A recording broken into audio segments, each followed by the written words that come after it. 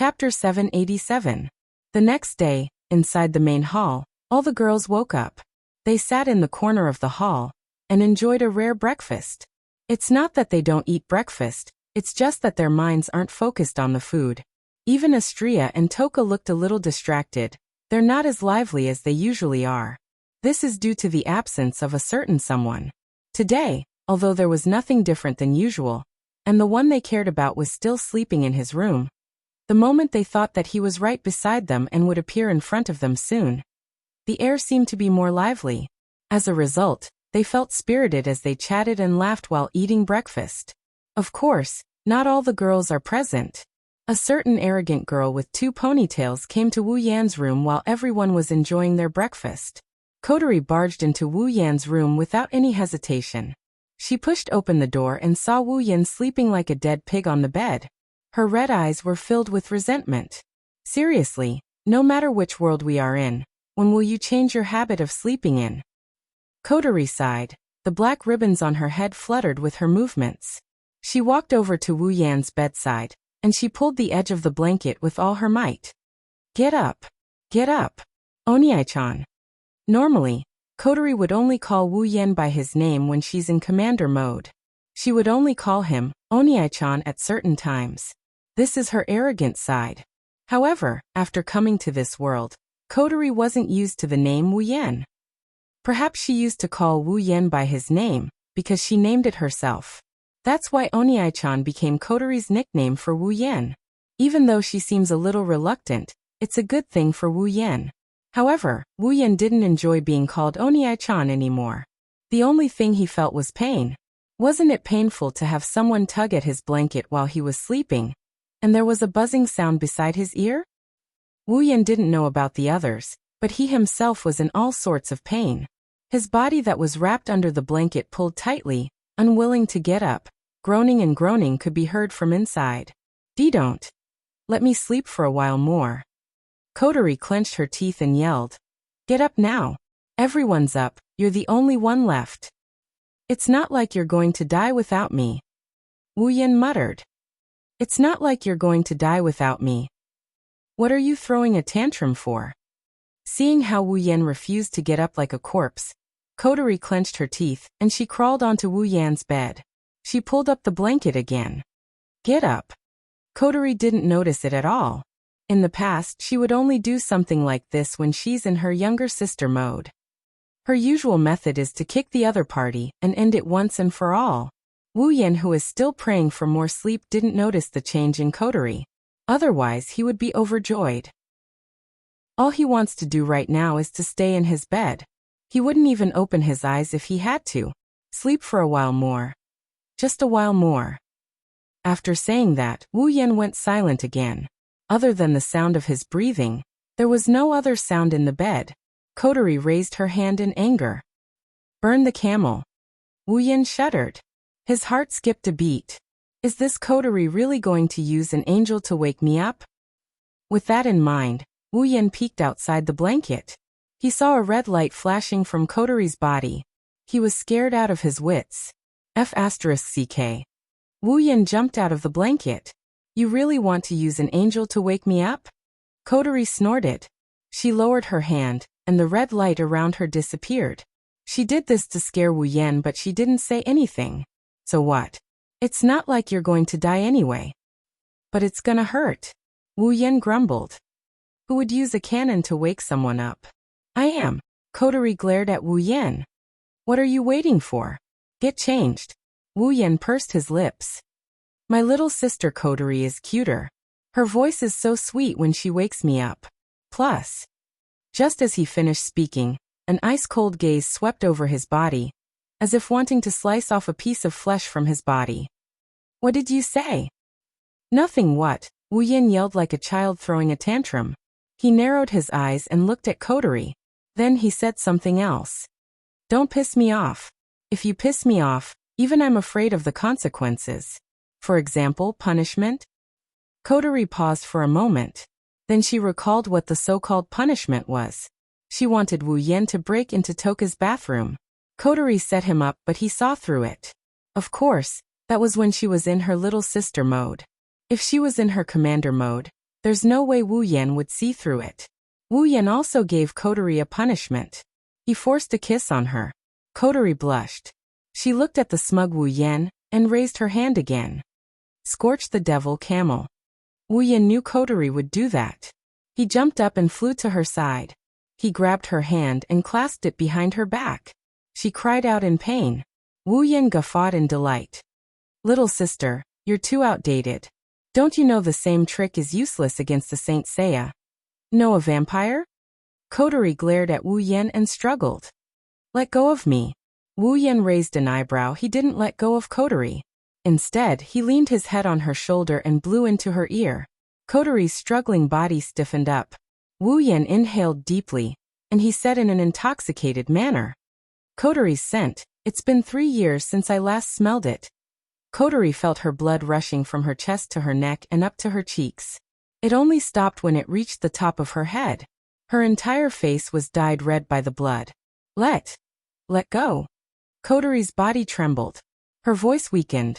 Wu Yan's breath made her ears redder than any other part of her body.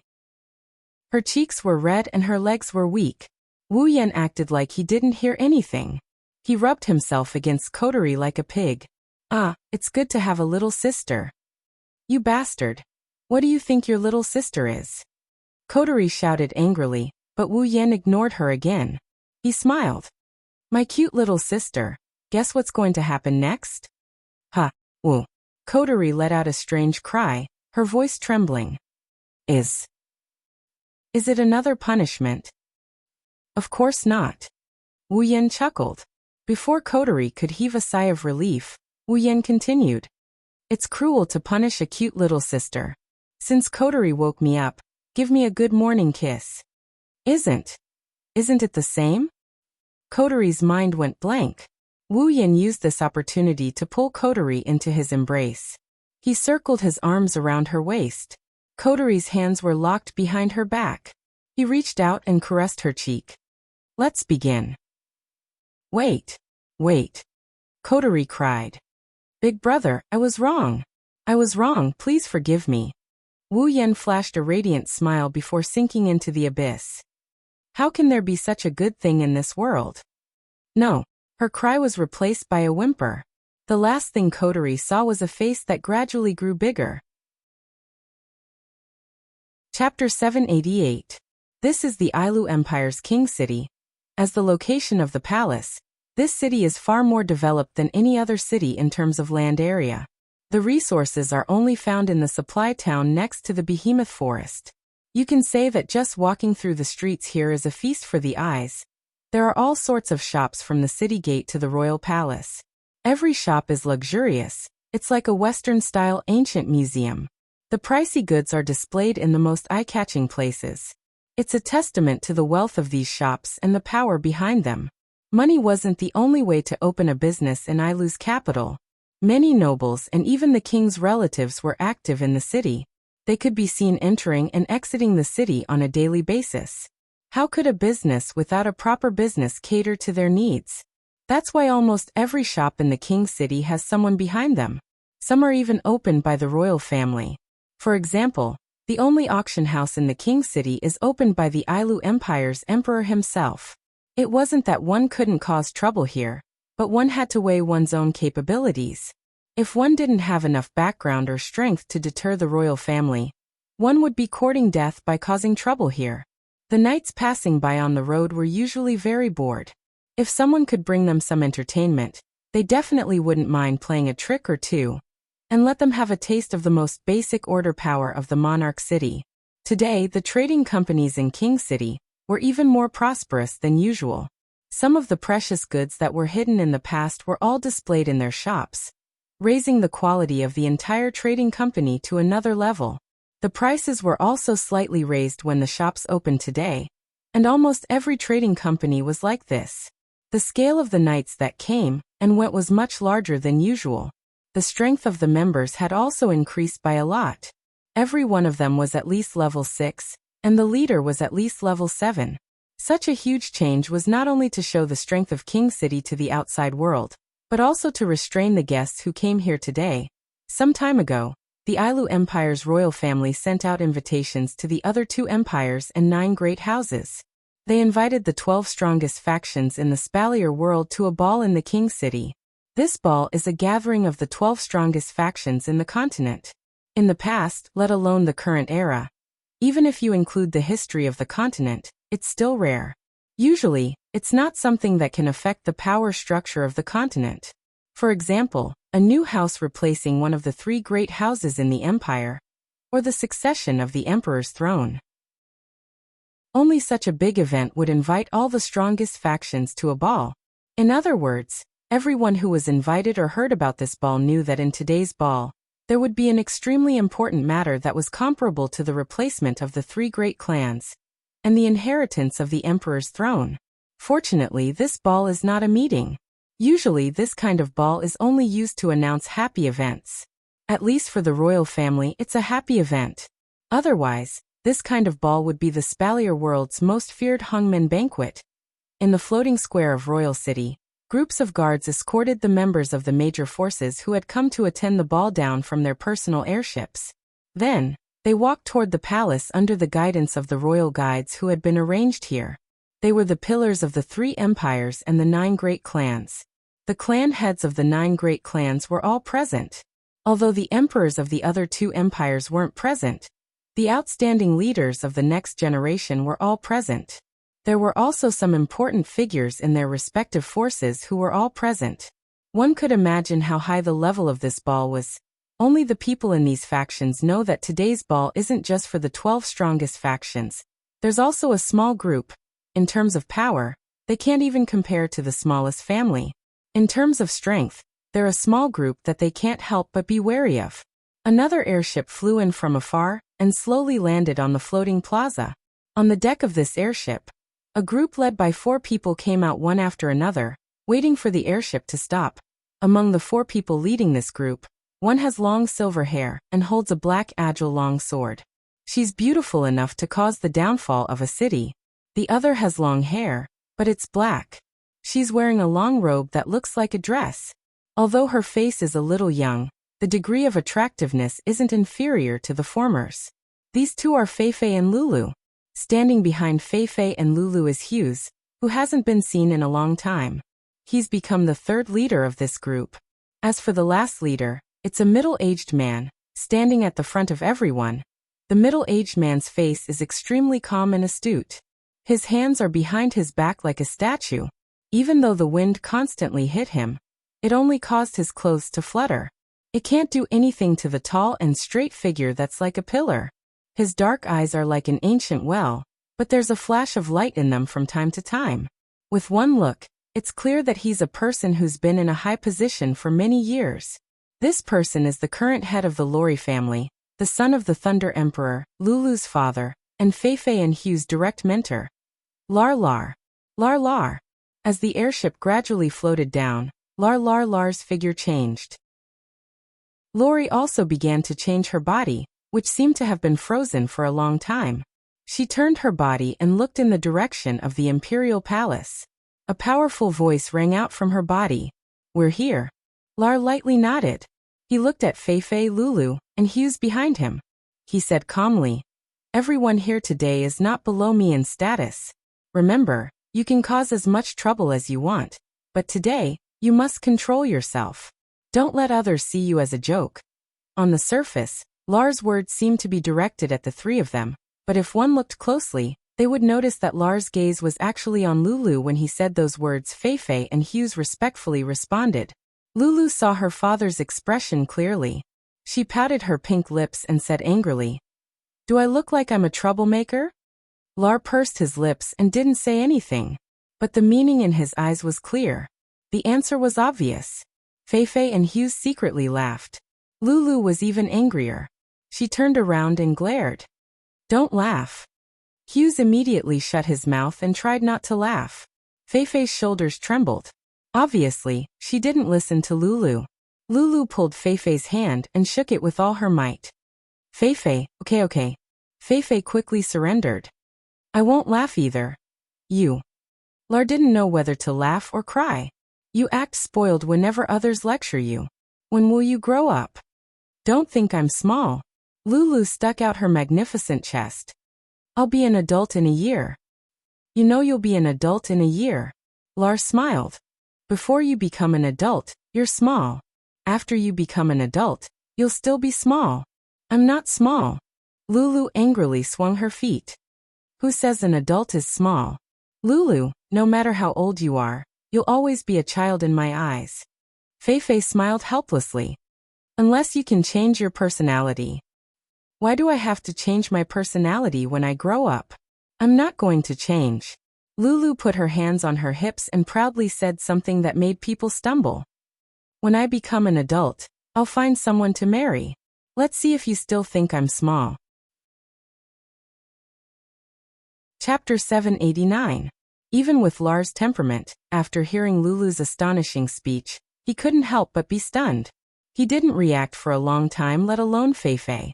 She had already covered her face, unable to bear to see Lulu's smug expression. No matter what, she is still Lulu's guardian. Only Hughes's eyes lit up when he heard Lulu's words. He took a step forward, straightened his back, and angrily made his presence known. The only thing he didn't do was point his finger at his own nose and say something like, "Consider me." It's a pity that Lulu didn't even look at him at all. Ha ha ha ha.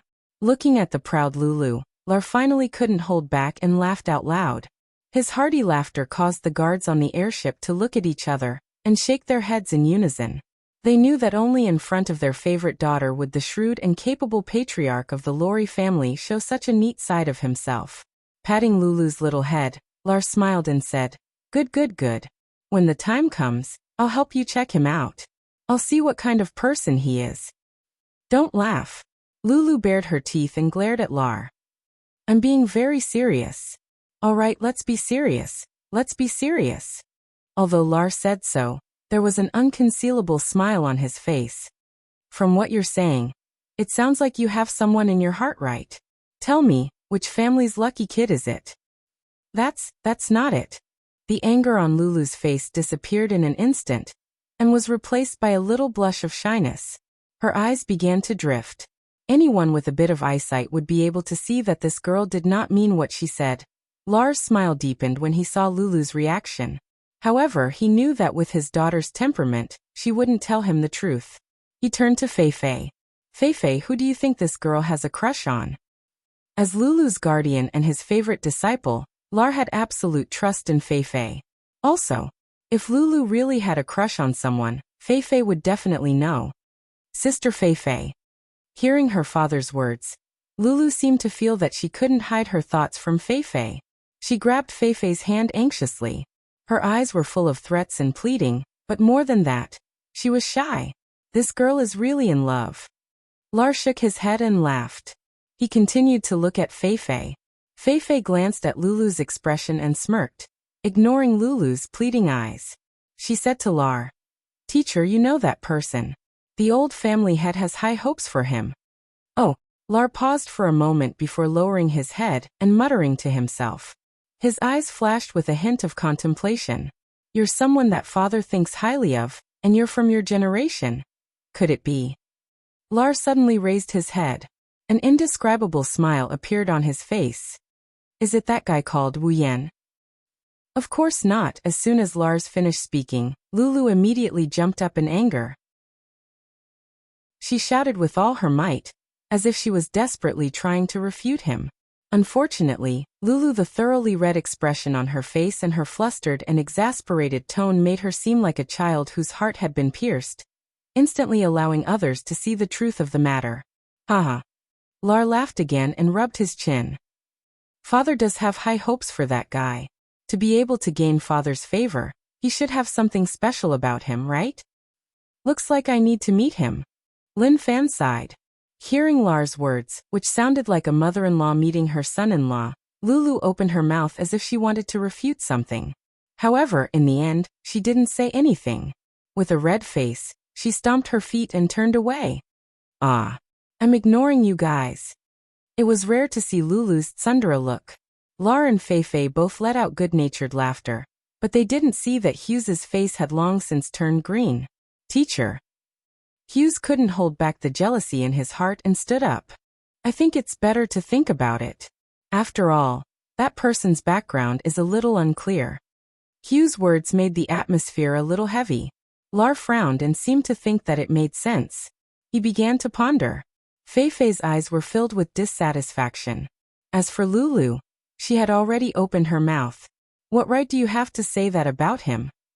Like an angry kitten, Lulu pointed her finger at Hugh's nose without hesitation. So what if his background is unclear? He's better than you by a few hundred times, no, a few thousand times.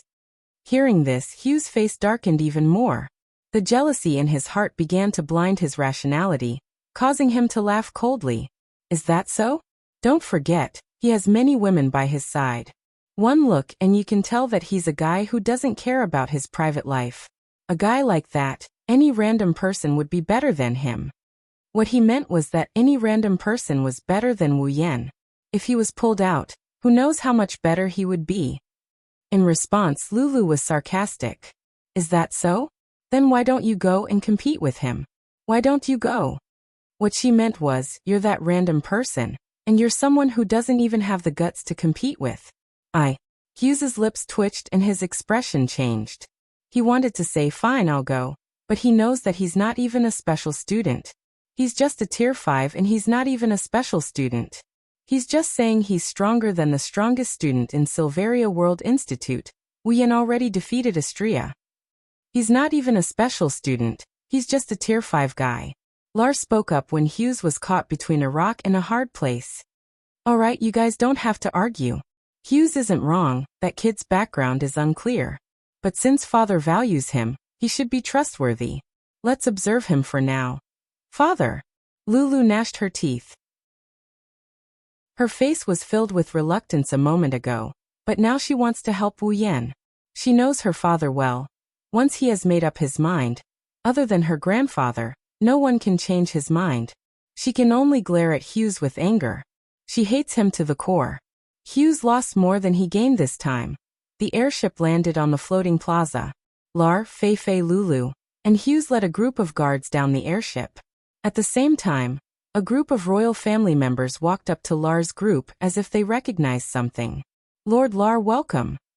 No need to be so formal. Lar said calmly. Lead the way.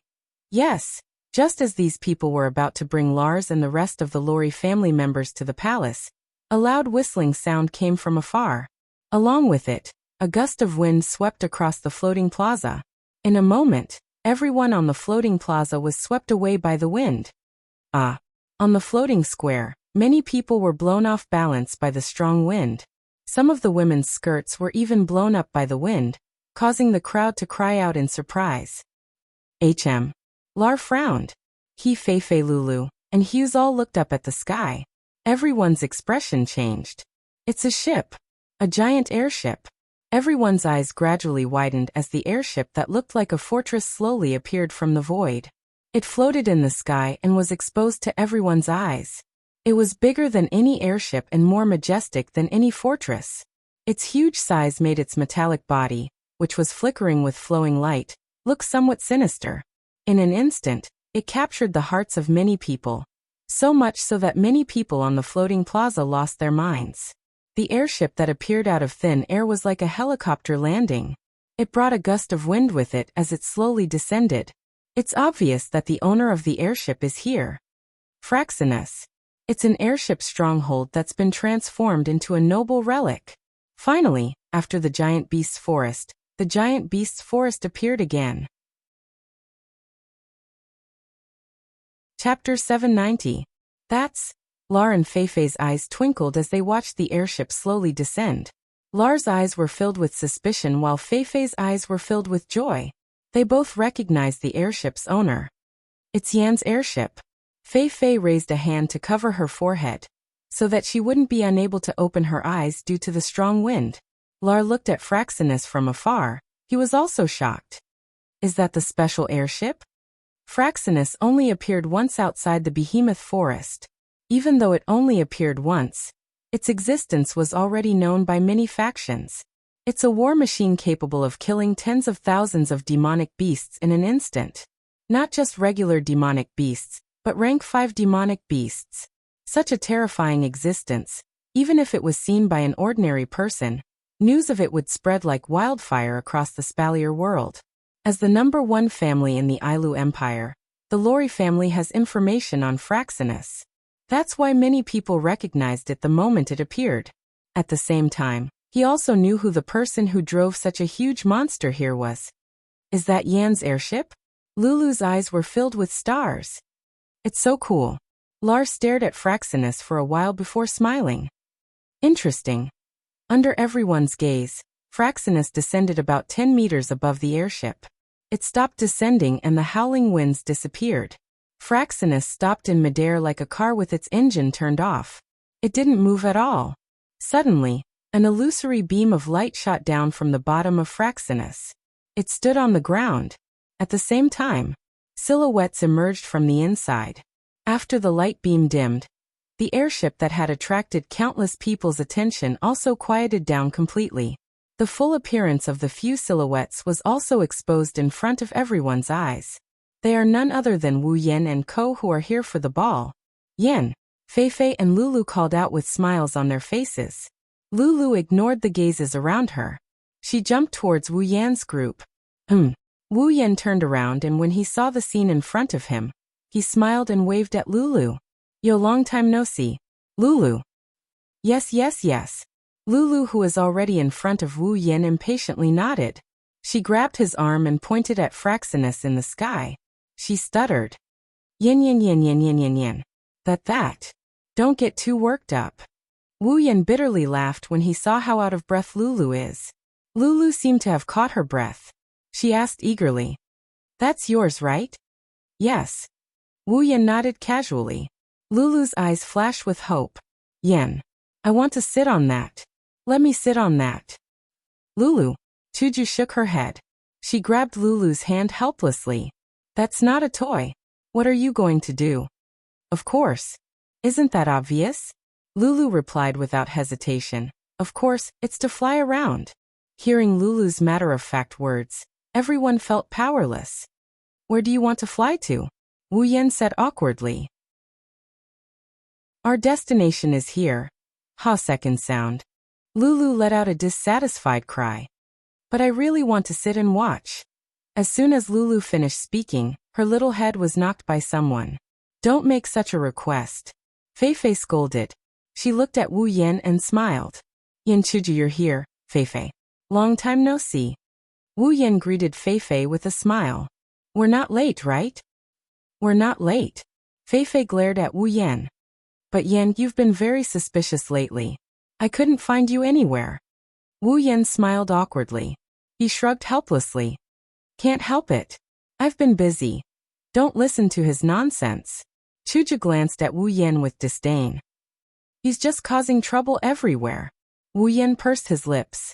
He didn't know if he should refute or not. He pretended he didn't hear or see anything. He waved his hand and a red ripple as large as Fraxinus appeared.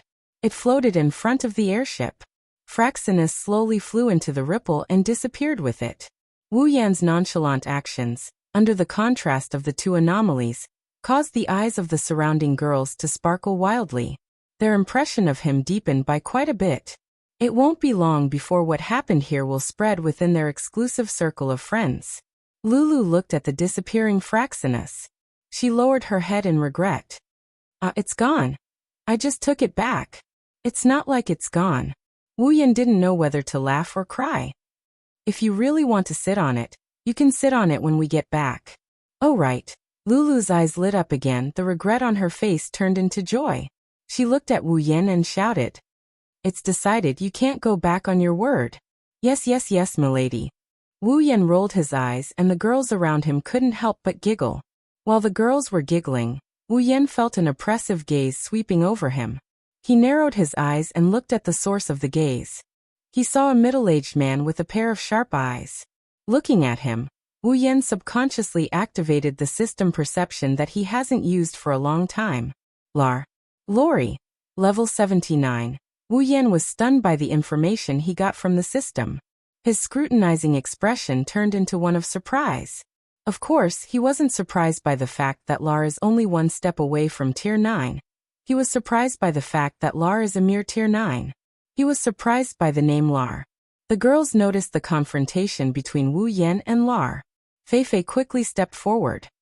Yan, he's the current head of the Lori family, head Lar. He's also my teacher, Lulu's father. Wu Yan blinked. He looked at Lar again. This time, he wasn't scrutinizing him. He was sizing him up. So he's Lulu's father, Fei Fei's teacher, and the son of Grandpa Lei Wang? Musing for a bit, Wu Yan walked up to Lar. The other girls followed him, and they arrived in front of Lar. Daddy. Daddy.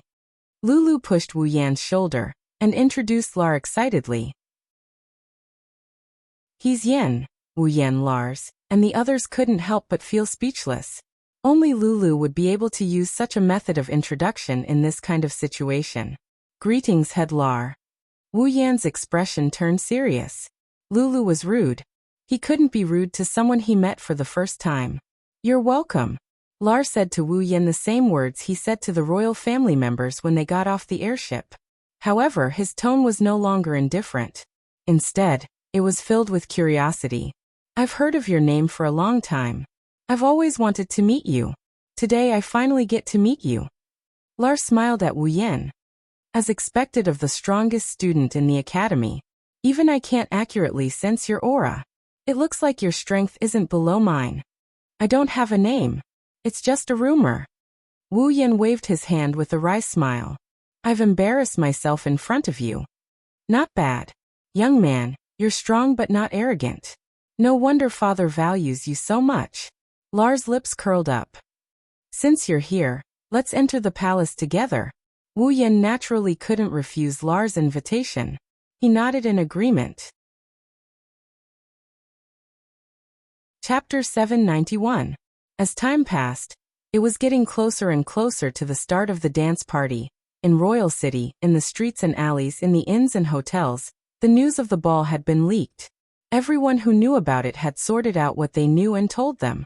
Now, almost every place where people gathered would have discussions about the ball. Everyone was guessing what kind of influence would be involved in this kind of ball that would announce a big event. Under everyone's expectation, God seemed to have opened his eyes. Early in the morning, the originally not very sunny weather gradually became better. The sky was clear for thousands of miles, without a single dark cloud. The sun seemed to have risen, sprinkling its radiance over thousands of miles, as if it was heralding something. This could be seen from the satisfied expressions on the faces of those who walked into the palace. In fact, it wasn't just the general public. The people who came to the ball were also trying to guess the theme of the ball. No matter what happens later, at least for now, they're still in a good mood. Maybe it's because of the weather, or they're just keeping their thoughts to themselves. There were still a lot of people who went to the imperial palace to attend the ball. Although only a few forces were qualified to attend, these forces wouldn't just come themselves. For this kind of ball, they would usually bring the younger generation to see the world, meet other nobles, meet face to face, or show off the outstanding talents of the younger generation in front of others. It was a kind of communication. That's why Lar brought Fei Fei, Lulu, and Hughes here. It was also to let them see the world, or to show off a little. Needless to say, Lar did have the ability to show off. Fei Fei, for example, broke her own barrier after her trip to the behemoth forest. She's not even 25 years old yet. Isn't it enough to show off that she's a rank 8 powerhouse? The Spalier World Academy is a gathering place for geniuses from all over the world. Excluding Wu Yan's group, the only ones who can become a rank 8 powerhouse before the age of 25 are Sylph, Kaya, and Jaffer. Right now, Fei Fei was the only tier 8 powerhouse under the age of 25 other than the royal families of the 3 empires. This kind of capital was enough to show off in this kind of world-class ball. Of course, this doesn't include Wu Yan's group. Their appearance has caused chaos in the Spalier World Academy. Prior to this, no one in the Spalier World Academy had more than 3 rank 8 powerhouses. As for Lulu, she's ranked less than 100 in the Spalier World Academy. She's a super genius who became a special student through her talent alone. There was still a year before he would reach adulthood. He was 17 years old this year, and he was already a 6th grade magician. With Lulu's talent, it shouldn't be hard for her to reach rank 7 by the time she's 20. At that time, If she can reach rank 8 before the age of 25, she'll be another Fei. Although Lulu's current strength isn't enough to catch the eye of others, her talent is outstanding even among the top 100 special students. Her talent is also one of the best. In this ball, she and Fei are the main characters of the Lori family. Hughes, on the other hand, was only an elite student. His talent couldn't compare to Lulu's, and his strength couldn't compare to Fei's. He couldn't even compare to Lulu's. However, he was almost at the peak of the 5th order, and he had just turned 18.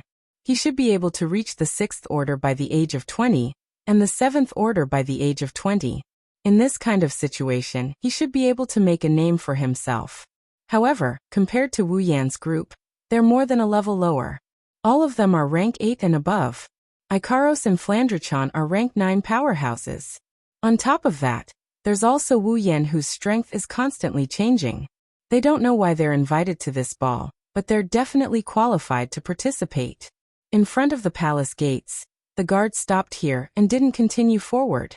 The nobles who came to participate in the ball all left their subordinates behind.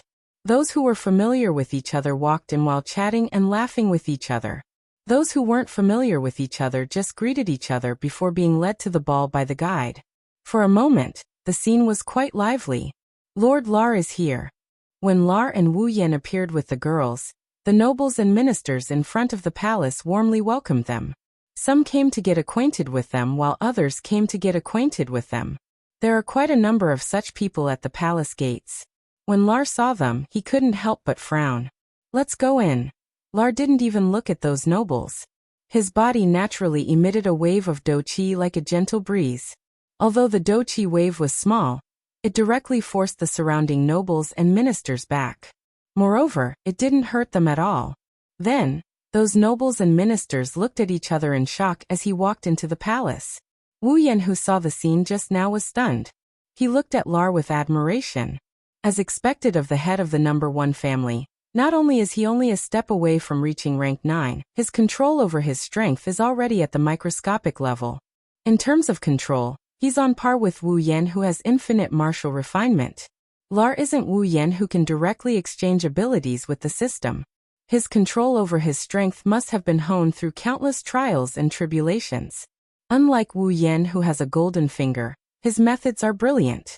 Of course, it's hard to say who will win in a real fight with Lar.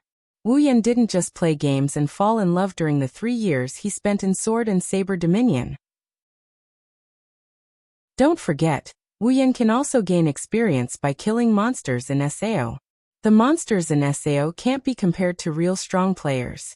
Wu Yan won't get a lot of experience from killing monsters like that, but it's a lot of experience. After killing monsters like that for 3 whole years, Lar will be able to level up a lot.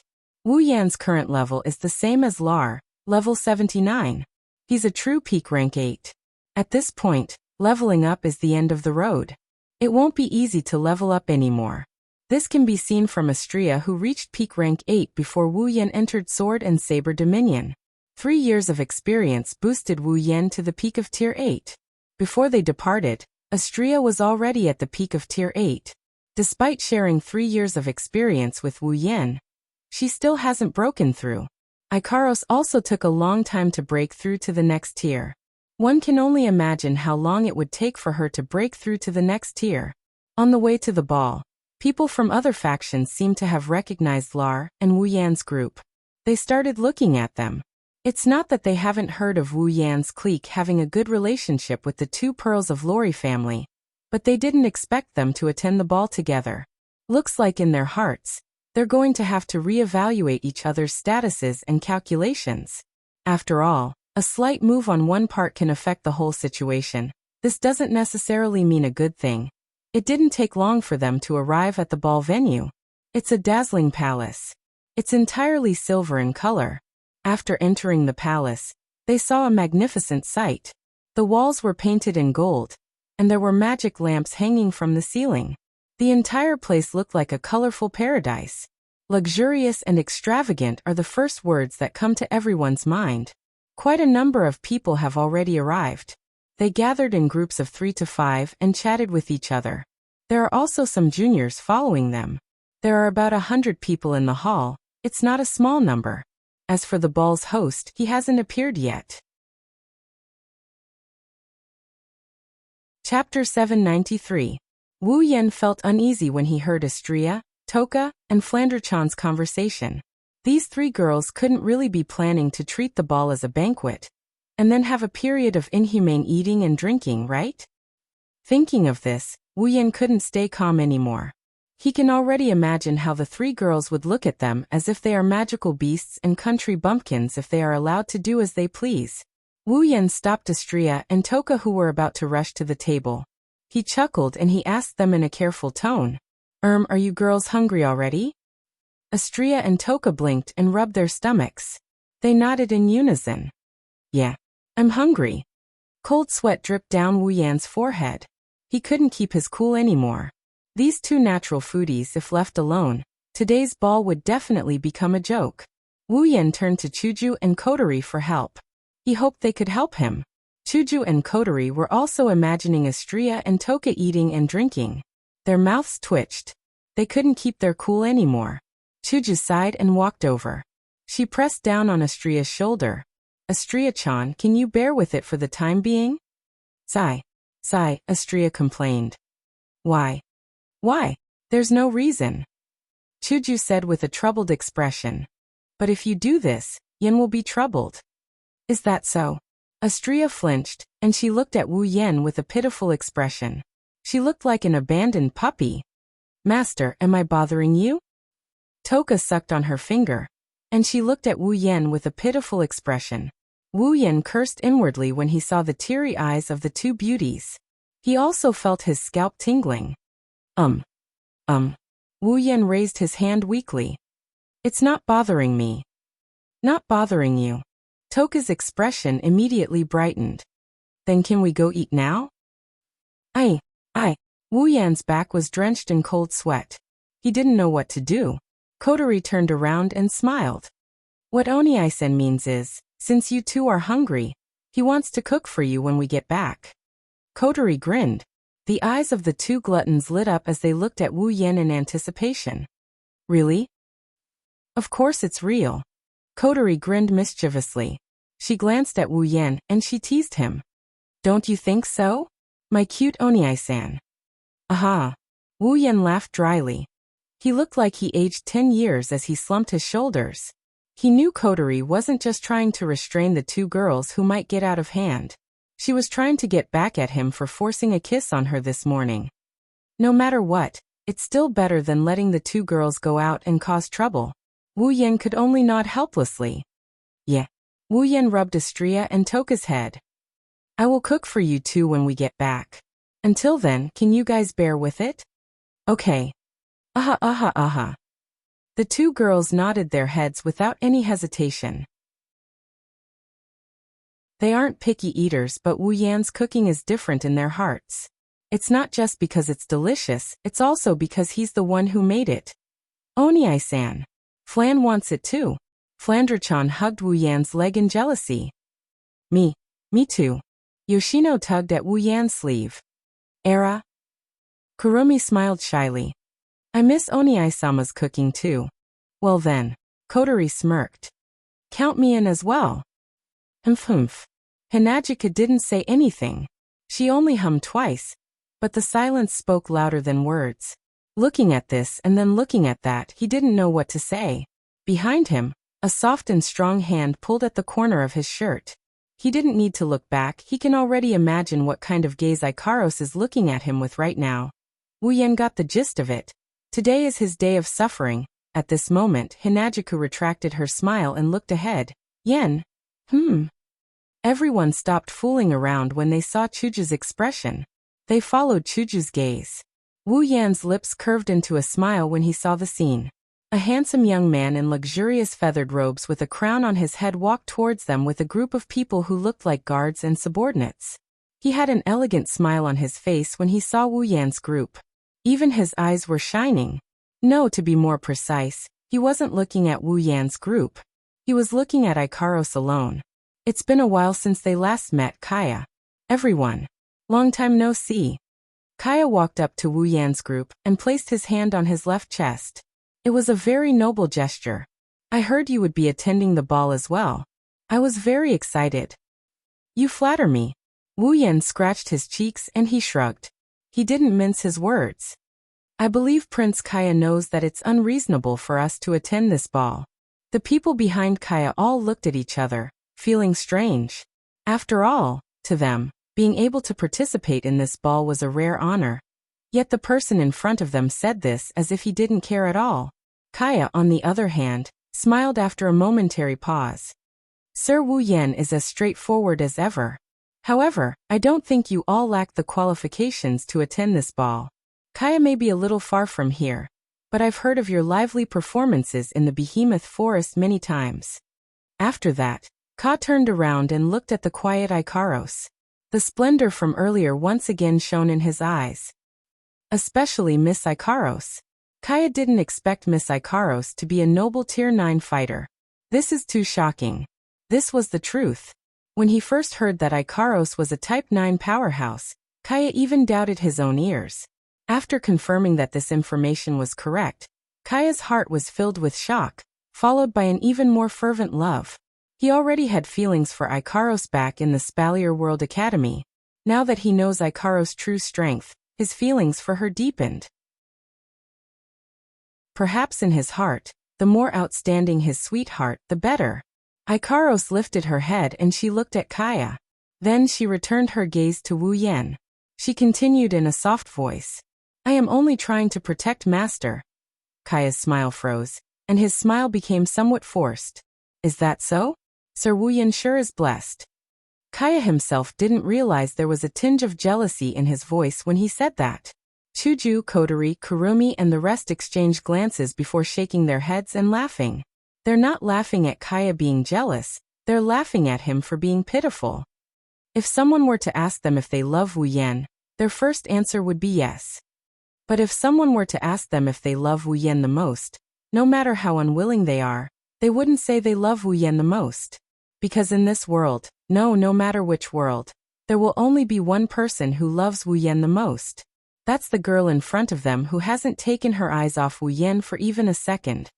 The girl who gave her heart and soul to Wu Yan. Only Ikaros has the right to say that the one who loves Wu Yan the most is her. Kaya is just a pitiful person. Chapter 794. Ka didn't express his intentions too obviously. He suppressed his urge to talk to Ikaros and started chatting with Wu Yan's group. Not only Ka, even Bing Ling, Bishi, Jaffer, and other youngsters from major factions came over to chat with Wu Yan. It's not because they are familiar with Wu Yan's group, it's mainly because of Ikaros and Flanderchan's relationship with this small group. They wanted to make friends with them, they wanted to test them, they wanted to come over and greet them. Wu Yan is very impatient with these people coming to find him. After all, he doesn't like this kind of hypocritical pleasantries. But he didn't go overboard. After all, it's a ball after all, it's necessary to have some exchanges. Luckily, this isn't the first time Wu Yan has experienced this kind of situation, so he handled it with ease. He said what should be said and didn't say what shouldn't be said. His choice of words was also quite appropriate. Chuju, Kotori, and Kurumi were surprised to see Wu Yan like this. In their minds, Wu Yan wasn't someone who couldn't appear in big events, but he wasn't good at it either. They didn't expect him to look like this. It seems like the 3 years of dungeon exploration didn't just change his strength. Of course, the girls didn't just stand there and do nothing. Each of them is famous in Silveria World Institute. With their outstanding looks and strength, there were plenty of people who came to chat with them. Other than Ikaros, Astria, Toka, Flanderchan and Yoshino, Hinajiku, Kotori and Kurumi are all doing the same thing as Wu Yan. They're all here to chat with the girls who came to chat with them. In a short while, it actually caused this place to become unusually lively. It has to be said that the 3 girls' performance in this situation is in no way inferior to Wu Yan's. Hinajiku is the student council president of Hakuo Academy. As the king of popularity in a noble academy, her magnanimous temperament won the praises of many. Kotori was the commander of Ratatosker. She was even more at home than Chuju in this situation. The nobles who looked down on her due to her petite appearance were surprised. They even looked at Kotori in a different light. As for Kurumi, Needless to say, even though her heart was as pure as an elf's, her nature was much closer to that of a human's due to her dark experiences. Moreover, her elegant cultivation made her seem like a rich young lady. She spoke with ease and became a rare sight at the ball. After the ball, the girls had already become the focus of attention. The surrounding male participants frequently shifted their gazes towards them, and groups of them tried to strike up a conversation. Perhaps, in their hearts, the young girls had already become the target of their pursuit.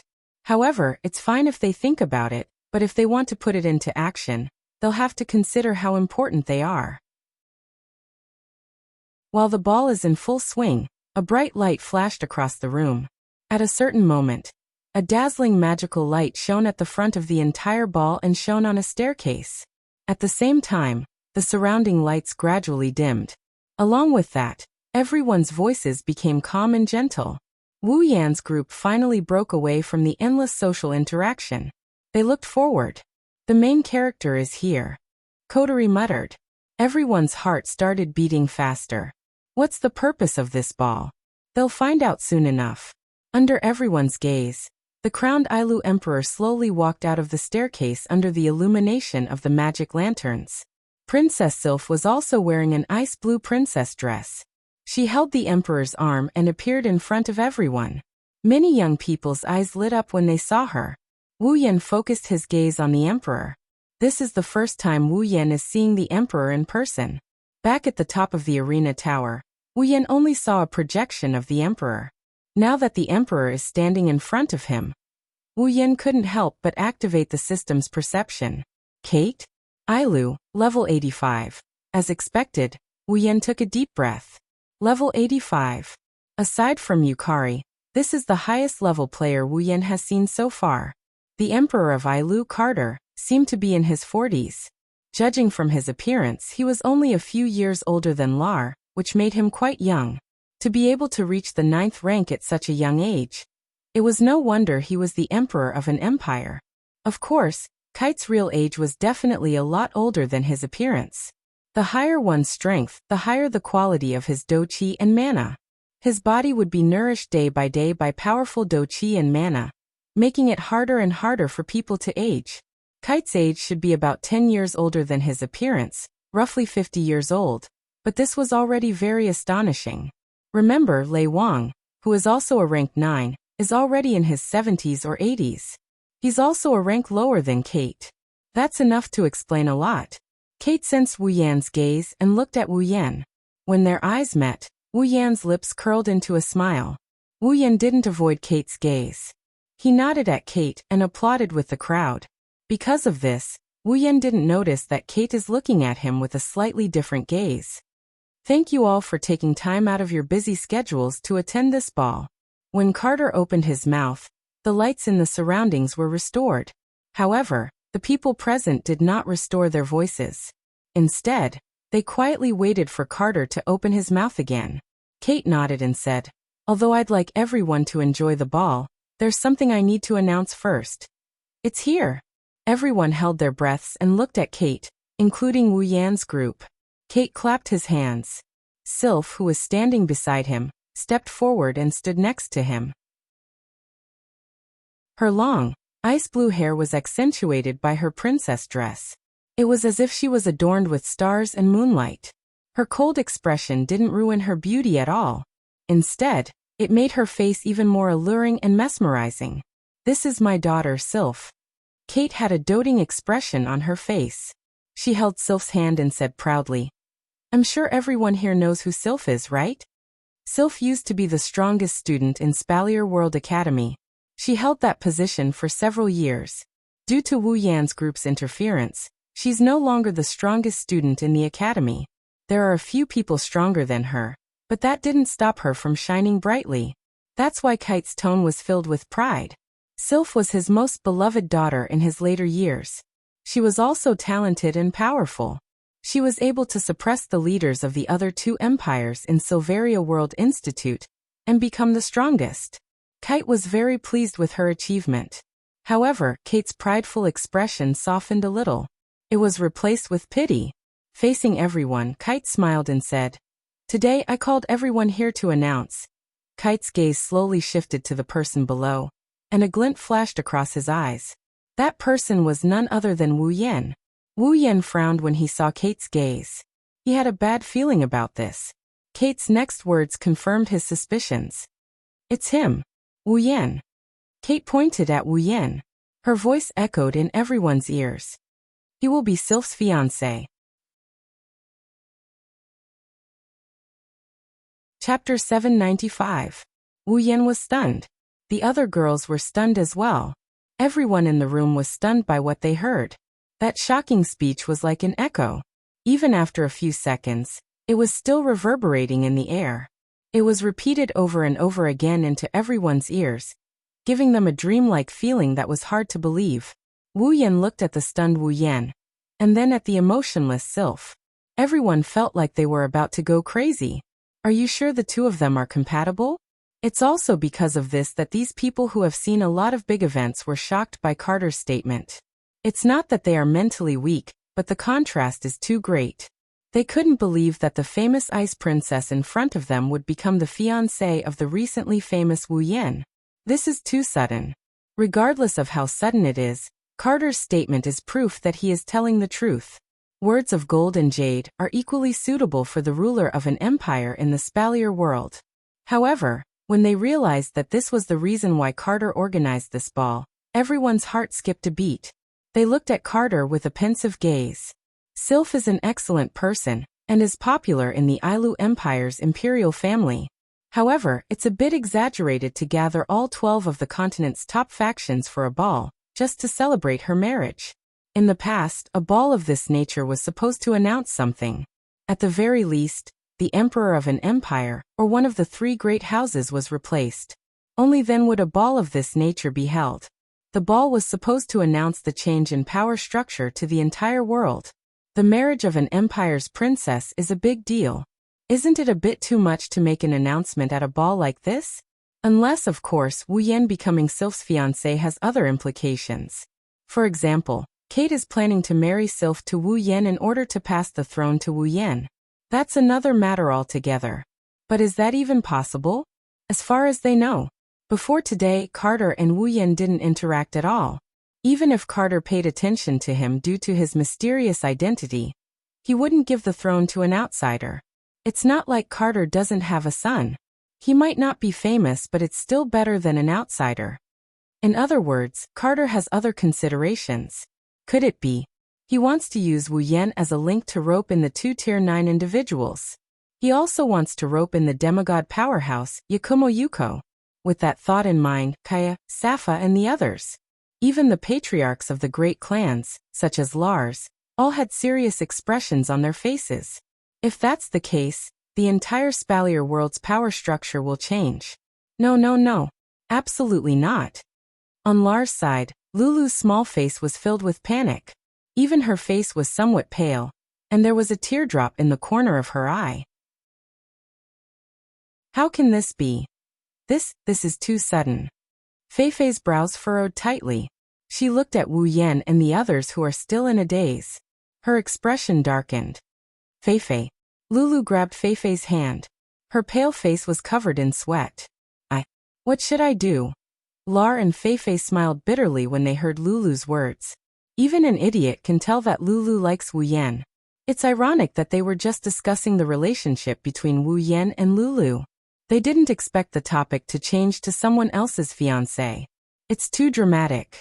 Unlike Lar and the others, Hughes looked excited. If Wu Yan really became Sylph's fiancé, he would be the happiest one of all, but he's sure to be one of the happiest ones. Lar looked at Lulu, who was on the verge of collapsing.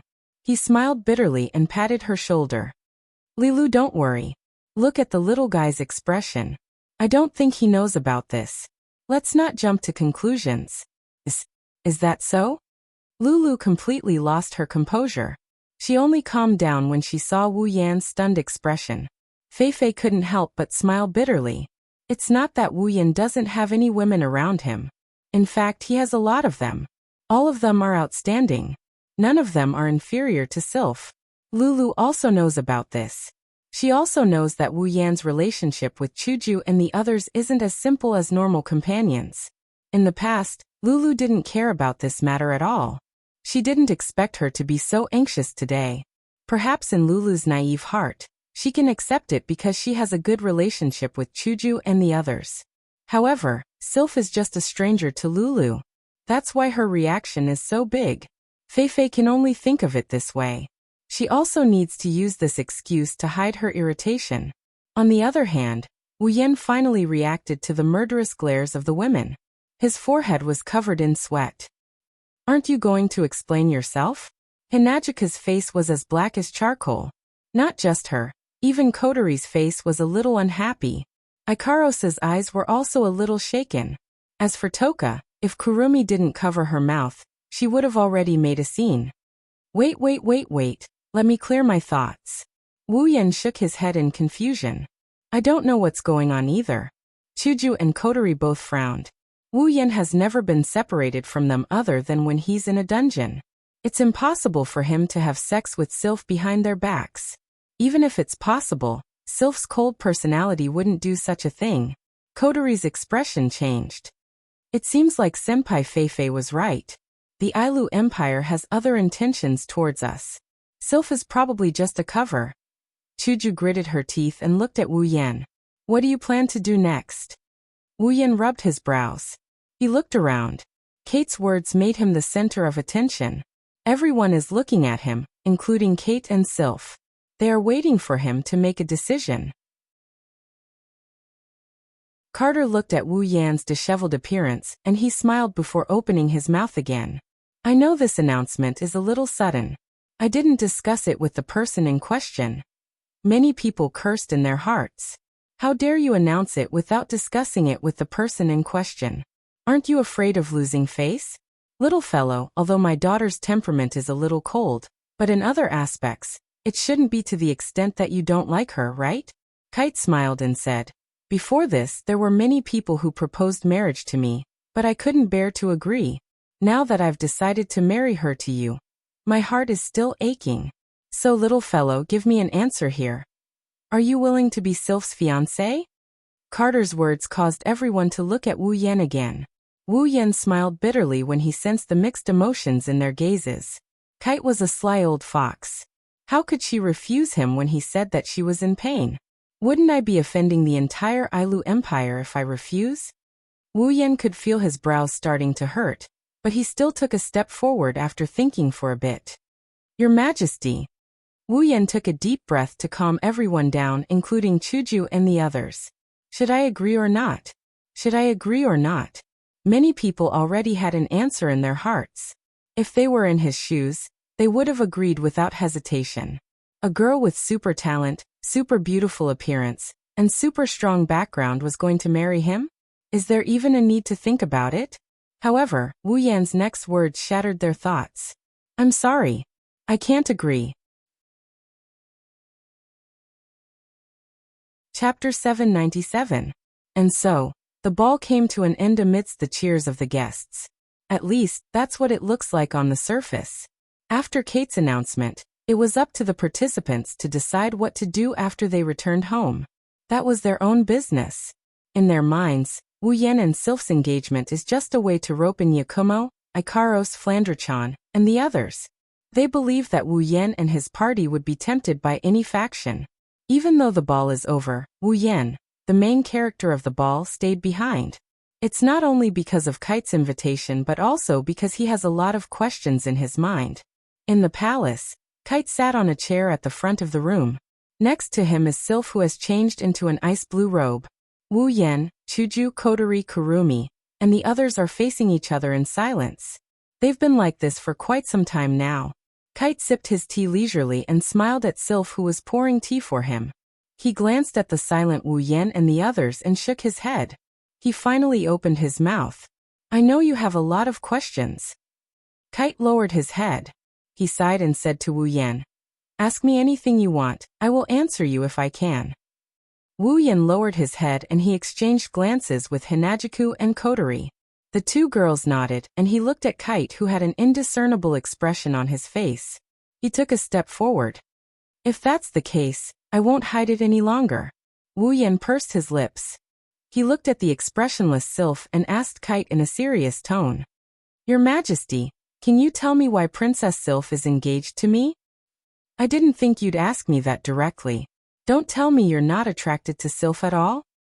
Kate chuckled. Well. Wu Yan scratched his cheek. It's not that I'm not attracted to her. It's just that I've never wanted to be with Princess Sylph. After all, we haven't interacted much. That's not a problem at all. Kite said nonchalantly. How many marriages do you think there are in the upper echelons of society? If it was someone else, they would have accepted regardless of whether it was a good thing or a bad thing. Sylph's looks were outstanding and her strength was outstanding. She's also the pearl of an empire. Her appearance, power, and background are all amazing. Indeed, if it was someone else, they would have accepted Kite's proposal. Even if they had nothing to do with Sylph, they would have accepted it with joy.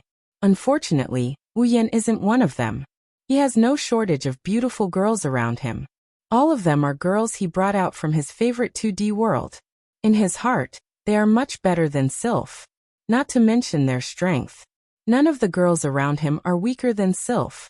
As for background, if he wants one, he can rely on the system and his own abilities to create one that is on par with Sylph. Although it won't be that easy, she won't be weak by any means. In short, what Kite is trying to say might be attractive to others but not to Wu Yan. Indeed, there are almost no men in this world who would refuse such a good thing. Wu Yan shrugged. Almost no doesn't mean there aren't any. I don't deny Princess Sylph's excellence, but that doesn't seem to be a good enough reason for your majesty to agree to her marriage. Why do you say that? Kite calmly said. I'm sure you understand your value. It's not strange for me to use a marriage to entice you, right? Wu Yan and the others are all above tier 8. Ikaros and Flandrechan are even stronger. There's also the elusive demigod Yakumo Yukari, who has a close relationship with them. Who wouldn't want to rope in such a small group? Ikaros, Astria, and Flandrechan are considered normal humans. Most importantly, they are all very young. Ikaros, Astria, and Flandrechan are considered normal humans. Yet, all of them managed to surpass tier 8. Ikaros, Flandrechan have a high chance of becoming demigods in the future. With such potential, if they could rope them in, then no matter which power it was, they would not hesitate to pay a huge price.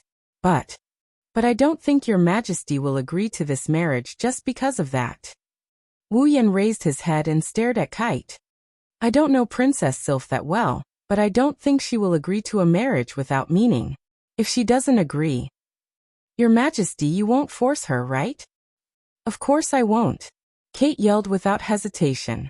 Wu Yan and Co had a weird look on their faces when they realized that their actions were a bit exaggerated. Seeing this, he coughed dryly and pretended to be serious as he took a sip of tea. If Sylph doesn't agree, I won't force her no matter what. Wu Yan went silent again. Sylph's cold expression thawed a little. She looked at Kite with more respect. Coterie, who was standing behind Wu Yan, suddenly spoke up when the crowd was about to descend into another round of silence. In that case, can we assume that Princess Sylph was the one who agreed to the marriage and even suggested it herself? Wu Yan, Kate, and the other girls' expressions changed. Wu Yan had a look of disbelief on his face. Kate looked at Coterie with admiration. The other girls looked at Sylph with caution and disbelief. Sylph was the only one who didn't show any signs of disbelief. Not bad, little girl. You're quite quick-witted, Kite said with a smile. Coterie was a little annoyed when Kite called her a little girl, but she remained patient. Then, it's about time you tell us your true intentions, right? Coterie's impolite words froze the air around them. Kite and Sylph looked at Wu Yan and the others. After a while, Kite sighed. Little guy. Kite looked at Wu Yan with an indecipherable gaze. He then looked down at Wu Yan's hand. Can you let me have a look at that ring? Ring. Wu Yan and the others asked in unison. They then looked down at Wu Yan's hand. There is indeed a ring on his hand. It's a pure white ring. It's the ring he obtained from the treasure hunt. It's the ring that represents authority. Wu Yan recalled Sylph's strange reaction towards his ring when he was investigating the Beast King in the Behemoth Forest. Since then, Sylph treated him like a stranger, but now, Her gaze towards him has changed. Could it be that all these changes are due to this ring? If that's the case. Wu Yan looked at Kite and Sylph, who were still staring at the ring. He narrowed his eyes. If Kate and Sylph's strange behavior, and today's wedding were all because of this ring, then he's about to come into contact with a very big secret. Wu Yan didn't forget the description of the 3 rings he got from the treasure hunting ground, including the Ring of Authority. The box containing the rings described the 3 rings to him. You can get as much gold as the whole world. You can get as much power as the whole world. You can get as much power as the whole world. Chapter 798. With these 3 rings, if he could obtain the things described on the box, then the price of these 3 rings would be unimaginably high. Too bad Wu Yan didn't get the things described on the box when he got the 3 rings, because there were some words written on the box. On the box representing authority, was written, "Successor, this is an indestructible ordinary ring, not a space ring. However, with this ring, the entire Ailu Empire is yours. You have the right to rule the empire." On the box representing power, was written, "Successor, this is indeed a space ring. If you can open it, you will be able to rule the entire Spalier world. Do you want to open it? Go to the Ailu Empire's king, he will tell you everything." The words on the ring box that represented the gold coin read, "Successor, do you want my treasure? If you want it, I can give it to you. Go find the key. I have placed all my treasures in this ring." At first, Wu Yan didn't believe the words on the box. At that time, he was only a Tier 7 fighter. Even though he could be considered a strong fighter in the Spalier world, he was still at the bottom of the strong fighters list. The things written on these 3 rings were too far away for him. But now, touching the ring representing authority on his finger, Wu Yan's mind raced. From Carter's words, it's obvious that he knows about this ring. In other words, what was written on the box that contained the ring was most likely true. Then the implications are huge. Just the fact that the Ring of Authority can give him the right to rule the entire Ailu Empire is already a big deal. Even though Wu Yan didn't think Carter would give him the right to rule the entire Ailu Empire with just 1 ring, Wu Yan didn't really care about authority. What he really cared about was if the words written on the box were real. Then, on the box representing power was written, "Go to the Ailu Empire's king, he will tell you everything." What does that mean? He pondered for a moment. Under everyone's gaze, Wu Yan removed the Ring of Authority from his finger and tossed it to Kite. Kate and Sylph panicked when they saw the Ring of Authority flying towards them. Kate threw away the teacup in her hand and hurriedly caught the ring. She heaved a sigh of relief when she felt the cold temperature of the ring. She glared at Wu Yan. "Bastard! Do you really have to throw it?" Carter cursed angrily in front of Wu Yan and the others' dumbfounded expressions. "What if you accidentally break it?" That. Wu Yan chuckled awkwardly and he raised his hand carefully. "Is that something that can be broken so easily?" "Umph." Kite snorted coldly. Even Sylph had a displeased look on her face. Everyone could tell that this ring has a special meaning to it. She retracted her gaze from Wu Yan. Kite stared at the Ring of Authority on his finger. His eyes trembled as he caressed the ring. The more he caressed it, the more excited he became. "It's right. It's right," Kite said excitedly. "This is the Ring of Authority." "The Ring of Authority?" Wu Yan looked at Chuju, the only one who went to the treasure hunt with him before. Chuju shook her head. She didn't understand what he meant. Wu Yan hesitated for a moment and asked Kite, "Your Majesty, do you recognize this ring?" Kite's hand stopped caressing the ring. His expression calmed down. He smiled bitterly when he heard Wu Yan's question. "Of course I recognize it. This belongs to the Ailu Empire." "Originally." Kotari frowned. "Can you explain?" Kite calmed down but his grip on the ring tightened. He looked like he was struggling. Wu Yan and the others frowned. They looked at Kite and waited for him to continue. Sylph seemed to know why Kite was acting like this. She sighed and remained silent. Due to Kate's strange behavior, the atmosphere in the room gradually turned heavy. Everyone was silent, and their eyes were fluctuating. No one knew what they were thinking about until Kate closed his eyes and said something to Wu Yan. "Little guy, if I want this ring from you, would you be willing to give it to me?" Wu Yan's expression hardened and his face slowly turned dark. But he quickly smiled. Before that, can you explain to me what's going on? Explain. Explain? Kate smiled bitterly. That's true. But after I explain, you probably won't agree to transfer the ring of authority. Kite stood up and walked to the wall with his back facing Wu Yan and the others. Do you know who the founder of the Ailu Empire is? Founder. The founder of the empire. Hinajika thought for a bit and said with uncertainty. Is it one of the 4 gods of Silveria, the one called Ailu? Yes. Yes. Carter turned around and nodded solemnly. He is the Ailu god who named this empire after himself. He is also the ancestor of the Ailu Empire's imperial family. Gods. Wu Yan and Co exchanged glances with Sylph. They couldn't help but feel a little shaken. Gods are existences that strike fear into the hearts of the people in any world. They might not feel anything when they're not real, but when they're real, they can strike fear into the hearts of the people even if they don't want to. It's not a matter of courage, it's a matter of subconsciously revering God. Carter was the same. However, while he was wavering, there was also a bit of fanaticism. His voice was accompanied by this fanaticism as it echoed in everyone's ears. Once upon a time, the Spalier world gave birth to 4 gods that surpassed demigods. The first god who named this world after himself, Silveria, and the other 3 gods who named their empires after themselves, Ailu, Balba, and Fair. The power of the gods is not something we can imagine. Even the few demigods in this world don't know how strong the gods are. Since ancient times, demigods have been rare, but there has never been a gap in the number of demigods. Every era has a few demigods standing at the peak of the world. But there are only 4 gods. Kite raised his head and looked at Wu Yan with a burning gaze. Do you know why?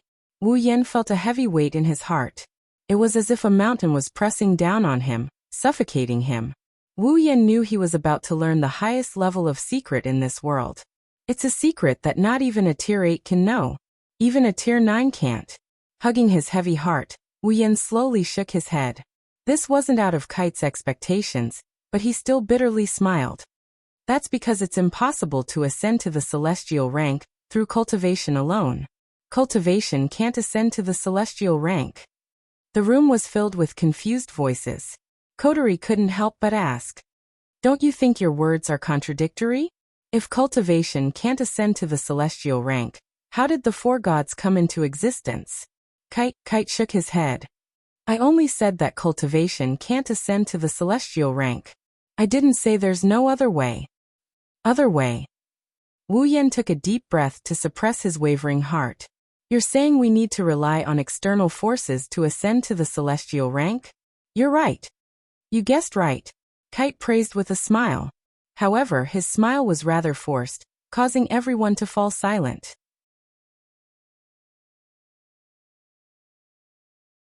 Chapter 799. There are all sorts of reasons why humans are so ambitious, but at the end of the day, there is only one goal, to become stronger. As the saying goes, there is no end to learning, and there is no end to martial arts. The former may be true, but the latter has a certain limit, because everyone's possibilities are limited. If someone has good talent, it will naturally be easier and smoother to walk the path. If someone has bad talent, even if there is no end to it, it will be the end. Of course, in addition to this, hard work is also quite important. At the very least in this world, there is an end to the world. That is the God rank. The path to the end of the world is fraught with difficulties, but there are also those with great perseverance and tenacity. There are always a few special people in this world who have the ability to reach the end of the world and become a god. Becoming a god, that is a distant concept. However, there are people who have succeeded. This proves that it is not impossible.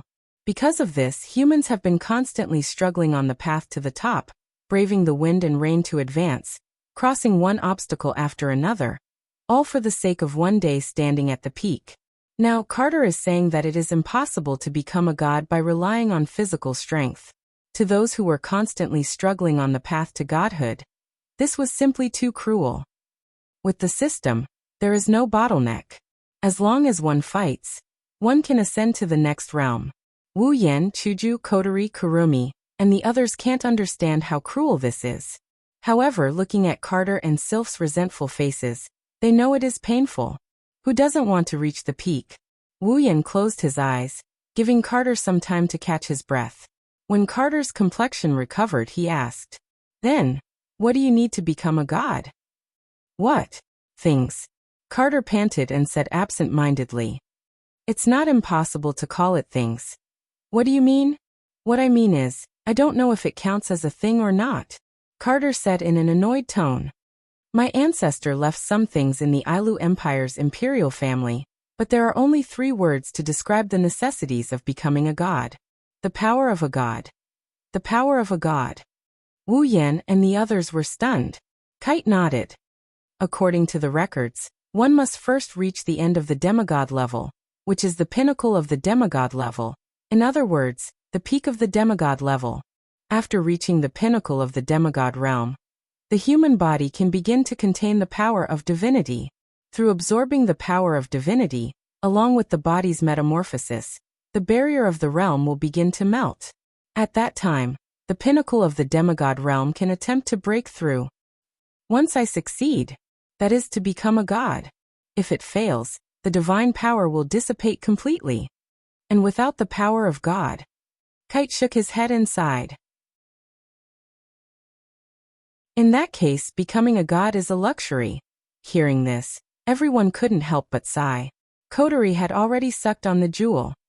Usually, she would either be bored or use the jewel to stimulate her brain. Obviously, the latter was the case right now.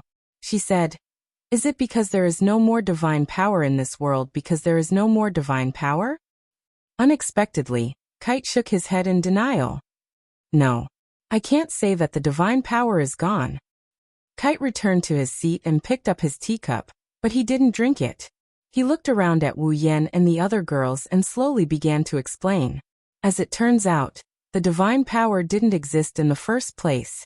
Legend has it that many years ago, the first demigod in the Spalier world, Silveria, discovered a place by accident when he was still a demigod. In that place, there existed something that he had never seen before in all his years of roaming the continent. Out of curiosity, he carried this thing with him and continued his journey across the continent. Until one day he reached the peak of the human realm, which was the peak of the demigod realm. Perhaps it was because of his intuition, but Silverier knew that at this point, he would not be able to advance any further. This was the end of his life. In fact, the peak demigods before him were all like this. Reaching the peak demigod level was the limit. Silveria also accepted his fate. There was nothing he could do. This was the limit of what a human could reach. Even if he wanted to reach a higher level, his growth had already stopped. No matter how hard he tried, he wouldn't be able to make any progress. Without the possibility of growth, how could he reach a higher level? It was at this moment that the unknown existence on Silveria's body that he carried with him caused his own realm to begin to stir. Perhaps it was an accident, or perhaps it was a gamble, but Silveria absorbed the unknown existence into his body. With that, Silveria surpassed human existence and became the first demigod in the Spalier world. Since then, the thing that could help a demigod realm expert reach the demigod realm was named divine power. For some reason, the existence of divine power started to leak out. Other demigods realm experts came to the place where divine power was found, but they all returned empty-handed.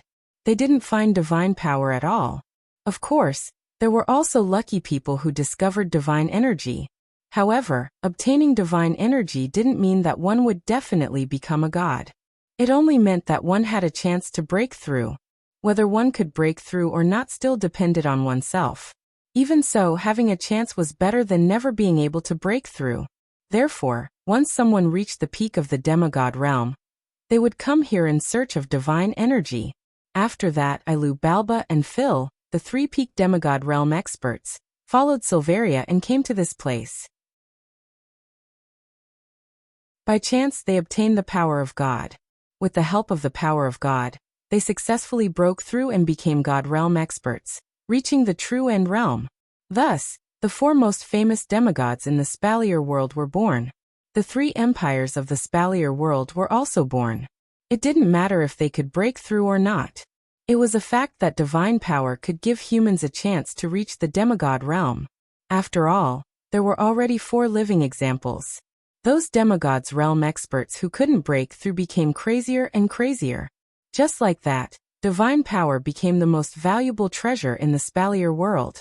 As the saying goes, there is no limit to a person's greed. It was the same even after becoming a demigod. One of the demigods in the Spalier world became greedy and tried to take divine power for himself. He wanted to cultivate a demigod realm expert for his own faction. The other 2 empires couldn't just let him do as he pleased. Thus a conflict began. In order to fight for the right to own divine power, the demigods of the 3 empires fought. In the end, the only demigod without any faction, Silveria, was dragged into the conflict. The 4 demigods started a chaotic battle. What kind of concept was this? Every demigod was terrifyingly powerful.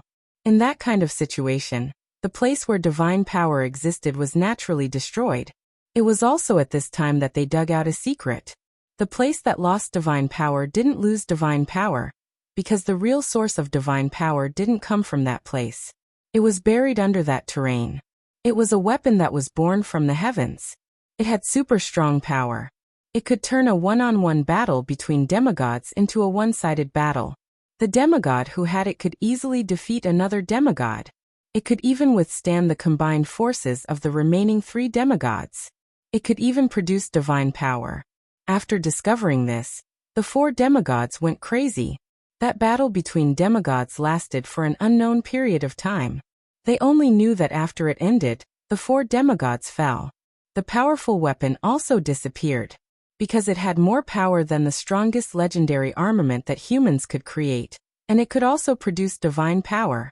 Thus, this weapon that was born from the heavens and had only one surname was called legendary armament.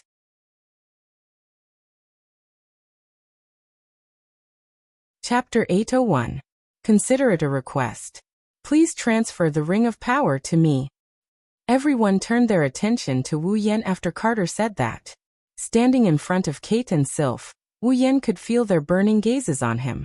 They looked calm on the surface, but upon closer inspection, Wu Yan could see that Kate and Sylph are clenching their fists. Their foreheads were also covered in sweat. Wu Yan couldn't help but feel a bit uncomfortable under that kind of gaze. He bitterly laughed and said, "Is there a need to be like this? Even if it's an order left behind by your ancestor. It's been tens of thousands of years since he passed away, right?" Even though the Ailu imperial family's ancestor was a god-ranked expert, this fact was something the Ailu imperial family would be proud of. It wasn't impossible for them to treat his words as an imperial edict, but that was many years ago. Compared to an imperial edict, wasn't the control of an empire much more important? Wu Yan didn't think the royal family would blindly listen to the orders of a deceased ancestor. He also didn't think Carter would give up his throne just because of an order and a ring. Give it up. Carter and Sylph seemed to have understood what Wu Yan meant. They lowered their heads in silence. After a long time, he said in a low voice with some helplessness, "Indeed, a deceased ancestor, no matter how great and how outstanding his achievements were, at this point in time, a verbal order doesn't mean anything. However, the ring of authority is still necessary." Wu Yan furrowed his brows. "Is it just to get a proper verbal meaning?" "No, it's not like that." Carter shook his head and sighed. "You don't know how complicated an empire's royal family is. The Ailu Empire's royal family doesn't only consist of our branch, there are many other distant branches. They might not be as important as the direct imperial family, but they still have the blood of the imperial family flowing in their veins." Wu Yan sensed Kite's dejection at this point. He continued in a low voice with an expressionless face. "The throne of the Ailu Empire is coveted by every member of the royal family. Of course, there are many ambitious people. This time, the throne is mine, but when did I get dragged down and get replaced by someone else? It's not surprising." Kotori stopped licking the jewel when she heard Kite's words. She looked at Carter and asked with uncertainty, "Is someone trying to use this order to take you down?" Carter's expression changed, and he closed his eyes. "Yes. Although the ancestral edict no longer has much binding power, It is a very good excuse for those who covet the throne. If they use it well, even if they can't achieve their goal of sitting on the throne, they can at least let the next successor fill in the name of their descendant. That's not possible. Coterie retorted bluntly. By doing so, won't they be pushing the throne that they've been dreaming of onto the owner of the ring? That's still better than what's on my body. Kite sneered, expressing his disdain for the petty tricks of an ant. They should know that as long as I'm on the throne, they have no chance of winning. However, if the throne is in the hands of a lucky person, their chances of winning are much higher. Wu Yan was taken aback. He shrugged helplessly. Looks like we're being underestimated. More or less, Kite smiled and said. However, with that Lord Z around, they won't lay a finger on you. I'm sure of that. I wish they would come knocking on our door. Wu Yan said casually. He glanced at Carter.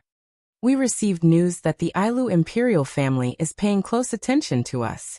I think it's their little trick, right? Yes. Part of it is mine, Carter admitted with a nod.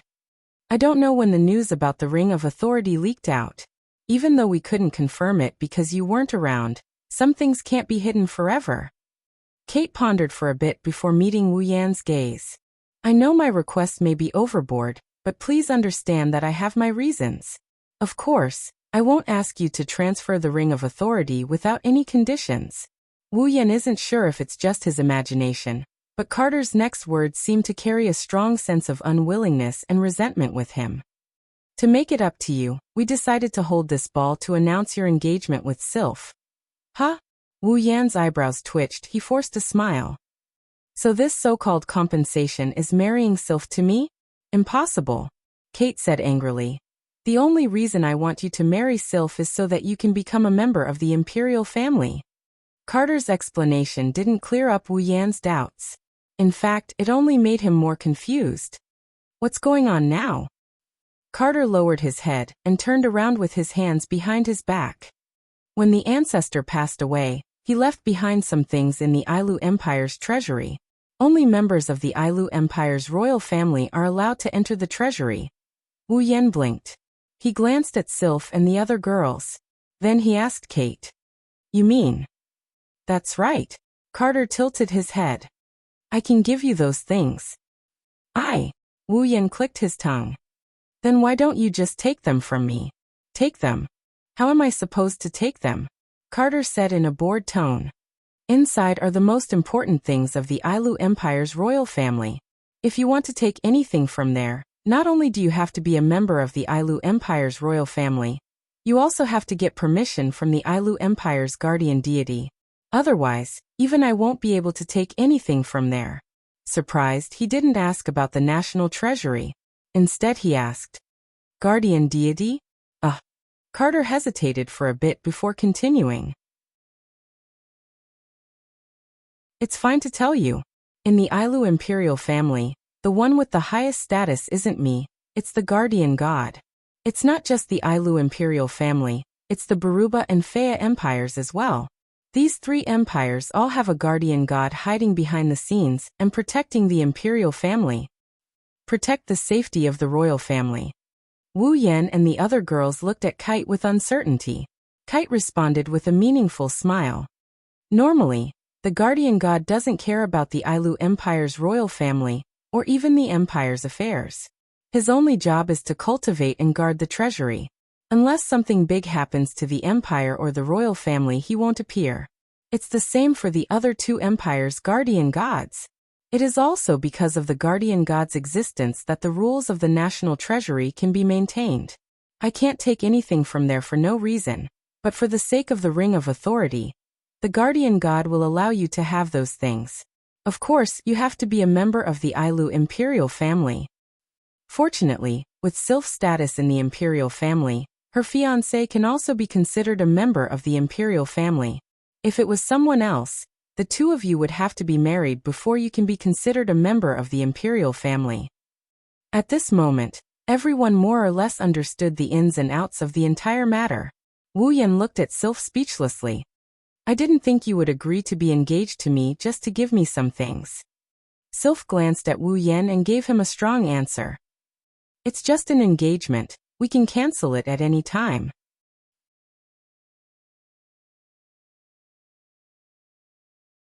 Chapter 802.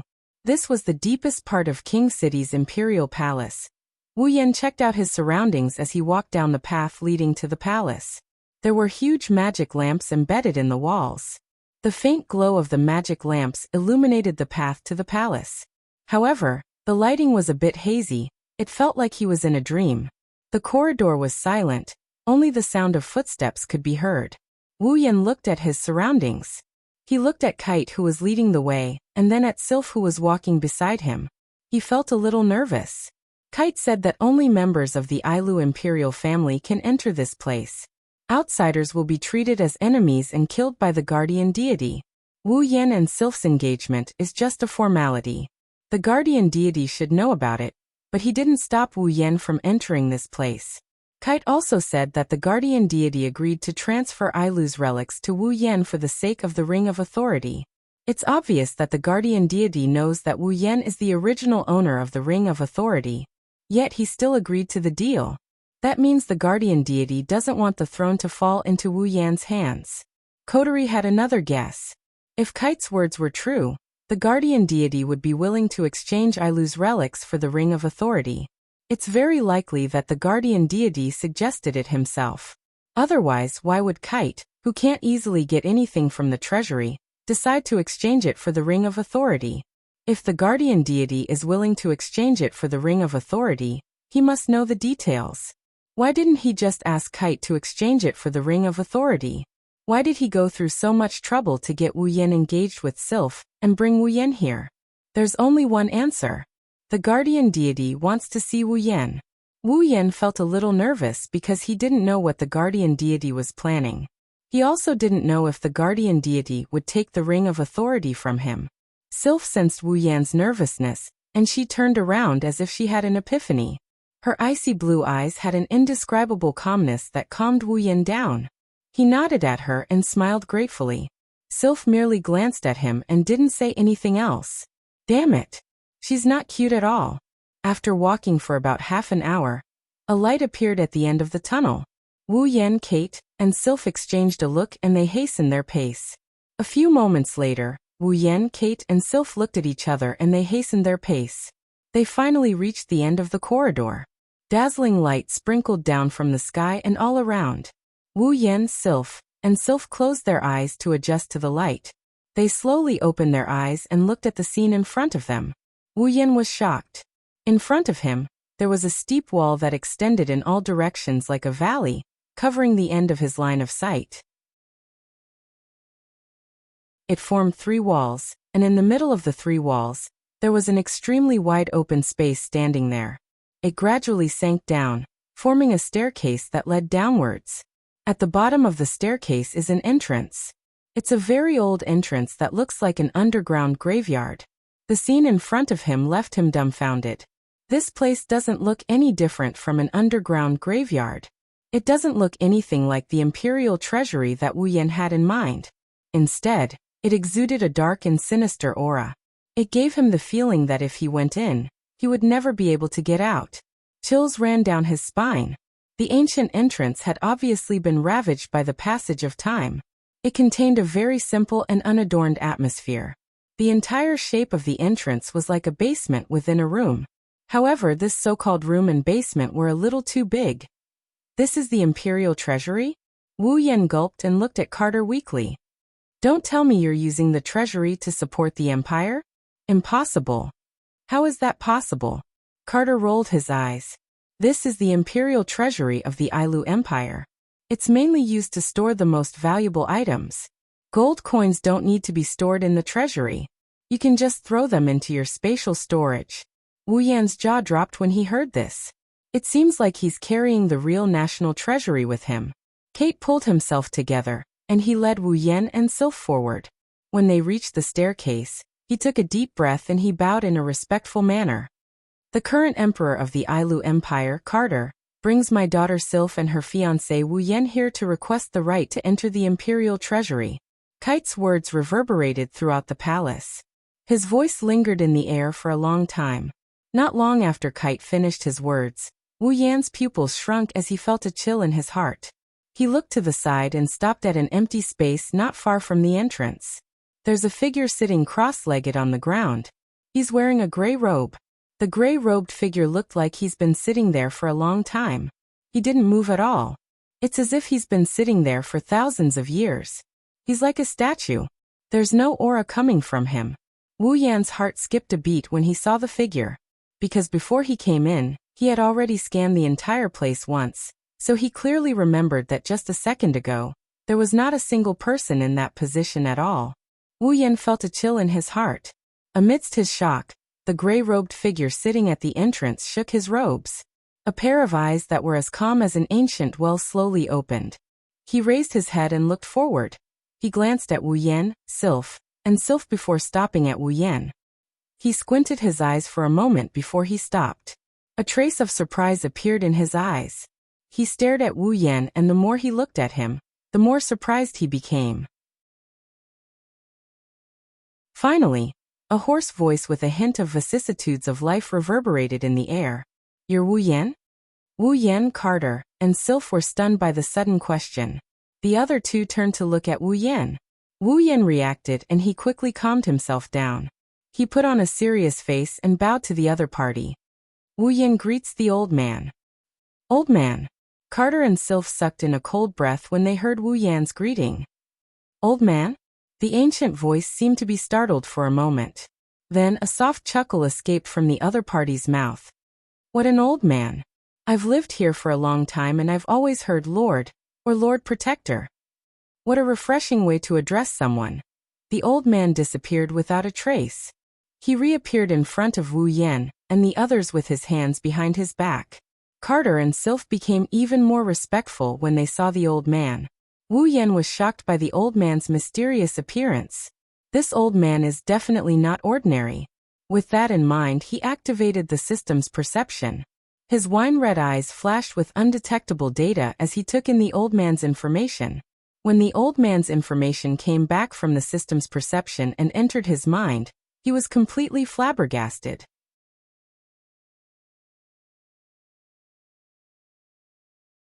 Chapter 803. Jarlin? Ailu level 96. Level 96. He's a demigod. The shock in his heart slowly surfaced on his face when he realized that the old man is a demigod named Garlin. Unable to control his shock in time, Garlin thought that Wu Yan was shocked by the way he moved. He couldn't help but smile. There's no need to be so surprised. It's just some mana usage. If you become a demigod in the future, you'll be able to travel 1,000 miles in an instant. Wu Yan was shocked. He only regained his senses when Jarlin's words reached his ears. He took a deep breath and shook his head with a bitter smile. "I've embarrassed myself in front of you, sir." "Wu Yan, don't be rude," Kite shouted in a deep voice, his eyes hinting. "Sir Jarlin is the protector of the Ailu Empire. He's much stronger than I am. Don't be so rude." Obviously, Carter said this because he was afraid that Garen would blame Wu Yan. However, Garen waved his hand and said nonchalantly, "There's no need to be polite or impolite. Compared to Lord or Lord or Lord, this little guy's way of addressing me is more pleasing to me." Hearing that, Kite secretly sighed in relief. Wu Yan didn't know whether to laugh or cry. He's always calling himself little fella, little fella. He didn't even object to these people who are older than him calling him that. But now they're blaming him. Am I really that young? Jarlin turned his attention to Wu Yan. He ignored Carter and Sylph and stared intently at Wu Yan. That calm yet scrutinizing gaze made Wu Yan feel uneasy. The two beside him didn't quite get it either. Until the next moment. "Little guy," Jarlin said calmly. "You're not human, are you?" Wu Yan's calm voice reverberated in his ears. His heart that had just calmed down suddenly tensed up. He looked at Jaren with a look of shock. Not just him, even Carter was stunned by Jaren's words. Ever since he became a true ancestor, Wu Yan's identity had been exposed before. For example, the Beast King that appeared in the Behemoth Forest had exposed his identity. However, the Beast King wasn't a human either. It wasn't strange for it to be able to see through his identity. Moreover, he had only discovered it after a period of observation. However, this demigod named Garlin, who was standing in front of him, had reacted the moment they met. His identity was exposed. This person was truly terrifying. Not a human. Kite's expression suddenly became uncertain. Lord Garen, what is the meaning of this? Sylph also shifted her gaze over. She had heard the same thing from the Beast King before, but the situation was too urgent at that time, so she didn't pay much attention to it. Now that he thought about it, it seemed that at that time, Wuyan had suffered a lot of fatal injuries, but he had recovered in an instant. He was not human. Garen had no intention of answering Kate. He was still waiting for Wu Yan's reply. Wu Yan gulped and nodded. Carter and Sylph shuddered as they nodded. Garen, on the other hand, smiled. You're not a human, and you don't seem to be a demonic beast either. What is your existence? Garen asked curiously. Wu Yan furrowed his brows. He was in a difficult position. Should he tell them that he was a vampire? They probably don't even know what a vampire is. Garen smiled when he saw Wu Yan's troubled expression. You can't answer? Fine. Wu Yan let out a sigh of relief when he heard this. He told Garen, please forgive me, old mister. I really don't know how to explain this to you. After all, the implications are quite big. The secret is yours. If you want to tell me, I'll tell you. If you don't want to, it's not my style to force you to tell me. Jarlin waved his hand in a rather heroic manner. From his movements, one could not tell that he was old at all. He glanced at Wu Yan and said with a smile, I'm sure you've already guessed that it was my idea to have Kate exchange the Ring of Authority with you, right? Wu Yan blushed with shame. He laughed dryly and scratched his cheeks. I just don't understand. If old sir wants to exchange the Ring of Authority with me, why do you have to go through so much trouble to get Princess Sylph engaged with me? Trouble? Jaren blinked his eyes and blinked. Is it that troublesome? I think it's quite fun. Wu Yan sweated profusely. Kate and Sylph were speechless. However, they didn't seem to find it strange. Garen must have lived for too long. He's become an old urchin. Wu Yan came to this conclusion. He turned his head away helplessly. It's not like he's the one who's at a disadvantage in this engagement. All right, little guy. I called you here to ask you a question. Garen waved his hand and said with a serious expression, I heard from the little girl that you obtained this Ring of Authority in a treasure trove. Then, other than this Ring of Authority, did you find anything else? Zhang Lixing asked. Wu Yan's heart jumped, but he pretended to be puzzled. Something else? Is there something else? Garen frowned and looked at Wu Yan seriously. You really didn't find anything else? Wu Yan frowned and looked at Garen with a serious expression. Am I supposed to find something else? Following Wu Yan's words, the atmosphere turned heavy. Wu Yan and Jaren looked at each other with the same indescribable look in their eyes. It's hard to tell what's going on in their minds. Kate and Sylph's hearts were in their throats.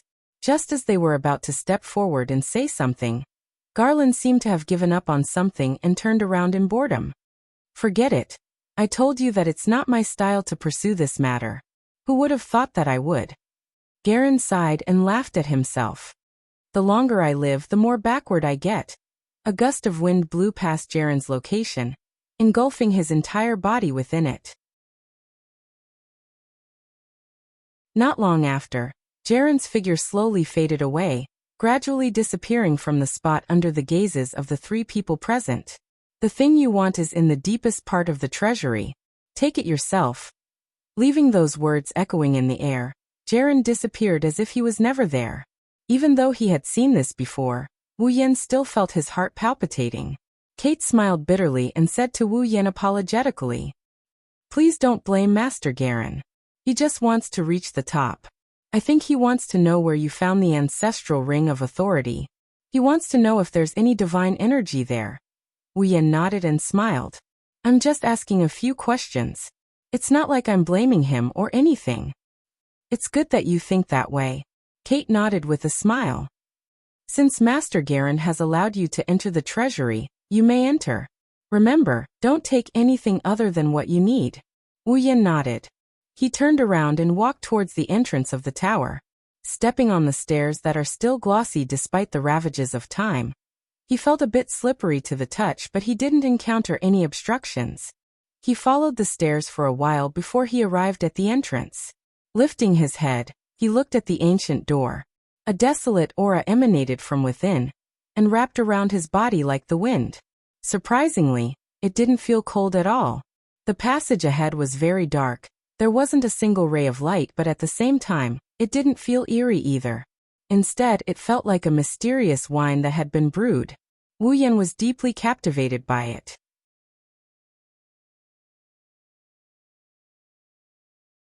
Chapter 804. Wu Yan only has one feeling right now, and that is shock. Originally, he thought that after passing through the passage, what would appear in front of him would be a dazzling treasure trove of gold and jade. At the very least, there should be a mountain of gold, or maybe the walls would be made out of gold and the floor would be covered in pearls or something like that. But now, he can only feel ashamed of his own thoughts, because it is too vulgar. In this treasure trove, there is no mountain of gold, nor is it as dazzling as he imagined. It is just a large-scale warehouse. But it is this so-called large-scale warehouse that gave Wu Yan an extraordinary shock. As for why he is shocked, just look at the things here. On the left wall, there is an old bookshelf. The bookshelf is filled with books, but if you think that those are just ordinary books, then you are gravely mistaken. Placed on the bookshelf, there is no one that isn't powerful do-chi cultivation technique, battle skill, magic, and even some unknown secret techniques with strange effects. On the right side of the wall, there was another shelf. However, it wasn't a bookshelf but a few weapon racks. On the racks were all armaments. Although there were only a few dozen of them, all of them were gold rank armaments.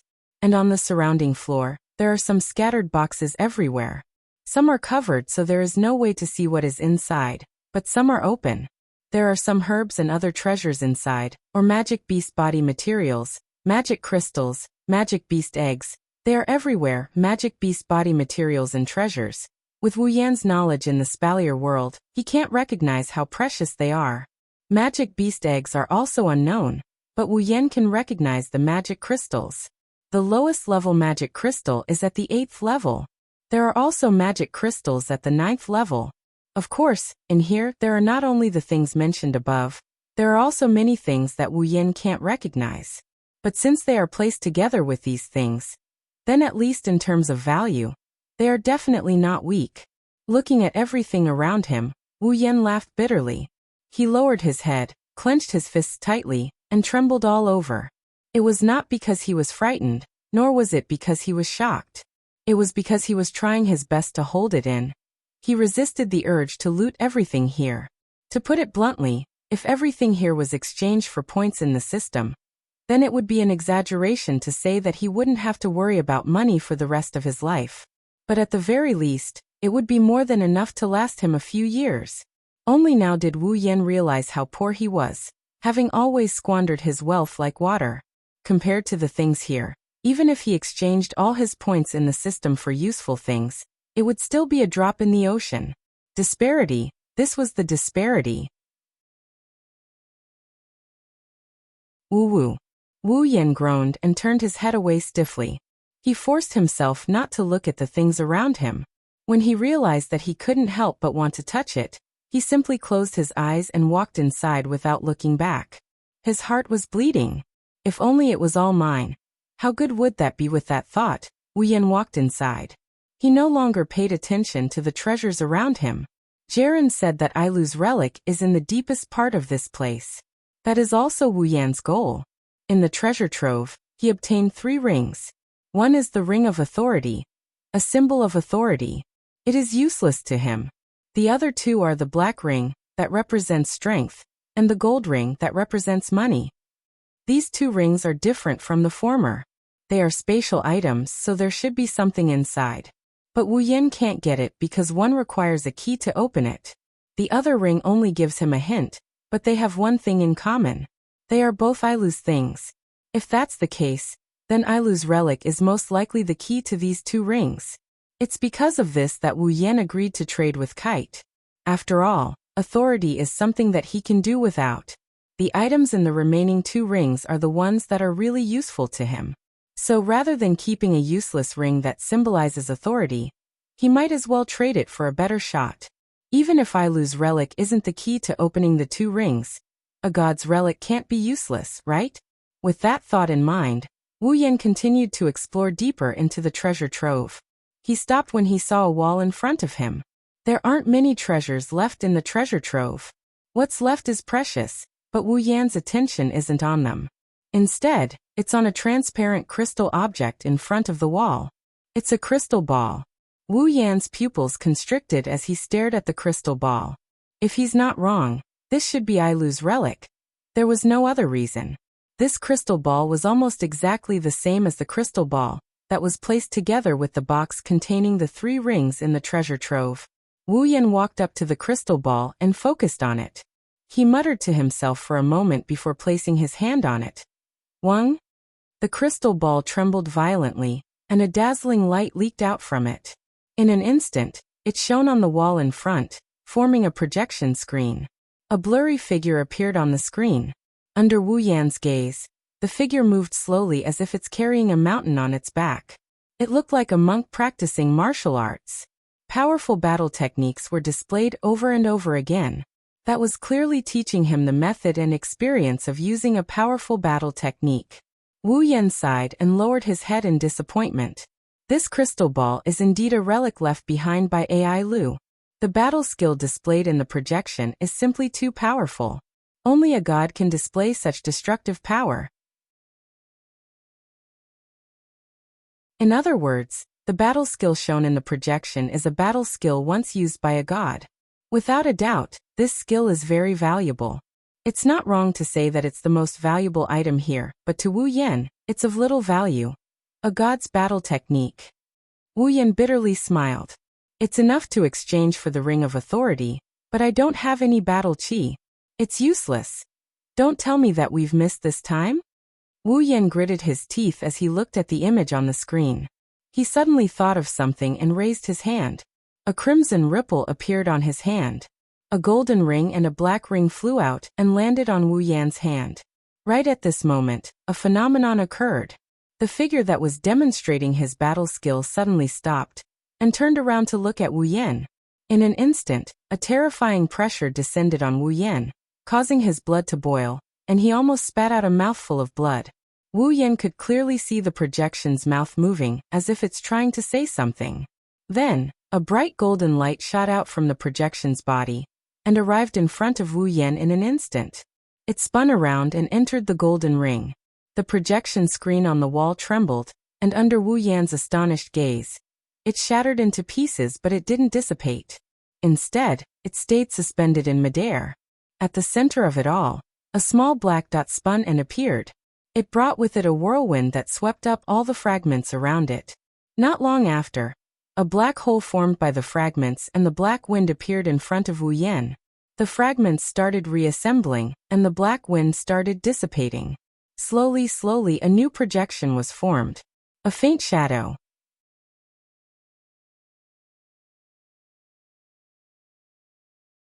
Chapter 805. Looking at the shadow floating in the air, Wu Yan was stunned. It was just a shadow, but Wu Yan felt like he was facing the whole world. There was no aura coming from the shadow, but his presence could not be ignored.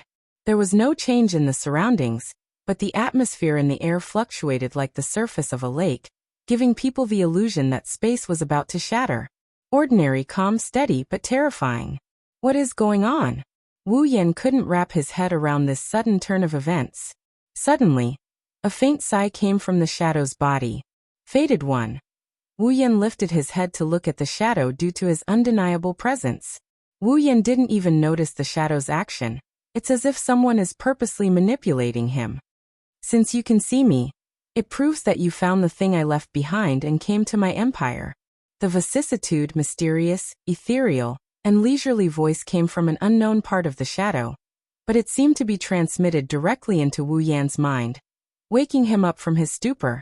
Hearing this, Wu Yan roughly understood that the person in front of him was the god-level expert called Ailu. Or rather, it was a projection left behind by him. However, the shadow's words surprised Wu Yan. If possible, I really did not want you to come here.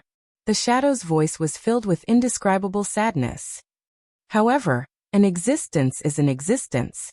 No matter how deeply it hides, An existence that hasn't been erased will reveal a corner of its existence in this world sooner or later. Even if it deceives itself and hides, what's the use? In any case, such an existence will not be able to sleep forever. I clearly understand this, but I still did not want you to come here. In the end, I am just one of the people deceiving themselves. The shadow's face did not have a trace of emotion, but when he said those words, it was obvious that he showed a self-deprecating expression. Coupled with that strange speech, Wu Yan was confused. The owner of the voice seemed to have expected Wu Yan's reaction, and the tone suddenly changed. Fated One, I don't know how many years have passed in Silveria by the time you see this projection. I don't know what the current situation is like, but what I'm about to say next will affect the entire world. Wu Yan was shocked. Affect the entire world? Therefore, your best choice is to not listen. If you're afraid, then just destroy this projection right here and now, the shadow said. If you choose to continue listening, then... The shadow did not continue speaking, and his body stopped moving, leaving Wu Yan standing there with a rapidly changing expression. Affect the entire world. What the hell is going on here? Wu Yan's expression was uncertain. Of course, he did not think that the shadow was talking nonsense, because there was no need for that. Furthermore, this projection was most likely left behind by AI Lu himself. In that case, the so-called thing that would affect the whole world that he mentioned was definitely something incredible. Phew. Wu Yan exhaled heavily, calming himself down. He raised his head and looked at the projection. He did not destroy it as the shadow said. They stood there silently, a projection and a figure silently waiting for time to pass. About 10 minutes later, the shadow spoke again. It seems that you did not choose to run away, but it is not praiseworthy, because you might regret it. Leaving behind such a vague statement, the ethereal voice began to narrate. Fated person, what you have found are 3 of my favorite rings that I left behind when I was alive. I had once placed a seal on their location, and unless a divine-level expert tried to barge in, it would be impossible for anyone to enter. Hearing this, Wu Yan held his breath. The shadow continued. I know you are conflicted because you did obtain my items, but you cannot be a god-rank powerhouse. After our fall, there should not be another god-rank powerhouse. What does that mean? Are you sure? Wu Yan tilted his head in confusion. The shadow continued. There is no other way to break the seal other than by barging in. If it is broken, it means that a great disaster will befall the Spalier world. What? Wu Yan was stunned, his heart skipping a beat. A disaster that even a god-rank powerhouse would consider a great disaster? What kind of disaster is it? Wu Yan asked subconsciously. He did not consider that the shadow in front of him was just a projection without any consciousness. It was impossible for it to answer his question, but the shadow said so. I know you are confused, but that's all I can say. The shadow's head seemed to move once or twice, as if it was shaking its head. You don't need to know too much about the great disaster, it won't do you any good, but you must remember what I'm going to say next. The ethereal voice suddenly became serious, and even the tone of the voice became a little heavy. Remember, if you want to stop this great disaster, the way is in that black ring, the ring of power. A black ring. Wu Yan's expression froze, and he immediately looked at the black ring in his hand. Looking at this ring, which should be a space tool, his consciousness sank into it, but it was blocked like before, and he could not open it. You don't need to try to open the ring of power. As if it knew what Wu Yan was doing, the shadow said, before the great disaster happens, it's best that the things in the ring don't come out. Otherwise, it will only make the Spalier world chaotic in advance.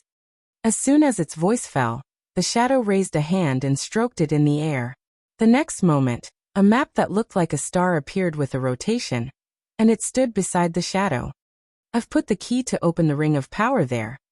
The shadow pointed at a red dot on the map. If one day, a great calamity occurs, then go there and search for the key. As long as the great calamity occurs, the seal I set up there will also be removed. With the ring of power in your hand, you will obtain the qualifications to enter there. Of course, if the great disaster doesn't happen, then you don't have to go. No matter what, I'll just remember it first. Hearing the shadow's words, Wu Yan took in a deep breath of cold air. He focused his attention on the map and memorized it with perfect memory. With the Ring of Power, you can enter the Ailu Imperial Palace without any hindrance. I believe the current Ailu Emperor won't transfer the throne to you just because of a word from me. You also have the other two rings, the Ring of Power and the Ring of Gold. Combined with the information I left on the box, the possibility of you coming here is much higher. When you see this projection, it will prove that I'm right. Wu Yan almost fell to the ground. Everything is under the control of this guy who died who knows how many years ago. Fated One, if it's possible, please transfer the Ring of Power to the current Ailu Emperor. Wu Yan heard the Shadow's words with a hint of a smile. Authority is the most useless thing. Only strength can truly control one's own fate. The Ring of Power is something dispensable. It's only there to give you the chance to come here. Of course, I won't let you work for nothing. Just transfer the Ring of Power to the current Emperor. The Ring of Power is the key. Before everything happens, don't let it appear. As for the things in the Ring of Gold, just treat it as the reward for letting you bear so much. It should be able to satisfy you. After saying that, the shadow fluctuated again. That was because he had turned around. I've done everything I can. Fortune? Misfortune? Fate. His words are still lingering in the air, but the shadow is already gone. Wu Yan is the only one left standing there without uttering a single word.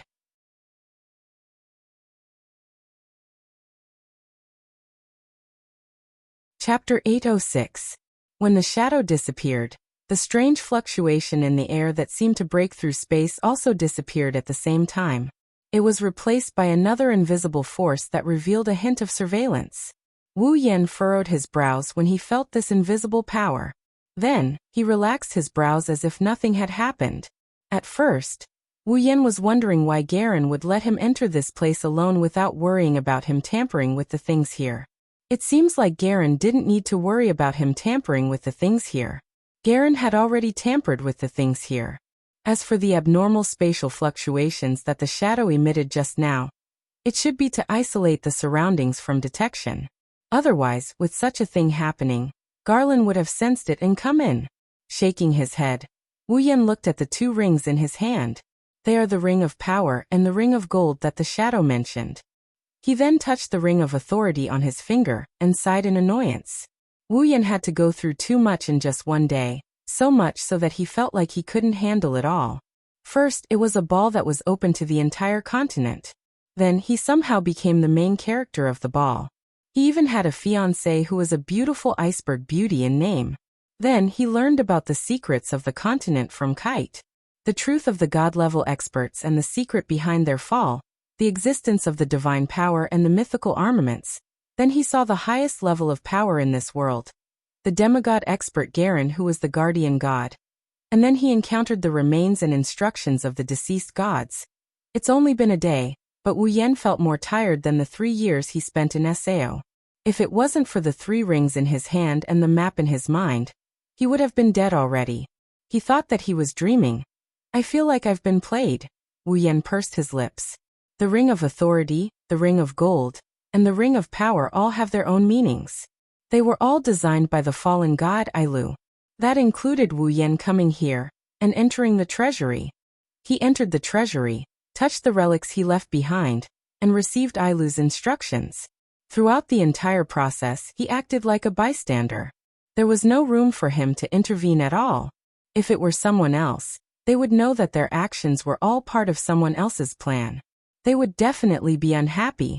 Moving his hand from the Ring of Authority to the Ring of Gold, he could feel the change in the ring. He mumbled to himself, I hope your compensation is satisfactory.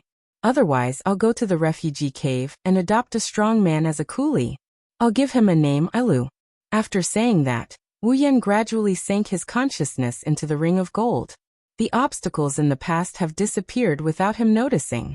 There are no longer any obstacles to Wu Yan's consciousness. Wu Yan felt dizzy for a moment. His vision blurred, and he arrived in a different world. He was like a ghost wandering in the sky. The space inside the Ring of Gold is huge. Even though it can't compare to the boundless space inside the Gate of Babylon, you can't see the end of it. One look and you can tell that this ring of gold is the highest level spatial item in the world of Silveria. Looking around, it's pitch black. There's nothing but some murky air flowing in the space. It's like the bottom of an abyss. There's nothing there. This is natural. Space items have gravity. Items stored inside can't float. Wu Yan cast his gaze to the bottom of the space. When he saw the scene in front of him, Wu Yan's wine-red eyes fluctuated violently. Then he became sluggish. Gold glitter. It's really gold glitter. There's an uncountable amount of gold glitter. Those are all gold coins. No. It's not just gold coins. Amidst the glittering gold, there was an empty space in the center. Things that were completely different from gold coins were scattered all over the place. Among them, there were heavenly treasures and various materials from magical beasts, just like the treasury outside. There was also a large area of magical crystals. There are low-tier magic crystals, the lowest tier 1 magic crystals. There are also high-tier magic crystals, tier 8 and tier 9 magic crystals scattered all over the place. What made Wu Yan's heart beat faster is the 5 magic crystals in the middle of the pile. They are about the size of a palm. Demigod magic crystals. There are many other things, but all of them are priceless treasures. In here, there are no medicines, battle skills, magic, or armaments that can enhance a person's strength. However, treasures with great value and incomparably precious covered the entire ground. The Ring of Gold. No wonder it's named after the word gold. Heavens! Wu Yan was dumbfounded. At this time, the gold coins are still shining brightly. His eyes have been dyed gold by the glittering gold coins on the ground. Although the treasures in the center of the pile are not as important as the gold coins, they are still worth more than the gold coins on the ground. The box containing the Ring of Gold once said that it contains wealth comparable to the whole world. Wu Yan didn't believe it at first, but now he has no choice but to believe it. The illusory consciousness floating in the air kept swaying. Wu Yan stretched out his hand and pinched his thigh, but there's no pain. Wu Yan looked like he's been played to death. It doesn't hurt. Am I really dreaming? This action, how to put it, is very stupid. How can a body of consciousness feel pain from a pinch? Wu Yan laughed like a machine for a long time. When his consciousness returned to his mind, he didn't know how much time had passed. One can imagine how much shock the endless gold coins and the treasures in the small area gave him. Without a doubt, the value of the items here is no less than the treasuries outside. Maybe even more. It's worth it. After a long time, Wu Yan spat out these 2 words. It's really worth it. Magic crystals could be exchanged for ability points. Heavenly treasures and demonic beast torso materials could be exchanged for item points. Although there were no armaments or similar equipment here, the gold coins on the ground could also be used to purchase armaments and exchange for equipment points. With the items in the Ring of Gold, Wu Yan's equipment points, and ability points will increase to an unimaginable level. He's really out of poverty. It's a pity that there are no life force items or monster eggs. I can't exchange them for summoning points.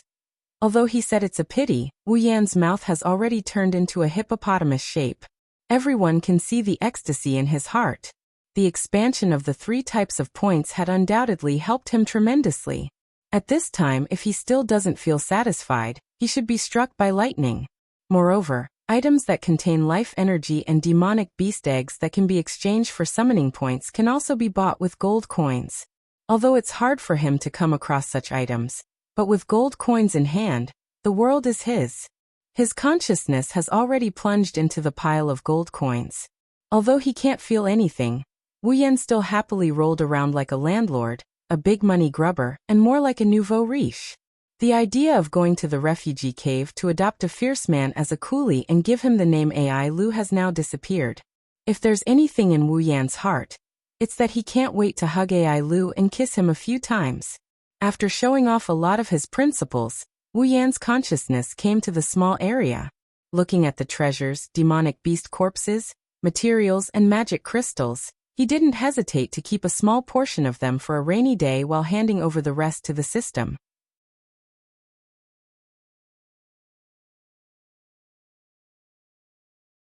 Chapter 807. Beep. The exchange value is too high.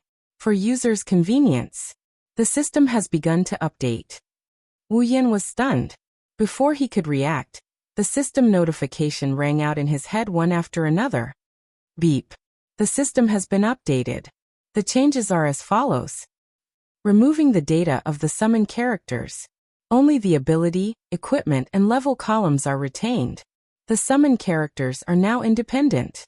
The ability column is now independent. The equipment column is now independent. Only the points and level columns are retained.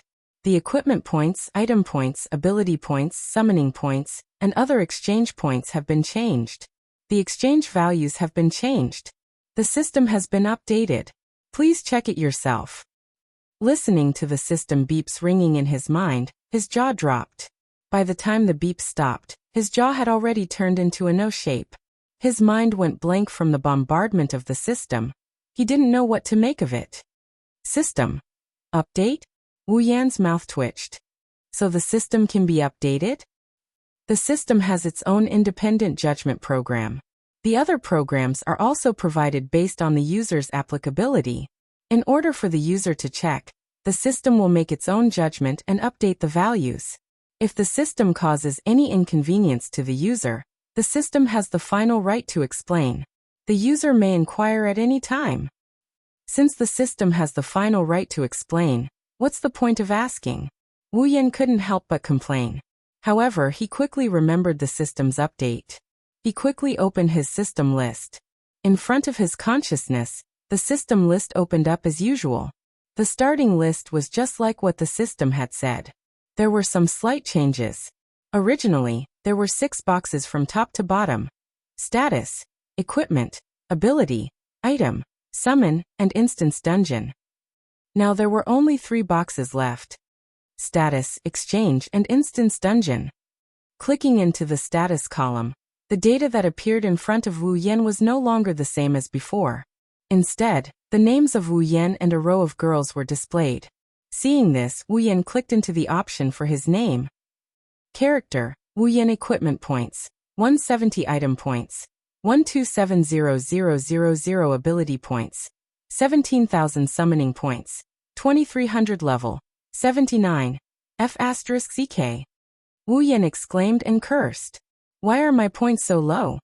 Let's not talk about the points he had obtained from the things he had just handed over to the system. The points that he already had. But it's still more than that. Could it have been swallowed by the system? Just as this thought popped up in his head, the system's voice rang out. The values held by the user have been changed, and the values on the exchange list have also been changed. Please confirm. Hearing this, Wu Yan breathed a sigh of relief. As long as it's not gone, it's fine. He looked at his personal status in front of him. Only his name, for types of points and level were displayed. His previous abilities, equipment, and summoned character statuses were all gone. No, she couldn't say that she didn't see him. Instead, he had become independent. In the upper right corner of his character status, there were 3 additional options: ability, equipment, and summoned character. Clicking on the ability option, a list immediately appeared. Abilities: True Ancestor Bloodline, Endless Martial Training, Knight Has Never Died by Bare Hands, Electromancer LV5. Clicking on the equipment option, the stats of his equipment appeared as well. Equipment: Gate of Wealth B rank. The summoned character option was the same as well. Summons: Misaka Mikoto, Katsura Hinajiku, Ikaros, Astria Flandra, Scarlet, Shokuho Misaki, Itsuka Kotori Yatsuka Toka, Tashizaki Kuromi, Shibano, Kinuhata Sayai, Frenda, Takitsubu Riku Yakumo Misaka Sister, 20,000. The 3 options were now independent. If he wanted to check them out, he would have to select them himself. It wasn't like before where they were all stacked together in a small list. There wasn't much to it, but the summoned characters gave him a headache. As for the personal statuses of the girls, the 4 stats of strength, endurance, agility, and spirit were removed, leaving only ability, equipment, and level. It was a lot simplified, but it didn't affect them too much. After exiting the status tab, Wu Yan clicked on the exchange option. The equipment, ability, item, and summoned options appeared in front of him. It was the same as before, but they were grouped into one category, so it didn't affect him too much. Of course, that's not what he's concerned about. What he's really concerned about is how much the values on the exchange list have changed. Thus, he couldn't wait to check out the items on the exchange list. As time passed, Wu Yan slowly understood the changes in the system. Simply put, the exchange values had changed. There weren't as many zeros as before. For example, the lowest grade common armament, rank D, only required 1 equipment point. Some of the better common armament were more expensive by 1 or 2 equipment points. The cheapest rare armament, rank C, was now 100 equipment points. The value had decreased by a lot. It was the same for items, abilities, and summons. Their values had decreased by quite a bit. His exchange points had shrunk, and the exchange points for these items had also shrunk. As a result, the prices of some items had become more expensive or cheaper. For example, Resplendent Breath used to cost 100,000 item points. Now that it had been reduced by 10 times, it only cost 10,000 item points. However, the price had increased by quite a bit. On the other hand, the Town Return Scroll, which used to cost 10,000 item points, had become 1 item point. Although the price seemed cheaper, it was still the same as before. It was the same for abilities and summoning. Some things had become more precious, while some things had also become cheaper. Compared to the past, where the value system focused on power, the current exchange system also took into account practicality and comprehensiveness. The value system had changed considerably. In short, some items had become cheaper, while others had become more expensive. For example, the Resplendent Breath that had helped Wu Yan a lot. In other words, this system update had both advantages and disadvantages for Wu Yan. However, based on the current situation, the disadvantages outweighed the advantages. Looking at the drastic changes in the exchange list, Wu Yan's eyebrows twitched. His face was flushed red.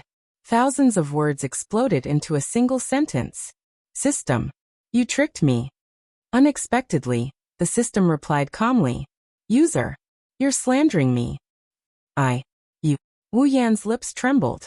In the end, his shoulders drooped dispiritedly. Even if he protested, what could he do? He also knew that the system's update this time was for his convenience and to make up for some mistakes. For example, a heaven-defying item like Resplendent Breath that could make him invincible for 3 hours would definitely cost more than the previous 100,000 item points. However, it was still disadvantageous to him, wasn't it? He could only say that the system had become more reasonable, but the victim was himself. It's not all bad. At least the return scroll only costs 1 item point. It's too cheap.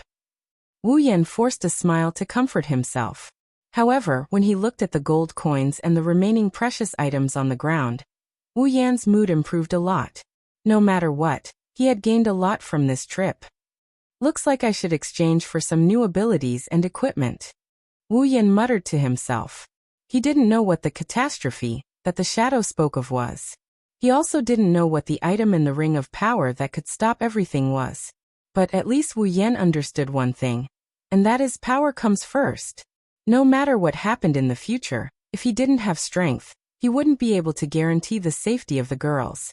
Unless he brought all the girls to another dungeon world to avoid everything. But if he could, who would want to escape? Therefore, he had to increase his strength. To be continued.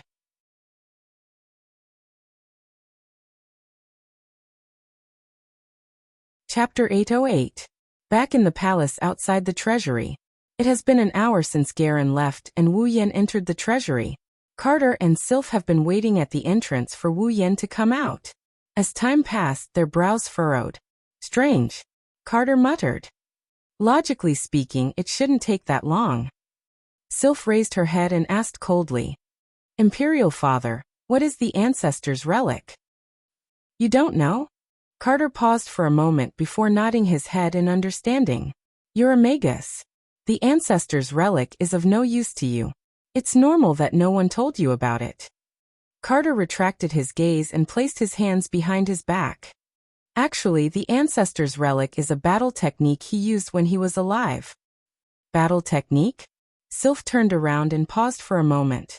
The Ancestor's battle technique? Carter nodded. Sylph hesitated for a moment. If it's a battle technique used by the ancestor, then it must be very precious. Do you really think it's a good idea to give it to an outsider? That's why you got engaged to him. Kate smiled helplessly. The ring of authority was left behind by our ancestors. As a god, even if it's just a symbol, most people won't easily let go of it. After all, it has the title of a god. In such a situation, other than the combat skill left behind by our ancestors, there's no one who can give it up easily. Is there anything else we can trade with him? Compared to controlling the entire empire, the price of a single combat skill is still worth it. Even if Wu Yan has the ring of authority, Carter won't give up the throne to him. Even if Carter is willing, who in the Ailu imperial family would be willing to give up their throne to an outsider? If Wu Yan doesn't want to give up the ring of authority, Carter can't do anything about it. Someone will use the ancestor's relic as an excuse. Carter is confident that he won't be able to get anything out of it. With his strength and status as a Tier 9 powerhouse, he won't give up the throne. However, it will be troublesome. More importantly, the next emperor might not be from his faction. That's why he has to get the ring of authority. Moreover, Wu Yan is no pushover. He has a demigod behind him and 2 Tier 9 powerhouses by his side. If he offended these people for the sake of the ring of authority, he would be in real trouble. Jaren is aware of this as well. That's why he's willing to let Wu Yan have the battle skill. Of course, what they didn't expect is that a god-tier battle skill is of little value to Wu Yan. What they didn't expect is that this time, Wu Yan didn't get a battle skill, he got a secret and a ring of gold that is as valuable as their national treasury. Shaking his head, Kate let go of the complicated thoughts in his mind. Now that Wu Yan has agreed to the deal, things are going well. Unfortunately, because of Jaren's whims, his beloved daughter got engaged to someone else. Engaged. He didn't know when regret had evolved into resentment. The thoughts in his heart had also evolved into expressions along with the resentment. As Kite muttered unwillingly, his eyes gradually became unfriendly. If Sylph finds out that the father she idolizes is actually a daughter-con, would she still be able to maintain her cold demeanor? Maybe she already knew about it. Ta. A series of footsteps could be heard coming from the entrance of the treasury. Wu Yan finally came out of the treasury. Wu Yan raised his hand to shield his eyes. The blinding light made him feel uncomfortable. When he opened his eyes, Carter and Sylph were already in front of him. What do you think? Carter said with a smile. It's okay. Wu Yan mumbled with a stiff face. Seeing this, Carter is a bit confused, but he didn't ask any questions. It's his fortune to be able to learn it. If he can't, it's his fate. That's what Carter thought. If that's the case. Carter smirked. You should be satisfied with this deal, right? Yes. Yes. Wu Yan said in an annoyed tone. Very much so. His tone is full of annoyance, but what he meant is that he's very satisfied with the items inside the ring of gold. The only thing he's not happy about is the sudden interference of a certain dam system. Taking the ring of authority off his finger, Wu Yan raised his hand and made a throwing gesture. Shocked, Kate stepped forward and snatched the pure white ring from Wu Yan's hand. He glared at Wu Yan with eyes full of anger. No matter what, this is an item left behind by his ancestor. It's a very important item. Throwing it away like that would make Kate's heart ache. Wu Yan grinned sheepishly. Then he recalled something and looked at Kate. By the way, Your Majesty, do you know where I can get a large number of armaments? Ha! Carter was stunned for a moment and asked in surprise. Armament? A large number? Why do you need so many armaments? Well, Wu Yan scratched his head. You guys know that I have a special armament that can increase the power of normal armaments. However, it requires a lot of armaments to make up for its damage. Otherwise, it won't be able to increase its power. Carter nodded. He pondered for a moment and said, if you just need a large number of armaments and don't ask for a specific grade, it's not that hard to solve. It doesn't need to be too high grade, Wu Yan quickly said. Rare armaments are enough, common armaments are fine too. He's going to exchange them for equipment points anyway. If that's the case, then it's much easier. Carter smiled and put the ring of authority on his finger. You've done me a great favor. I can help you with this for the sake of the ring of authority. Of course it won't be for free. Don't worry. Wu Yan patted his chest generously. Money is not a problem, as long as it's reasonable. All right then. Carter replied. His eyes flashed and he had a serious expression. He coughed dryly and he continued in a nonchalant manner. Since we're done here, it's about time to cancel your engagement with Sylph. Wu Yan and Sylph froze for a moment. They didn't know whether to laugh or cry. You're right. Carter smiled happily. However, Sylph said with an expressionless face, there's no need to cancel the engagement for now. Huh. Wu Yan was shocked. No, Carter roared. Since the matter is settled, why not cancel the engagement? Looking at her father's furious expression, Sylph couldn't maintain her cold expression and smiled bitterly. She turned to Wu Yan and spoke as if she was talking about the food she ate today. I said I wanted to spend some time with you. But, Wu Yan gulped and said weakly, but, isn't that just a temporary measure? Sylph lifted her head and she glared at Wu Yan with her icy blue eyes. I'm serious. Wu Yan almost choked on his own saliva. As for Carter, he was stunned. Serious? Wu Yan forced a smile and pointed at his own nose. Do you really want to marry me? Sylph glanced at Wu Yan. If it's suitable, I don't mind waiting on you with others. Wu Yan didn't know what to say. Carter reacted and looked at Sylph with a tearful expression. Daughter, why don't you reconsider? Sylph didn't say anything, she just shook her head. Kate laughed, but soon began to cry again.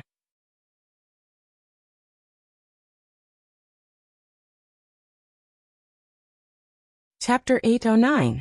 Spalier World Academy Villa District. Well, that's how it is. Wu Yan told Hanajiku, Kotori, and Kurumi what he saw in the treasury. The three girls fell silent. They are still digesting what Wu Yan told them. Although it's best to keep what he encountered in the National Treasury to himself. Otherwise it would only cause more trouble. However, he has absolute trust in the girls around him. If he tells them, they can help him come up with a plan. Besides, Hanajiku and the other two are girls who can see the big picture.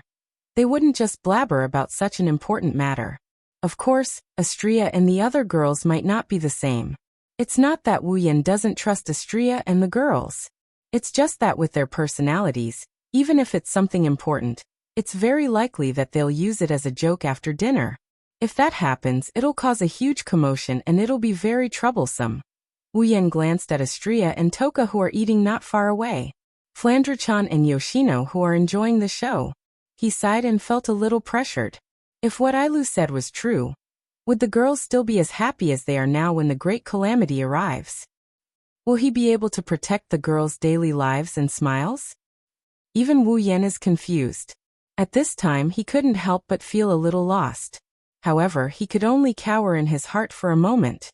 He couldn't do it for any longer. Because if even he didn't have confidence, then the girls by his side would also feel the same way. However, Chuju, Kotori, and Kurumi heard Wu Yan's sigh. They looked at each other and sighed as well. I didn't think so much would happen in just one day. So many things happened in just one day. Chuju pursed her lips and looked at Wu Yan. The last time you came back from a dungeon world, the Beast King was born. This time, you came back with such a huge scandal. You have a constitution that attracts a lot of attention. It's really not flattering. Ahaha. Wu Yan laughed awkwardly.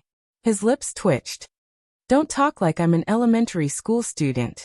Although, I'm starting to wonder if I have such a constitution. Era. Kwang-san smiled. I don't think it's a bad idea. I won't be bored anymore. Wu Yan couldn't stay calm anymore and Hinajika started complaining. Do you think I'm just passing time? This is a major matter that even a god-level expert would treat so seriously. Ma. Kurumi covered her mouth. What's wrong with that? You. Alright. Kotori waved her hand. There's no point thinking too much about it. The great calamity might not happen, right? Otherwise, Ailu wouldn't have sealed the so-called solution. Instead, he would have left it to his descendants. It's too early to talk about this, we'll talk about it later. Hanajiku and Kurumi nodded nonchalantly. Wu Yan couldn't help but feel helpless. If anyone in Silveria were to find out about this, they wouldn't be as relaxed as the girls here. It was more important for them to come up with countermeasures beforehand. Of course, there was bound to be panic, there were pros and cons, so it wasn't easy to comment on them. In the end, the Spalier world isn't their world. Their sense of belonging isn't as heavy as the people of this world, so it's not hard to imagine how much they would take this matter to heart. If it wasn't for the fact that he's worried about the safety of the girls, Wu Yan probably wouldn't have paid much attention to this matter. But Kotori was right, this matter hasn't happened yet. There's no need for them to talk about it here, they're only making him more annoyed. It's best to just let it go. While Wu Yan was thinking, Kurumi suddenly smiled strangely. She narrowed her eyes and said to Wu Yan, "By the way, Outsusama, you seem to have a very close relationship with that princess, how enviable." The air froze. Wu Yan froze on the spot, he froze on the spot. Chuju and Kotori looked at him with hostility. They didn't say anything, but their attitude made Wu Yan feel like he's sitting on pins and needles. He could only fake a smile. Hanajiku and Kotori didn't feel any better when they saw the forced smile on Wu Yan's face. The atmosphere didn't ease up either. The two girls looked at Wu Yan with a "give me a reasonable explanation" look. Wu Yan felt like crying inside. Hanajiku is one thing, she's a jealous person, he didn't think Kotori would act like this as well. Where did the cute little sister who helped her brother chase after the elven girl go? Master. At this time, Ikaros's eyes flashed with a glint of data. You could faintly see a sci-fi-like frame moving back and forth in her eyes. Someone is approaching. Just as Ikaros finished her sentence, someone knocked on the door of the villa. In an instant, the noise in the villa slowly subsided. Wu Yan nodded. "Ikaros, open the door." "Yes, master." Leaving Wu Yan's side, Ikaros walked to the door and opened it. Everyone's gazes turned towards her. "Excuse me, is Wu Yan-sama in?" There were 3 men in armor standing at the entrance. 2 of them looked like guards standing behind them. The one in the lead looked more like a knight than a guard. He was also the one who had spoken. When he saw that the person who opened the door was an extremely beautiful young lady, a flash of surprise flashed across the knight's eyes. His expression also became sluggish for a moment, but he quickly reacted and hurriedly lowered his head. "This one is a member of the imperial family. His Majesty ordered this one to deliver something to Wu Yan-sama." "Deliver something?" The girls flinched. Wu Yan's eyes lit up. He stood up and walked to the door. "I am Wu Yan." "My lord." The knight bowed respectfully and handed a ring to Wu Yan. "This is what His Majesty ordered me to deliver to you." Wu Yan eagerly took the ring and sank his consciousness into it. A moment later, a space with a large number of weapons was imprinted in Wu Yan's mind. These are the armaments that Carter promised to help Wu Yan find. Wu Yan's eyes flashed with joy. He smiled at the knight and said, "Thank you for your hard work. This is what I should do." The knight bowed deeply. "Then this one will take his leave." The knight stole a glance at Ikaros. He heard that Princess Sylph's fiancé has many beauties around him. He didn't want to believe it at first, but now, he has no choice but to believe it. The knight looked at Wu Yan with an envious gaze. He saluted Wu Yan again before leaving with his 2 guards. Flandre-chan poked her head out from Wu Yan's side. "Is it something fun, big bro?" Wu Yan laughed when he heard this. "It's not something fun, it's something useful." Wu Yan turned around and ran up the stairs. He shouted at the girls. "I'm going up first. Don't wait for me to eat." "Wait." Hanajiku subconsciously urged him to stay, but before she could say anything, Wu Yan disappeared in a flurry of footsteps. "Seriously?" Hanajiku grumbled. "We're not done yet." Kotori looked at the stairs and shook her head. Maybe even he's getting anxious. Chuju fell silent for a moment before she helplessly leaned back in her chair. "I wonder how Mikoto and the others are doing. Are they doing well in the behemoth forest? If Shokoho Misaki is here, she should be able to give us some good ideas." "Ah, Allah." Kwang-san also revealed a devilish smile. I miss her too. Chuju felt even more helpless. Well, Kotori looked at the direction Wu Yan disappeared. I hope it won't be too troublesome.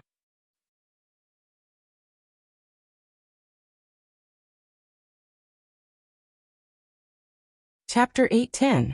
With a bang, Wu Yan closed the door and ran to his bed. He kicked off his shoes and jumped onto the bed. He picked up the armaments that Carter sent over and began to inspect them. The amount of armaments in the space ring was very impressive, but the quality was a bit lacking. Almost 80% of them were common armaments and the rest were rare armaments.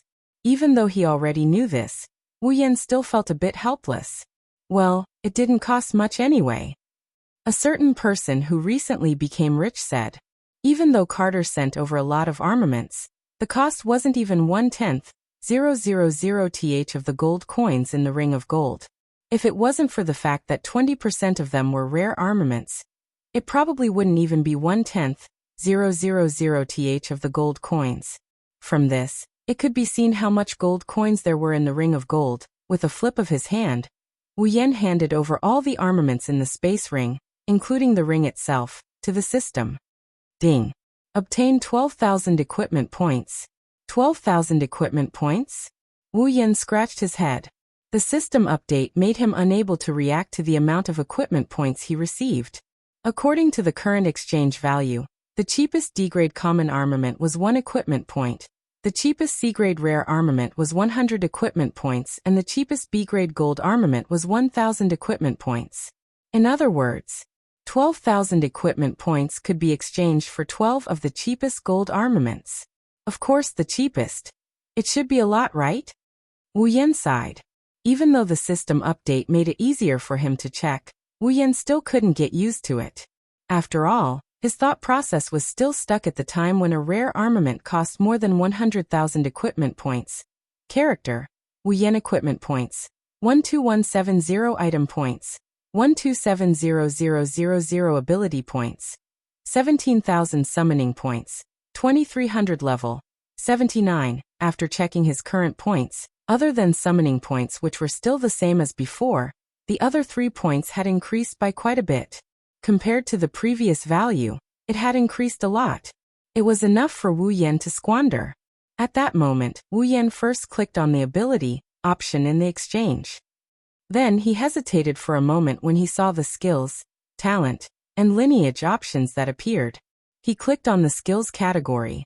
The advantage of a skill-type ability was that it could be learned. It's your own. It would completely imprint the method of usage into the user's mind, becoming the user's memory. With this memory, even if Wu Yan did not have the system, he would still be able to use it.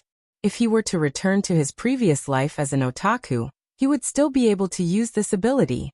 Therefore, when choosing an ability, Wu Yan would first look for the skills category, then the talent category. As for the lineage category, for him who already had the true ancestor's bloodline, it became the ability option with the lowest requirement. After the system update, the values of the skill-type abilities had changed a lot. For example, the complete memory ability that used to require 10,000 ability points now only required 100 ability points.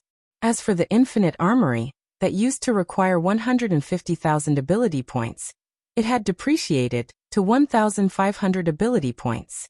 The various values had decreased by about 100 times. In other words, the total of 17,000 ability points on Wu Yan was roughly equivalent to 1.7 million ability points from before. Realizing this, Wu Yan's spirit was also lifted. This level of ability points was enough for him to squander. One must know that his true ancestor's bloodline, without the discount of lineage immunity, would require a full 500,000 ability points, which was the current 5,000 ability points. With 17,000 ability points, he could be considered to be quite wealthy. And this was the case when the 5 demigod magic crystals had not been exchanged for ability points. Licking the corner of his mouth, Wu Yan thought of the 5 demigod magic crystals in the ring of gold. His heart was slightly heated.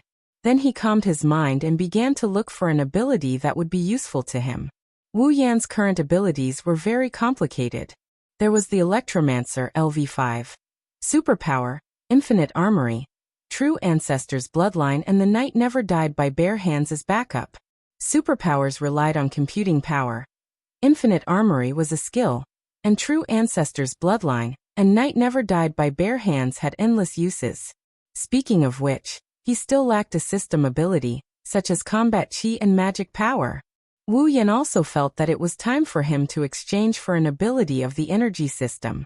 There were many benefits to having an energy system.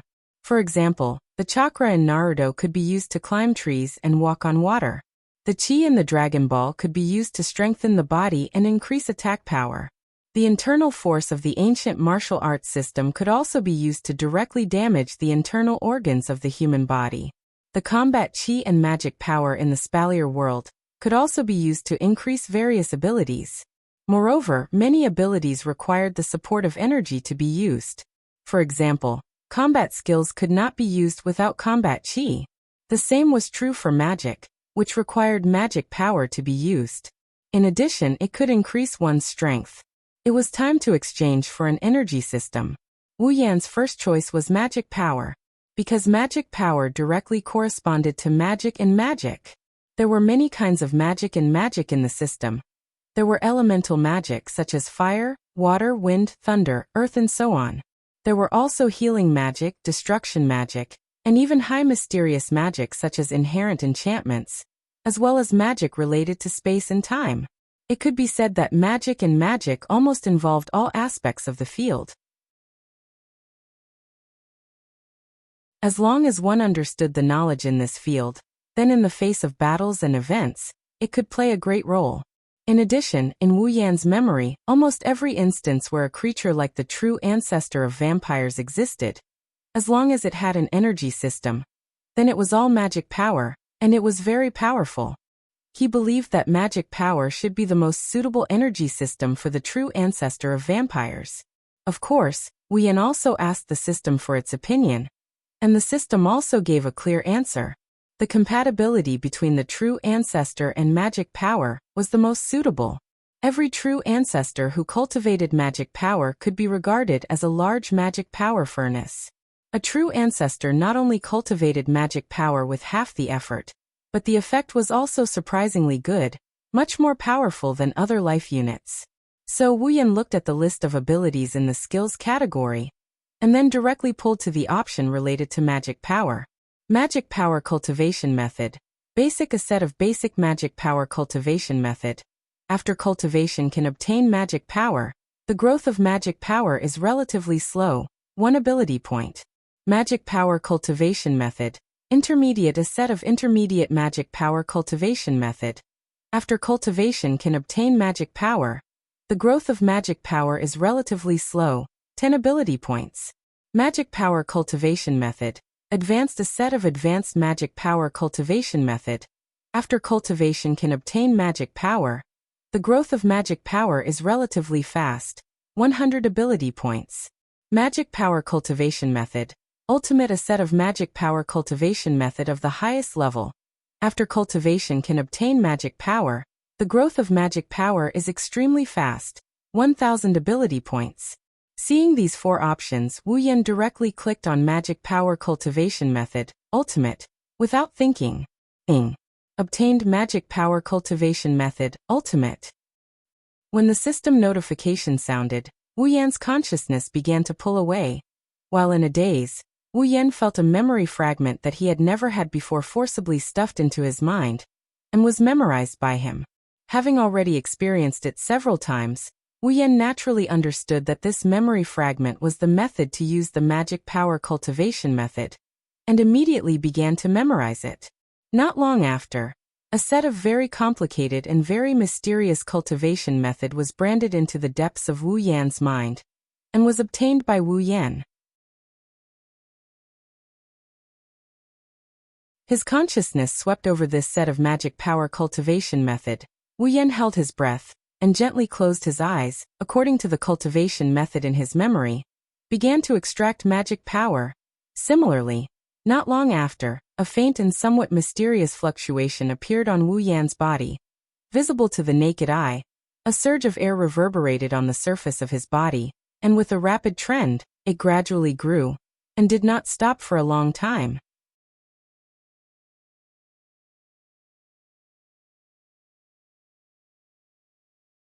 Chapter 8:11.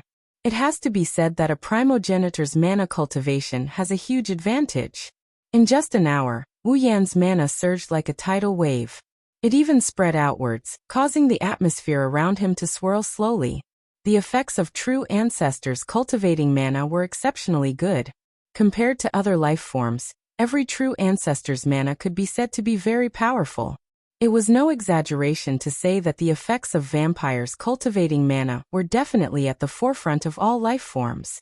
As the true ancestor of vampires, she was naturally the strongest among the vampires when it came to cultivating magic power. Additionally, Wu Yan's mana cultivation is at the highest level. In just an hour of cultivation, his mana is much greater than Sylph, Kaya and other magicians who have been cultivating for decades. It's even comparable to a Tier 9 magician who has been cultivating for decades.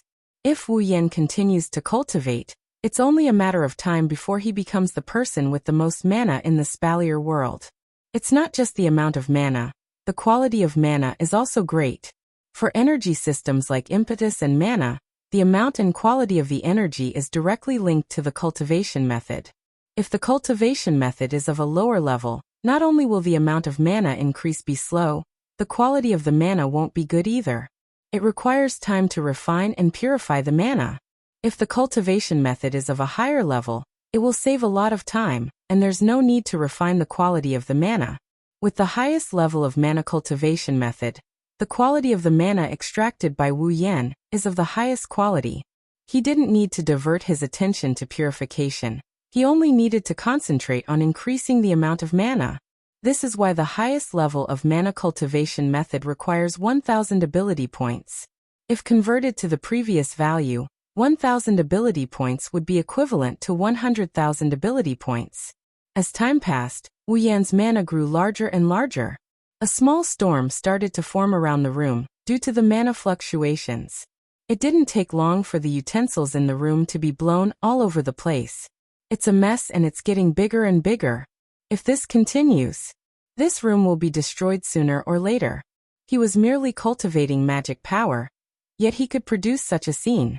Of course, it was partly because it was a magic power training method of the highest level, but more importantly, it was practiced by a true ancestor of vampires. In the entire Spalier world, and even the entire Instance Dungeon worlds, there was only one person capable of such a feat. Fortunately, just as the wind was about to evolve into a tornado, the mana fluctuations on Wu Yan's body suddenly slowed down, and the flow of mana gradually shrank into Wu Yan's body. The surrounding wind and waves also weakened. By the time Wu Yan's mana was completely withdrawn into his body, the surroundings had completely calmed down, leaving behind a room as messy as a garbage dump. Utensils were scattered all over the floor, creating a very messy scene. On the bed, Wu Yan gently opened his eyes. In an instant, the pair of wine-red pupils seemed to be suffused with a golden light, accompanied by an indescribable flash of light. The flash was like an illusion. However, the luster in his eyes became even deeper, like a ferocious beast hiding in the abyss. Wu Yan stretched lazily and exhaled in satisfaction as he sensed the tremendous amount of mana flowing through his body.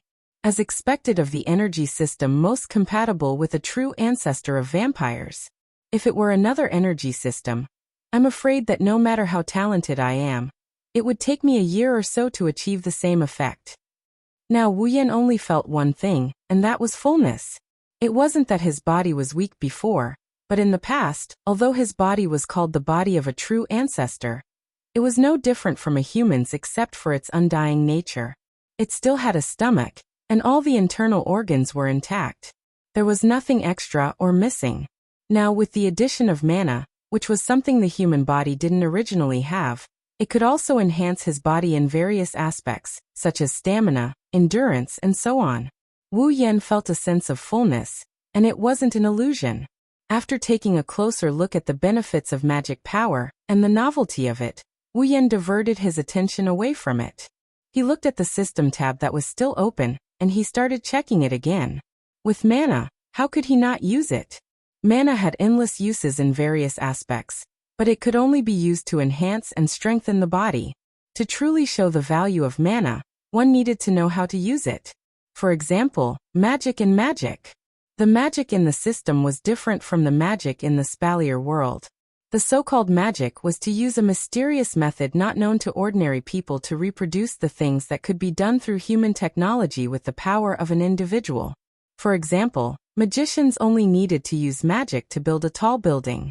It could be done in just a few seconds, but human technology would take days or even years. This was the power of magic. Another example would be humans making fire. Magicians could also use magic to make fire. The difference was that humans use fire, while magicians could manipulate fire. Usually humans could also do this.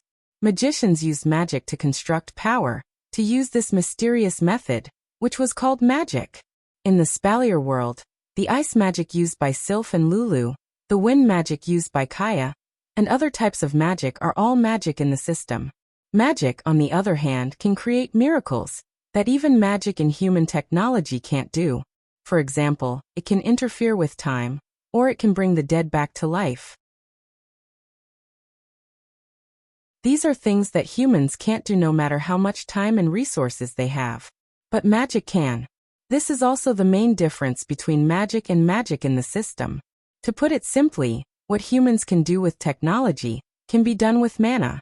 This is magic. Something that humans couldn't achieve with their own technology, but with the use of magic, they could achieve a miracle. That was magic. Of course, there are many ways to use mana. It can't only be used for magic or magic. However, these two are the most obvious ways to use mana. That's why Wu Yan chose to use these two mysterious powers. There are so many magic tricks in the system that it's a headache. Wu Yan can't exchange them all at once. The best way is to exchange them all at once. Coincidentally, there's a very subtle ability in the skills category that can do this. 103,000 grimoires. Originally from the Magic Manual. It is a medium of knowledge that contains all sorts of magic tricks, spells, and mystical techniques from all over the world. It can be used as a pure form of knowledge. The user can directly access all the relevant knowledge. However, the source of the knowledge has the side effect of corrupting the user's mind. If used as an ability, the user will be immune to this side effect and gain access to all the information recorded in the 103,000 grimoires. Cost: 15,000 ability points. When Wu Yan saw this ability, he had two feelings. One is that it's strange, and the other is that it's expensive. Strange, of course. 103,000 grimoires. Since it's a grimoire, it should be a physical object. It should be more suitable to be categorized as a tool or equipment. As for how expensive it was, he had reduced his remaining 16,000 ability points to 1,000 ability points. How could that not be expensive? Of course it's expensive, but he won't have to worry about not having any magic tricks to use. 103,000 grimoires contain all the techniques recorded in the Magic Manual. It's not that Wu Yan can use it, it's just that he can't use it. The introduction also says that 103,000 grimoires are pure knowledge. It's understandable that they can be converted into memories and be used by the user. It's that 15,000 ability points that makes Wu Yan's heart throb. If it hurts, then so be it. It's worth it to be able to get the knowledge inside. Pursing his lips, Wu Yan made up his mind and clicked on the exchange. In the next moment, his mind was suddenly filled with fragments of memories.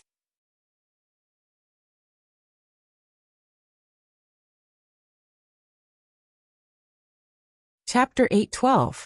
Phew. After an unknown amount of time, Wu Yan finally opened his eyes. While digesting the memories he received, his eyes were filled with unconcealable exhaustion. It wasn't a pleasant feeling to have an imaginary memory forcibly stuffed into one's head, not to mention that it was 103,000 grimoires. Even if the side effect of polluting one's mind was eliminated because it was a skill ability, the amount of knowledge in it was enough to wrap the entire earth into a rice dumpling if one were to put every single word together. With so many memories in his head, it's already good that he didn't go insane, but exhaustion is inevitable. While he's tired, Wu Yan is also excited. His head is filled with all kinds of magic techniques, his body has magical power, and with the support of the infinite martial arts, Wuyan doesn't even need to practice, he can just use the magic techniques recorded in the 103,000 grimoires. Other people can't learn such a huge amount of magic in their lifetime. Wuyan can learn it all just by clicking on the system list a few times. This is the advantage of the system. Now Wuyan can rely on everything he learned, he doesn't need any superpowers, he doesn't need any other mystical abilities. The current him, even without the system, still has the capital to become strong. 16,000 ability points, it's worth it.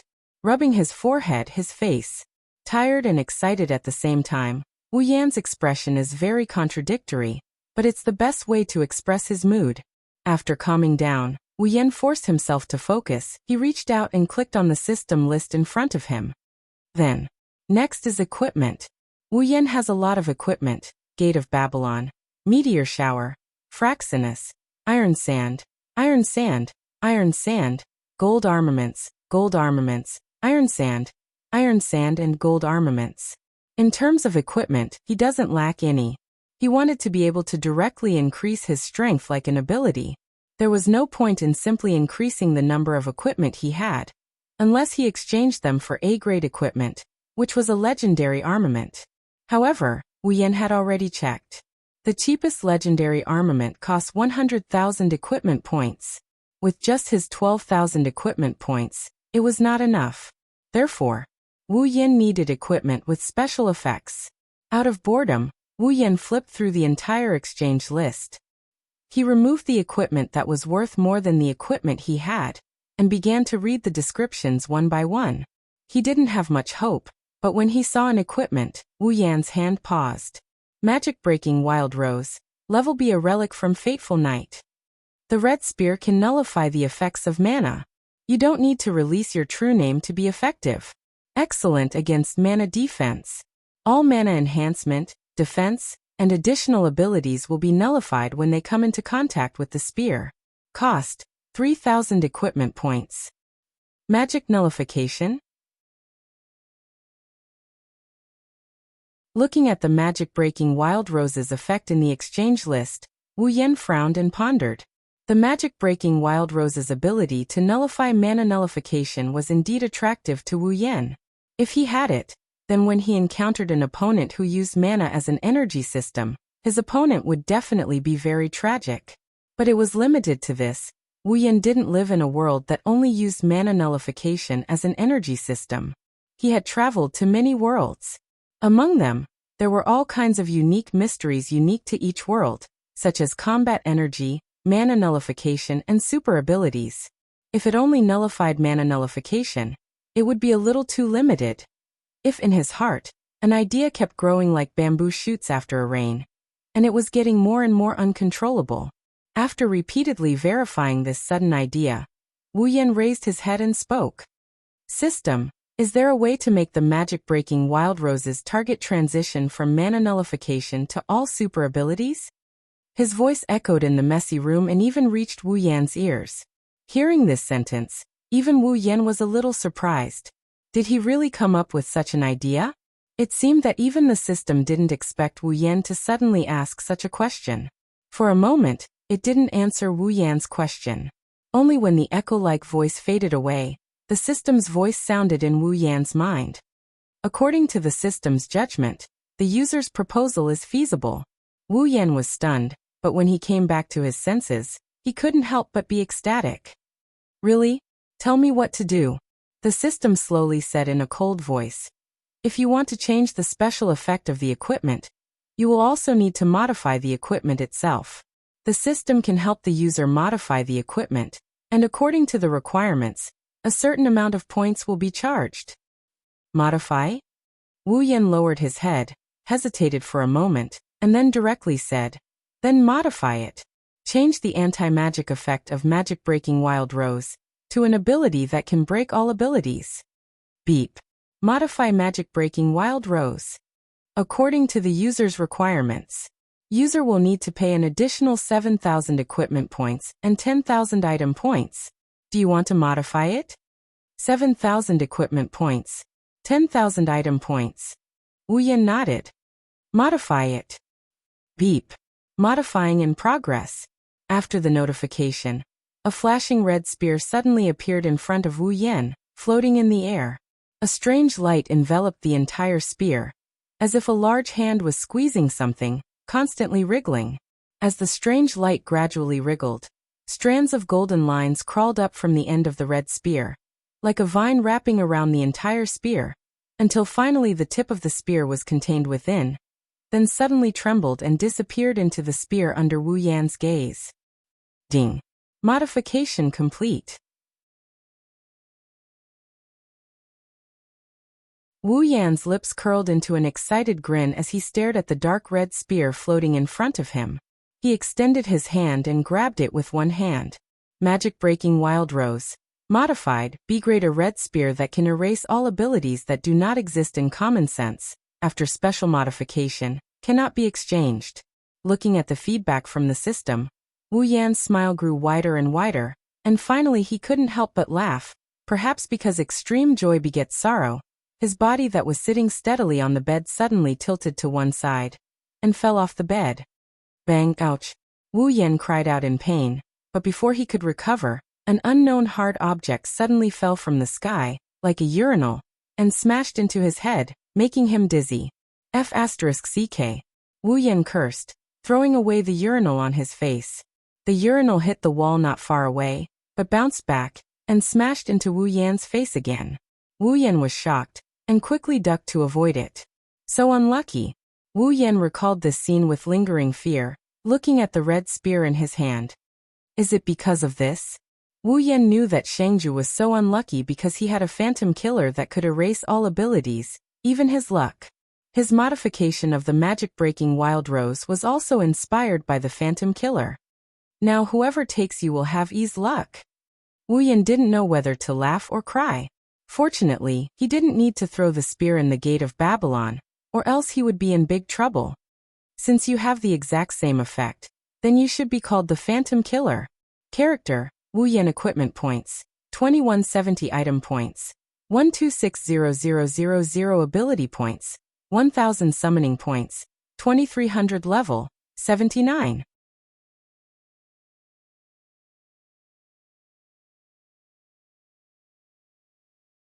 Chapter 8:13. In the villa, several young girls were laughing and playing in the living room. Their pleasant laughter spread everywhere, and it sounded very happy. Even Kurumi, who usually only likes to quietly drink black tea, was playing with Flandre-chan and Yoshino for a while. The joyful atmosphere was obvious. From time to time, the girls would cast their gem-like eyes towards the upper floors of the villa. They would stare at the door of a certain room, as if they were anticipating something. They seemed to be enjoying it. It had only been less than half an hour since the girls woke up. However, in this half an hour, each of them had cast their gazes towards the door of that room no less than 10 times. However, they pretended that they didn't care. Wu Yan has been in the room for an entire day. However, Wu Yan showed no signs of coming out of his room. Astria and the others are worried. They suggested calling him out several times, but they were stopped by Chuju and Kotori. Even though they are worried, they sensed a dense wave of mana fluctuating in the room ever since Wu Yan entered the room. It's getting stronger and stronger. Hinajiku, Kotori, and Kurumi sense Wu Yan's aura from the mana fluctuation. It's probably Wu Yan's handiwork. Based on Wu Yan's actions yesterday, they deduced that Wu Yan must have exchanged for a new ability and he's currently cultivating it. When he comes out of his room, he'll probably be dead. He will definitely improve by leaps and bounds when he comes out of the room. It's not the right time to wake him up. Kotori would have dragged Wu Yan out of the room otherwise. Since the first day she met Wu Yan, the task of waking him up has always been her younger sister's daily routine. Looks like there's no result for now. After waiting in the hall for a while, Kotori let out a sigh of relief when she saw that there were no other movements apart from the fluctuating mana waves in the upper level of the mansion. She stopped paying attention to the door and started enjoying her dessert. Of course, it's the jewel. Just as Kotori gave up on her observation, the fluctuating mana in the room suddenly expanded. It increased by several times in an instant. The entire mansion shook. Chuju, Kotori, Astria, Toka, and the others noticed the change. The girls in the living room had a change in expression. They turned their attention to the room above. Along with the spread of this fluctuation, Ikaros's eyes quickly turned and shrunk. In an instant, they turned a deep crimson red. Behind her, a pair of pink wings flapped, and she flew towards the direction of the room. The other girls came to their senses and rushed towards Wu Yan's room. Under Ikaros's lead, they barged into the room and looked at the direction of Wu Yan's bed. Wu Yan's eyes were closed. Instead of reacting to the invasion of the girls, a surge of magical energy slowly surged in his body and continued to rise. In a very short period of time, it surpassed the previous peak level and continued to rise. They felt Wu Yan's rapidly increasing mana fluctuation. The girls are nervous because they can't tell if this is a good thing or a bad thing. They didn't dare to act rashly. They huddled together as they stared at Wu Yan's figure on the bed. Their bodies tensed up as they stared at Wu Yan's figure. If anything happens, they will rush to Wu Yan's side at the first sign of trouble. The stalemate continued. Wu Yan's mana surged for about 10 minutes. Towards the end, the rate of increase slowed down until it reached a certain peak. Another minute later, the mana stopped expanding and it shrunk back into Wu Yan's body as if it had reached its limit. The mana flow slowly receded back into his body, as if it was being sucked in by a ventilator. As the mana flow receded back into his body, Wu Yan's face became redder and redder. By the time the mana flow receded back into his body, Wu Yan's face was as red as if he just soaked in a hot spring. Then his face returned to normal. His closed eyes trembled. Finally, under the girls' joyful gazes, Wu Yan's eyes slowly opened. Phew! Exhaling, Wu Yan's face glowed red. He could feel the mana in his body growing several times stronger than before. He couldn't hide the joy on his face. He couldn't help but be overjoyed. It doesn't seem like a bad thing. Kurumi pursed her lips and smiled at Wu Yan's joyful face. At this moment, Wu Yan noticed the girls in his room. He was startled. Blinking his eyes, Wu Yan was surprised. Why are you all here? Hearing this, the girls were all annoyed. You made such a big ruckus and you still have the nerve to ask. Hinajuku rolled her eyes playfully. You really can't stand being lonely. Commotion. Wu Yan scratched his cheek. When he noticed the messy room around him, he roughly understood what happened. He smiled bitterly, making the girls even more annoyed. Kotori looked at Wu Yan and bit the pearl in her mouth. Quite the harvest? Wu Yan curled his lips and nodded. Anyone could tell what he's feeling right now from that look. For an entire day, Wu Yan immersed himself in mana cultivation. He didn't rest for even a second. Naturally, his harvest was great. If at the beginning Wu Yan's mana was a stream, then now, the mana that filled his entire body could be described as an ocean. Under the effects of the highest level of mana cultivation, and the body of a true ancestor, Wu Yan's talent was fully displayed. At this time he could clearly feel that every corner of his body, every cell, every drop of blood, was transmitting excitement and joy. It was like a glutton who had been starving for a long time suddenly ate a few days' worth of food to fill his stomach. He was satisfied. Now Wu Yan finally understood how much he wasted this body in the past. That's why when he started cultivating his mana, his body seems to have accumulated a lot of power, squeezing out all the time he wasted in the past. In just one day, Wu Yan's gains are unimaginable. But this is a good thing. He can only do it once he unlocked the potential of the true ancestor body. From now on, he will have to take it one step at a time. He won't be able to reach the heavens in a single bound. But even so, Wu Yan is very satisfied. Just the amount of mana in his body alone is unimaginably powerful. In terms of quantity, even some demigod mages can't compare to him. As expected of a true ancestor called a mobile mana furnace by the system. Rolling off the bed, Wu Yan contentedly wriggled his body that had been sitting for an entire day. A burst of crackling sounds like beans being crushed rang out. The girls almost thought that Wu Yan's body was made of iron and rusted. Mzr.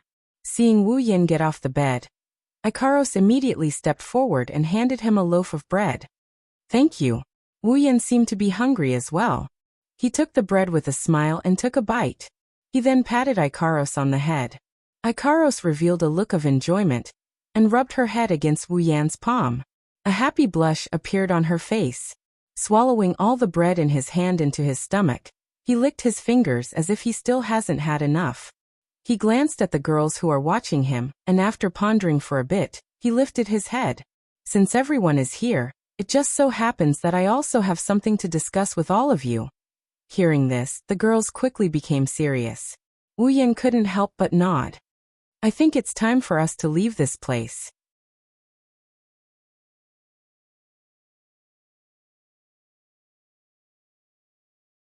Chapter 8:14. Leave this place? Because it was too sudden, the girls couldn't react in time and were all stunned. Wu Yan nodded and he walked to the window. He sighed as he looked at the scenery of the Villa District and the arena tower in the distance. Spalier World Academy might be the strongest academy in the Spalier world, but I don't think there's any reason for us to stay here anymore. Wu Yan turned around and he looked at the girls one by one. When we first came here, our strength couldn't be compared to now.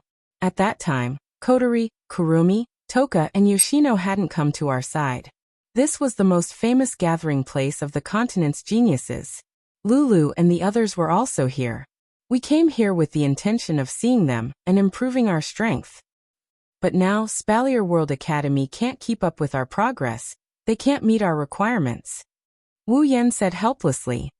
There's no point in staying here any longer, and leveling up is a big problem.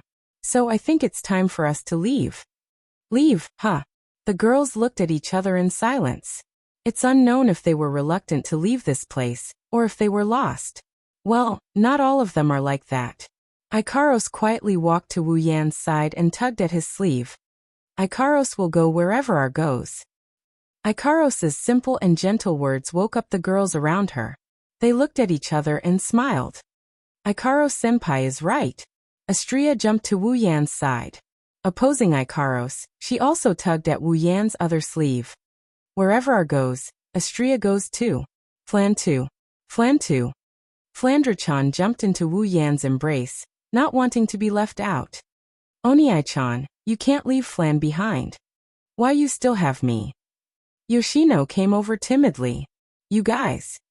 Wu Yan shook his head, but he couldn't help but smile. Ora. Stop surrounding Shido. Ikaros and the others leaned on Wu Yan intimately. Toka got jealous. She stomped her feet and yelled. I won't leave Shido either. Don't leave me behind, she yelled. Toka pounced on Wu Yan. She overloaded Wu Yan's body. Bam. Both of them fell to the ground. Hinajuku, Kotori, and Kurumi couldn't help but bitterly chuckle. He said he's leaving. Hinajuka stepped forward and helped Flandra-chan and the four sisters up. She turned to Wu Yan. Where are we going? Do you have a destination? Wu Yan grinned and waved his hand. Let's go to the Behemoth Forest first.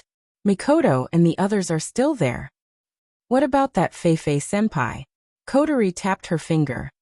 Aren't you close with them? It's not good to leave just like that, right? Well. Wu Yan shrugged. Of course we have to tell them before we leave, so they can't find us. Fei-Fei-senpai is fine, but Lulu is a different story. It won't be a joke if things get out of hand. Thinking about Lulu's personality, Hinajuka felt a headache coming. Do you need us to go with you? No need. Wu Yan shook his head. See if there's anything you guys need to pack. Go prepare some food as well. Get everything ready. The girls nodded in agreement. Wu Yan looked at the girls and nodded with a smile. Mana surged out of his body and enveloped Wu Yan. Under the girls' shocked gazes, a purple magic formation rippled beneath Wu Yan's feet. Then Wu Yan disappeared from the spot. It disappeared. Astria and the others gasped. A new ability? Chuju turned to Kotori. Kotori stared at the spot where Wu Yan disappeared. When Wu Yan disappeared, she felt a ripple similar to a spatial quake. However, it was much milder and less violent. A spatial ability? Kurumi licked her lips and smiled wickedly. Interesting. Spalier World Academy, Fatal Forest Headquarters. In a room on the top floor, Fei-Fei is sitting on a chair. She's wiping Night Elf with a clean white cloth. She's taking care of her beloved sword. Lulu is lying on the sofa beside her. She's kicking her legs lazily. At a certain moment, Fei Fei, who was wiping her sword, suddenly stopped. Her pupils shrunk and she stood up abruptly, giving Lulu a big fright. She pointed the Night Elf in her hand forward and said coldly, "What are you doing?" "Who is it?" Fei Fei said. Space rippled and a figure appeared. Wu Yan appeared in front of the two girls. "Yo." Wu Yan waved his hand at the two girls who are still in a daze. "Fei Fei, you have sharp senses." "Yan." Fei Fei put away Night Elf and stared at Wu Yan's face. She said hesitantly, "You just... that." "Oh, that." Wu Yan curled his lips. "That's spatial manipulation magic. I just learned it recently." "Spatial manipulation magic?" "Yes, it's magic." Wu Yan walked over to Lulu and sat down beside her. Lulu finally reacted to the situation and she exclaimed, "Why are you here? Why did you come all of a sudden?" Wu Yan frowned and grabbed Lulu's face. "Sorry, that's how I suddenly came here. Space control magic." Fei Fei frowned. She shook her head as if she couldn't get over it. She looked at Wu Yan. "Do you need something from me?" Wu Yan stopped his hand from Lulu and nodded. "I'm leaving." "Leaving?" Fei Fei and Lulu exclaimed at the same time. "Why are you leaving?" Fei Fei's expression turned serious. She stared at Wu Yan. "Did something happen? Did someone bully you?" Lulu was anxious. "If someone bullies you, tell me. I'll teach them a lesson for you." "Ah." Wu Yan laughed dryly. "Thank you so much. Unfortunately, it's not." "Then why did you leave?" Lulu grabbed Wu Yan's arm and hugged him with all the strength she could muster. "Isn't it good to be here? Did I make you angry? Let me apologize." Seeing Lulu's anxious expression, Wu Yan felt pity for her and rubbed her head. "It's not like that.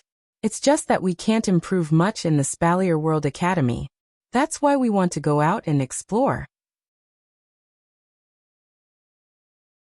Then, Lulu's eyes were filled with tears. "Then I'll go with you." "This." "All right." "Lulu." Fei Fei, who had been silent all this while, raised her head and took Lulu's hand. "You're not strong enough yet. If you go with them, you'll only be a burden." "Fei Fei." Lulu looked at Fei Fei and finally couldn't hold back her tears. She threw herself into Fei Fei's arms and sobbed. "Lulu, don't cry." Wu Yan smiled bitterly and comforted her. "It's just leaving the academy. It's not like we'll never see each other again." But, Lulu sobbed and said, "I'll miss you guys so much." Wu Yan was speechless when he heard Lulu's words. Wu Yan sighed and rubbed Lulu's head.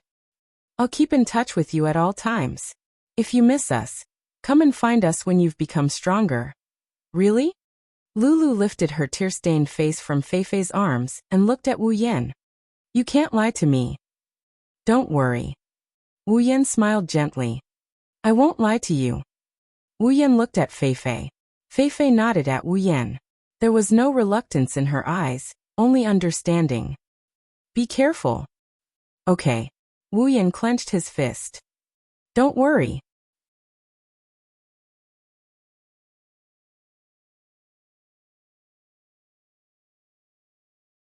Chapter 8:15. A piece of news slowly spread through the Spalier World Academy. The content of the message was very simple. Although it was simple, it made every student who heard it feel extremely shocked. The strongest student right now, Wu Yan, along with a group of girls beside him, applied for graduation. Graduation, this word wasn't unfamiliar. In the Spalier World Academy, there were students who graduated every year. There was a rule in the academy: students above the age of 25 were not allowed to stay in the academy. Students above the age of 25 were required to take the graduation test. If they passed, they would graduate. If they failed, they would be expelled. Regardless of whether it was the students who participated in the graduation test before reaching the age of 25, or those who were still unable to pass the graduation test at the age of 25, these two types of people were born every year in the academy. However, there was no one who took the initiative to apply for graduation, and participate in the graduation test before reaching the age of 25. This was to be expected. Silveria World Institute was the only institute in the world. It was a joint venture between the 3 empires and the 9 great houses. Here, resources from all over the world could be found. There was nothing you couldn't think of, but nothing you couldn't find. With the support of these resources, the students of Silveria World Institute would grow much faster than if they were training in other places. It's not wrong to call the institute the cradle of the strong. Many students covet the rare resources here. Even if they're strong enough, they would still choose to stay here.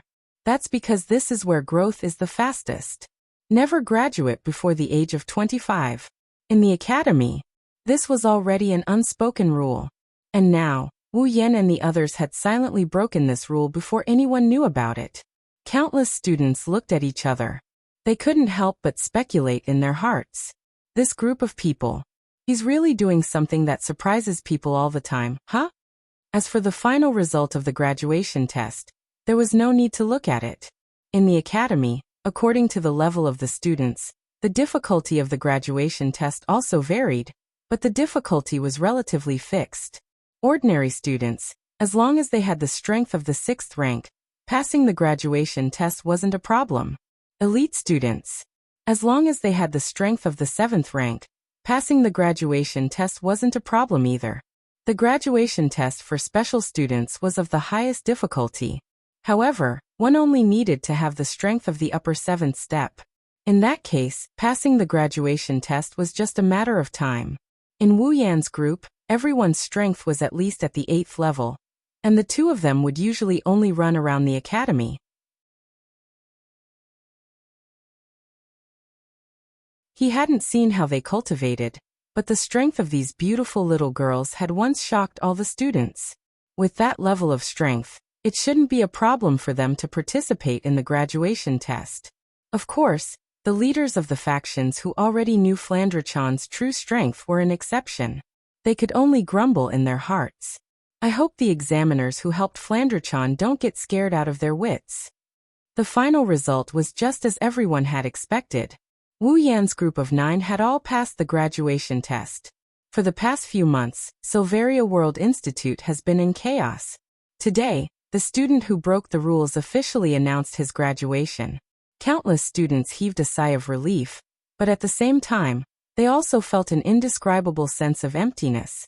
This was because they knew that without this group of people, the excitement in the academy would be reduced by a lot. They would also return to a few months ago, their normal daily life in the academy. Everyone has passed the graduation test. Jaffer, who hadn't seen in a while, looked at the report placed in front of him. He clenched his bear-like paws and stared straight at it. A trace of unwillingness flashed through his eyes. His battle with Wu Yan during the tournament ended in a draw, but anyone with a discerning eye could tell that he was the one who lost. After losing to Wu Yan, Jaffer had been cultivating like crazy, all for the sake of one day defeating Wu Yan with his own hands and taking back everything he'd lost. But now the man he'd set as his goal was about to leave this place. The gap between him and Wu Yan didn't decrease in the slightest. In fact, it was getting bigger and bigger. Even the head of the Lori family, Lar, admitted that he wasn't confident he could beat Wu Yan if he went up against him. Jaffer couldn't accept this, he couldn't accept it. Although he'd improved recently, it was nothing compared to Wu Yan. Plus, he had a feeling. He and Wu Yan were no longer in the same dimension. Bam! Jaffer smashed the table in front of him into pieces. His eyes were bloodshot and he was panting heavily. He screamed in his heart. No, I haven't seen his true strength with my own eyes. I won't admit it. Jaffer lifted his head, turned around and walked out the door. Is that so? She's leaving? Ka, who had his back facing Jaffer, was still standing straight when he heard the news from his confidant. However, a bitter smile slowly bloomed on his face. Miss Ikaros is leaving as well? Thinking of this, Kaya felt an unbearable pain in his heart. Along with the pain, there was also a strange sense of jealousy. Yes, jealousy. He knew that no matter what that man said, this angel who made his heart throb for the first time would do it without hesitation. This wasn't the first time Kaya had seen this with his own eyes. As smart as he was, he naturally knew that in Ikaros' heart, There was only one man, one man. But even though he knew this, he couldn't stop himself from loving that angelic girl. He'd been lying to himself until now, trying to avoid this reality. Even now, Ka still couldn't forget the beautiful scene of Icaro spreading her wings and soaring into the sky, bathing in her feathers and radiance. Now she's leaving with that man. Will I ever have the chance to see her again? Thinking of this, Kaya clenched his fists tightly and gnashed his teeth so hard that cracking sounds could be heard. At a certain point, Ka lifted his head. Let's go. To the villa area. Inside a luxurious room, an icy blue figure sat on an office chair. There were all sorts of documents in front of her, but she didn't even glance at them. Instead, her eyes were closed. Mana flowed around her body. It's obvious she's cultivating. After an unknown amount of time, the fluctuating magical energy flow began to shrink back into her body. The icy blue magical energy rendered her originally cold face even closer to the freezing point. However, that incomparably exquisite and beautiful face caused others to involuntarily cast their gazes on her body, their faces filled with amazement and enchantment. Even though Snow Song, one of the 3 royal organizations under Sylph's command, only accepts female members, the members here are all female. However, all of them are deeply in love with their leader, just like the female members of Starlight Queen. In their eyes, other than their idol, they don't care about anyone else. Only the members of Snow Song and Starlight Queen have this kind of obsession. In the entire Spalier world, only the members of Snow Song and Starlight Queen have this kind of obsession. From this, one can see how skillful Sylph and Shokuho Misaki are.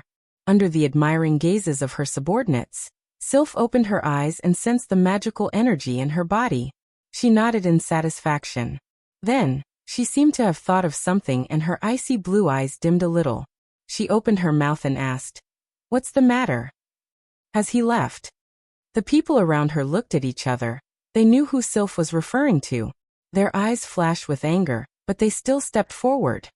If it's Lord Wu Yan, he's probably preparing to leave. Sylph's eyes flashed and she fell silent. Nobody knows what she's thinking about. After a while, she stood up and walked outside. The other members of Snow Song quickly followed after her. At the same time, the various major powers within the academy also moved towards the villa district, due to their own thoughts.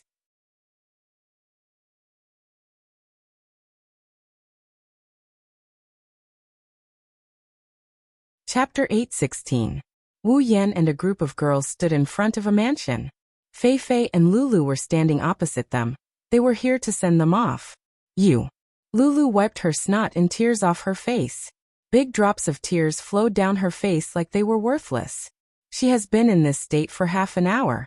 Lulu cried for half an hour, but she was still energetically wiping her tears away. The others around her felt powerless. It was as if they were the ones who used up all the energy in Lulu's crying. Everyone's face was as pale as a tomato. Just how sad must this girl be to cry like this? Kotori didn't even have the strength to bite the pearl. Her lips twitched as she looked at Lulu. Although she had heard about Lulu's deeds before, she didn't expect it to be like this when she actually faced it with her own eyes. She finally understood why when people mentioned Lulu, their faces would be filled with a mixture of love and hate. I don't hate this type. Kurumi touched her chin with her finger, and added another sentence. But isn't she crying a little too long? Yeah. She's right, Lulu kept crying so they had to stay here and comfort her. If they couldn't comfort her, they wouldn't be able to leave. That's not the most important thing, the most important thing is. You. Warastria and Toka hugged Lulu and cried their hearts out. Everyone felt their energy dissipating faster. Aestria-chan, Taika-chan. Chuju's eyebrows twitched. She forced a smile and said, "Why are you crying so hard?" Astria and Toka looked at Hinajiku in confusion. There were still 2 streaks of tears on her face. While sobbing, she pouted and said an answer that made people fall head first to the ground. "I don't know." "No. I don't know." Kotori said calmly. "You don't even know why you're crying.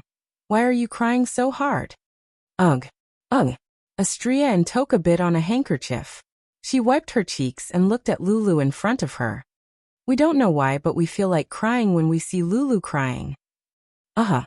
Lulu nodded in agreement with tears on her face.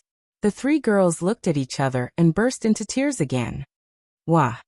They hugged each other tightly. It felt like they would be best friends for life. Wu Yan, Fei Fei, and the other girls didn't know what to say. They could only shrug their shoulders dryly. Looking at the three girls who looked like they were going to cry for another half an hour, they didn't even have the energy to retort. I say. Hinajuku raised her hand tiredly. Are they going to keep crying? Don't say something like that. Kotori shuddered. She abruptly pushed Wu Yan, who had an awkward expression on his face, away. Don't just stand there, help me think of something. I don't want to stand here and watch them cry. Being pushed in a hurry, Wu Yan didn't have time to react and stumbled a couple of times. He almost fell into the arms of the three girls. He quickly steadied himself and used the momentum to get in front of the three girls. He smiled awkwardly. Shouldn't we stop? If this continues, it will be dark by the time we reach the behemoth forest. The three girls' cries quieted down a bit. They turned their teary faces towards Wu Yan. They looked at him like he's some kind of scum that's lost a lot of people. Wu Yan's scalp went numb. That's enough. Fei Fei couldn't stand it anymore. She walked up and pulled Lulu away from Astria and Toka. They're just going out for an adventure. They're not going to die. Don't you think it's bad luck if you cry like that? Fei Fei's words were obviously effective. Lulu shut her mouth. Her shoulders were still twitching, but she didn't dare to cry anymore. She was afraid that something bad might happen if she cries. Astria and Toka also pouted. She didn't dare to cry, but she couldn't stop her tears from flowing down her cheeks. She looked like a typical crying cow, and everyone couldn't help but laugh when they saw her crying. It's about time. Wu Yan looked up at the sky. He looked at Fei Fei and Lulu with a gentle smile. Well, I'm sure we'll meet again. You have to work hard. Don't let us shake you off. Of course not. Lulu pouted her lips in dissatisfaction. Fei Fei's lips also curled into a smile. I know you guys are improving at an alarming rate. I don't dare to say I can surpass you, but it won't be that easy to shake me off. Hearing this, everyone smiled. That's the real Fei Fei. Wu Yan praised. He scratched his cheek and walked up to Lulu. He hugged her. Lulu's eyes widened, and a strong masculine scent wafted from the tip of her nose, making her little face blush instantly. You're not young anymore. Don't give Fei Fei trouble. Wu Yan patted Lulu's head and smiled. Of course not. Lulu said the same thing, but this time, her tone was very soft. Wu Yan shook his head and laughed. He let go of Lulu and looked at Fei Fei. He opened his arms and smiled. Fei Fei, don't you want to give me a goodbye hug too? Fei Fei blushed. She pursed her lips and said helplessly, you. Despite her helpless words, Fei Fei hesitated for a bit before she walked up to Wu Yan with a blushing face. She hugged him lightly. Wu Yan giggled and the girls behind him curled their lips in annoyance. Then, Wu Yan let go of Fei Fei and stepped in front of the girls. See you next time. Okay. Fei Fei and Lulu nodded. Just as Wu Yan was about to summon Fraxinus, a voice rang out and stopped him. Wait! Outside the villa area, a group of students in various uniforms surrounded a group of leaders with an extraordinary aura. In an instant, the entire villa was surrounded. What's going on? Fei Fei and Lulu were shocked. Wu Yan and the rest frowned. Behind him, some students are still rushing over, filling up the encirclement with people. The students surrounding the villa parted ways, and a few leaders came out to stand in front of Wu Yan. They are the leaders of the 12 factions.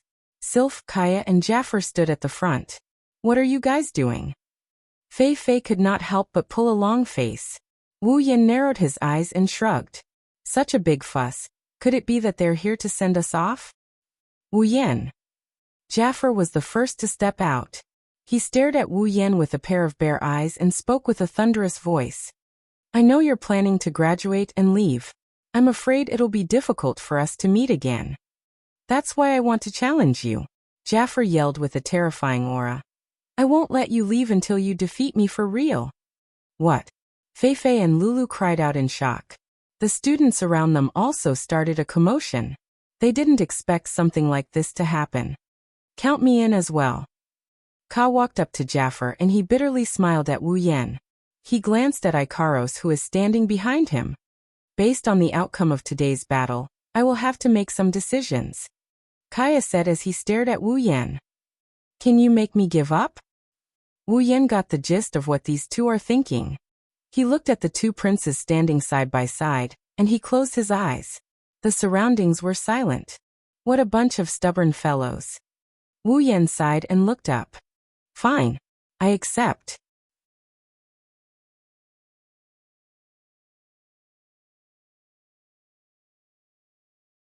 Chapter 817.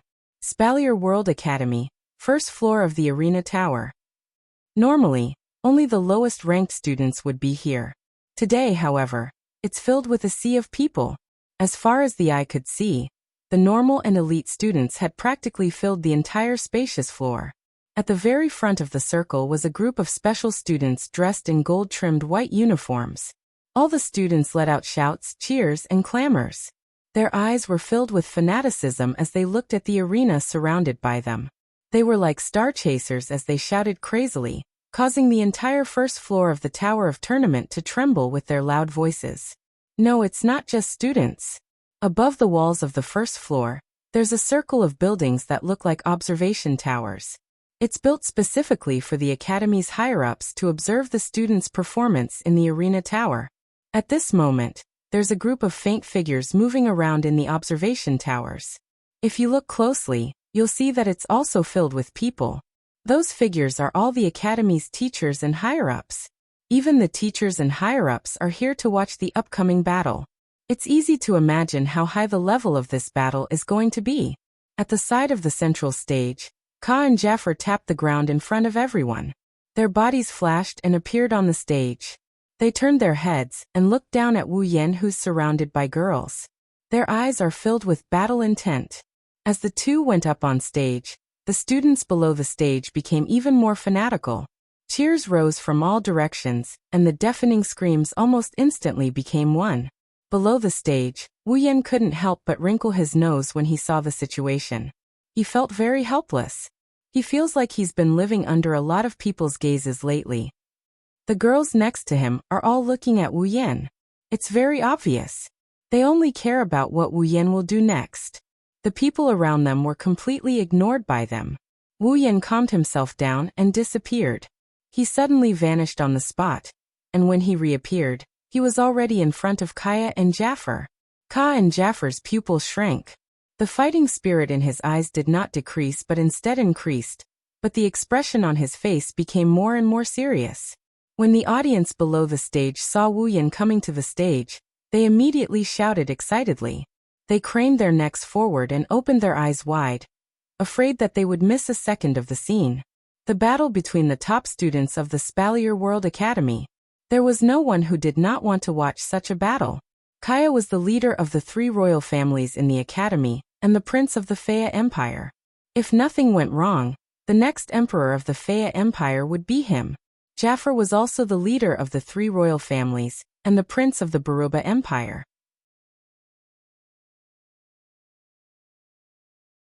He was also the next emperor of the Baruba Empire. Both of them, who had many identities, were challenging a common man without any identity or background. Just this title alone was enough to arouse the interest of most people. Of course, most people came here to witness Wu Yan's true strength, including the Academy's higher-ups. In just a few short months, Wu Yan's name became a legend in the Spalier World Academy. The strongest student in the Academy less than half a year ago. Who could do it? Many of them saw Wu Yan and Jaffer's fight during the tournament, so they knew Wu Yan had the strength to rank among the top few students. However, it didn't take long for Wu Yan to become number one on the ranking board. He became one of the strongest students. At that time, the strongest student was Astria. When Wu Yan and Astria fought, only the higher-ups of the academy were there as witnesses. Outsiders didn't even know that the fight took place. Thus, they didn't know how Wu Yan got the title of strongest student. Plus, Astria is Wu Yan's confidant. If it wasn't for the fact that the changes in the rankings are approved by the referees of the academy, they would have suspected Wu Yan of using some sort of method to cheat. Now that Wu Yan is fighting against Kaya and Jaffer, it's a chance for everyone to see Wu Yan's true strength.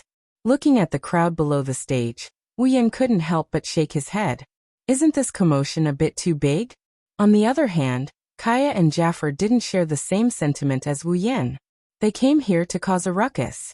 I've always wanted to spar with you, but I never had the chance. Kaya narrowed his eyes.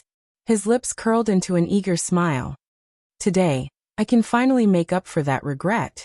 Is that so? Wu Yan raised an eyebrow. I hope you won't regret it later. Losing in front of so many people will damage your reputation. Reputation?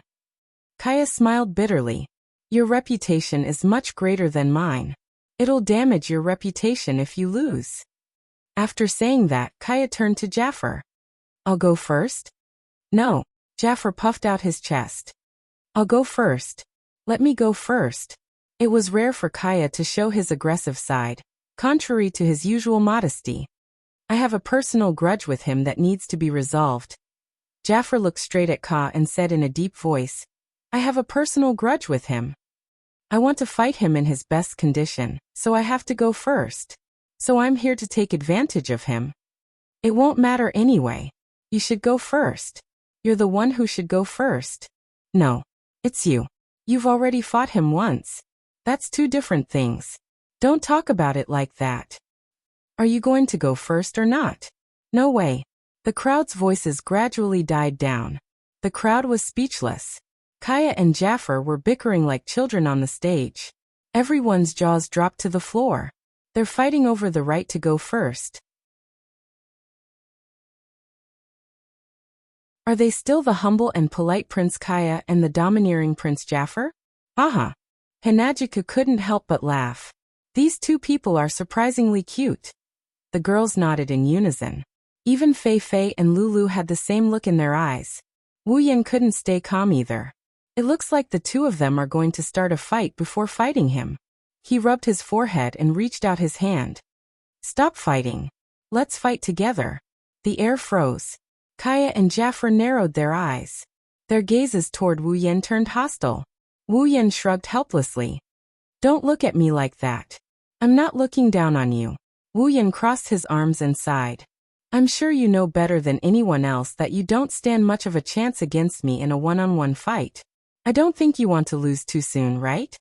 In order to achieve the fundamental purpose of this battle in your hearts, don't you think that joining hands is the best way? Kaya and Jaffer were stunned by Wu Yan's words. They fell silent. No matter how unwilling they are, they have to admit that it's the best way to go. The two looked at each other and saw the strange look in each other's eyes. They turned to look at Wu Yan and said something in a low voice. Don't regret it. Regret? Wu Yan grinned. He grinned so hard his eyes squinted. He lifted his leg and stomped on the ground. Ding. A clear and melodious bell rang. A red magic formation spun out from under Wu Yan's feet. In the blink of an eye, it enveloped Wu Yan's body. At the same time, a thick flame rose from the void. It slowly rose like a wall of fire. It covered the entire space behind Wu Yan. It floated there, emitting a terrifying heat and pressure. Under everyone's shocked gazes, Wu Yan's eyes flashed with a bright light. I hope you don't regret it.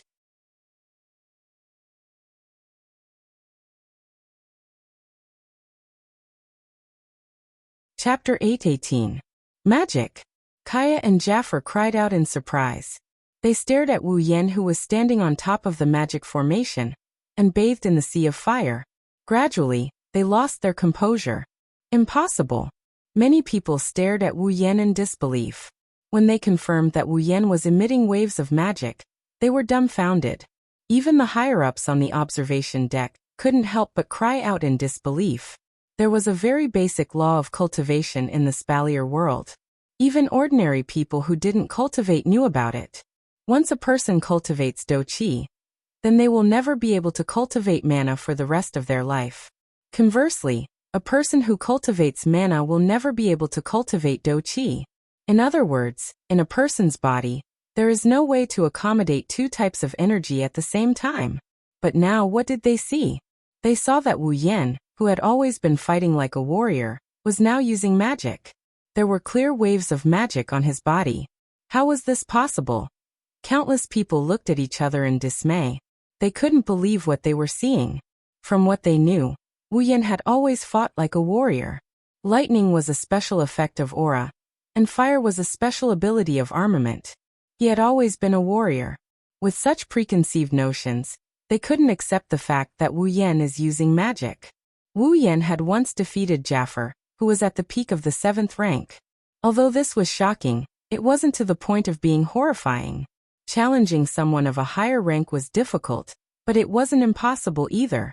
Cultivating both aura and mana at the same time was something that was publicly acknowledged to be absolutely impossible. Could it be? The most basic law of cultivation in the Spalier world was about to be broken? When they realized this, everyone felt dizzy. Their worldview was severely damaged. Seeing this, Wu Yan shook his head. He pursed his lips at the two dumbfounded people in front of him. His voice traveled to the silent crowd. Don't be so surprised. He just used some dirty tricks. Wu Yan could only explain. Otherwise, he would have a headache later. Dirty tricks? Everyone reacted one after another. They tilted their heads in confusion, as if they were trying to figure out what the so-called shameful means was. That's why it was so effective. Kaya and Jafar took a deep breath and they accepted it. Wu Yan's methods are strange to begin with. It wouldn't be a surprise if he had one or two more. As long as he doesn't break the law of Duki and mana, it's fine as long as he doesn't break the law. Now the most important thing. How should they deal with this battle? Kaya glanced at Jafar. Jafar seemed to have sensed something and nodded. Kaya tapped his feet and leaped back to stand not far behind Jafar. As if their minds were connected, the two ignited their aura and mana at the same time.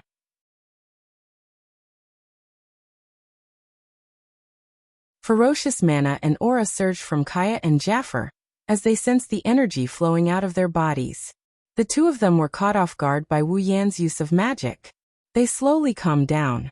The next moment, the howling of the wind and the roar of a beast came from the two of them. A green magic formation appeared beneath Kaya's feet. Then a whirlwind descended from the sky. The whirlwind enveloped his body, causing his robes to flutter. It formed two tornadoes that circled around him. The ground cracked inch by inch. With a flip of his hand, a golden staff with a green crystal ball at the tip appeared in his hand. On the other side, Jafar silently took out his armament. It was a pair of sharp claws. Jafar put it on and flexed his claws. Clang! Clang! Following a bestial roar, the image of a beast appeared behind Jafar. Its blood-red eyes were fixed on Wu Yan. The moment they made their move, the two of them brought out all of their abilities. Kaya and Jafar's aura surged. They didn't dare hold back at all. If they held back, they would lose for sure. Jafar. Wu Yan smiled wickedly. His wine-red eyes shone with a deadly red light. Let's begin. As soon as he spoke, boom. The extremely condensed sea of fire suddenly trembled and completely erupted. It was like the sky had collapsed. The huge sea of fire was like a huge palm. It fiercely fell down and slapped towards the two figures on the opposite side. The sea of flames that descended from the sky almost covered the entire arena. Looking at this scene, Kaya and Jafar's expressions became extremely grave. In the back, Kaya stared at the curtain of fire and took a deep breath. Then, with a sudden roar, cyan mana surged out, wrapping around his body and flowing towards the staff in his hand. The armament in Kaya's hand was a rare armament, but with the support of a large amount of mana, its power was infinitely close to a gold armament. It suddenly flashed, and its entire body shook. The crystal ball at the top actually emitted a woo-woo sound, as if it was calling for something. Then, a small tornado flew out from the staff's body. Boom! With a loud explosion, the small tornado suddenly expanded. Like a whirlpool, it quickly engulfed Ka and Jafar's figures. The sea of fire smashed towards the two motionless people, and collided with the tornado that enveloped them. Just as the sea of fire collided with the tornado rotated and a powerful storm erupted, blasting towards the sea of fire that was releasing a blazing temperature. Suddenly, The entire sea of fire was blown away in an instant, scattering into sparks that filled the sky. On the other side, Wu Yan was startled. It's here. Below the stage, Fei Fei's eyes narrowed. Prince Kaya's signature spell, Wind of Disintegration. It can dissolve all energy attacks. Only the direct descendants of the Fei imperial family can learn this legacy spell. Kaya smiled at the surprised Wu Yan. Don't be surprised. Jaffer has a beast battle technique. If I don't have a trump card, how can I surpass him in the rankings? With a wave of his magic staff, the violent winds that filled the sky twisted strangely and intertwined with each other, forming a cyan energy. Then, with another spin, it condensed into a cyan spear that shone with a cold light, and was wrapped in a whirlwind. And it can be used like this. Kaya's smile disappeared and he shook his staff. A green wind spear shot out like a bolt of lightning, tearing through the air with a sharp gust of wind. The sparks in its path dissipated like they didn't exist in the first place. Then, the wind spear shot towards Wu Yan like it didn't exist in the first place. Wu Yan also realized what was going on. His eyes narrowed. If it was as Fei Fei said, that wind of disintegration could dissolve all energy attacks, then he couldn't use magic to block it. He raised his hand, clenched it into a fist, and swung it forward. Instantly, the air in front of him was compressed into an invisible air cannon. It covered Wu Yan's fist and collided with the green spear of wind. Boom! There was a deep explosion. Shockwaves spread rapidly, causing space to tremble slightly. Jaffer lifted his head. His body trembled slightly, and he flew toward Wu Yan. He clenched his fists, and the shadow beast behind him roared. A terrifying wave of battle aura flashed on his claws, and he swiped at Wu Yan's chest. Wu Yan, who was in a stalemate with the wind spear, cursed when he saw Jaffer charging toward him. He stomped his foot, and a magic formation appeared beneath him. Then 3 stone snakes as thick as an arm shot out from the ground. They opened their mouths and lunged at Jaffer's face. The rock snake instantly shot forward and arrived in front of Sa Fa. Sa Fa's expression became a little grave when he sensed the sinister cold glint in the former's mouth. However, he did not choose to withdraw. Instead, he slowly extended his sharp claws and roared at the rock snake that was shooting over.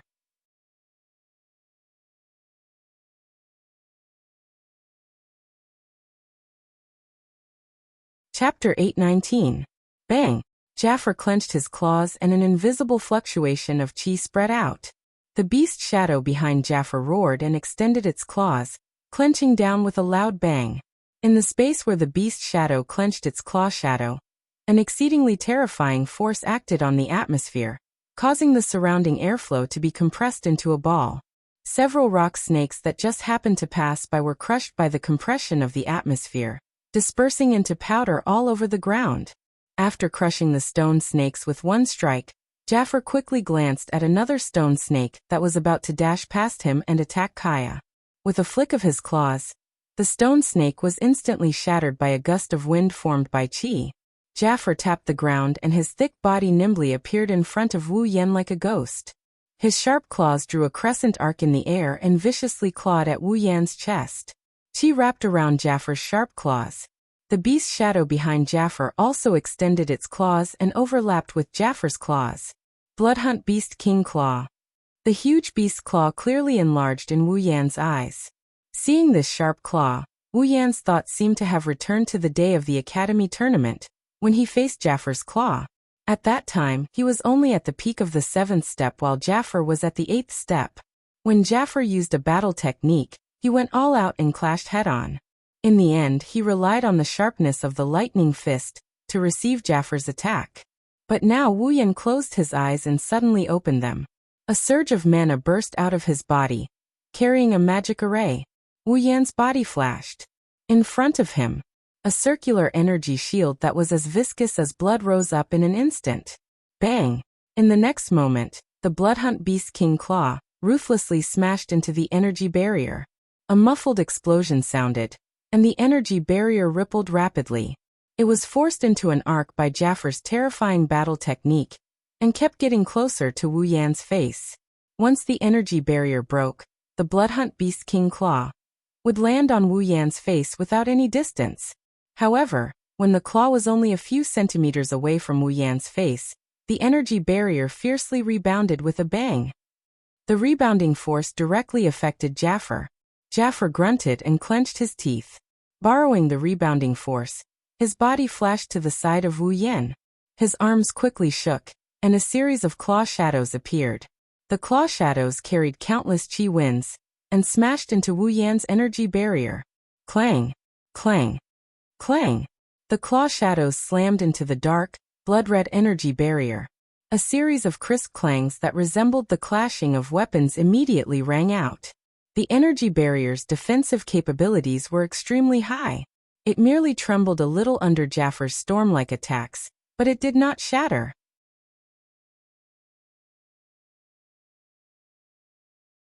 Back then, Wu Yan had to use all his strength to withstand the attack, but now it was as easy as lifting a hand.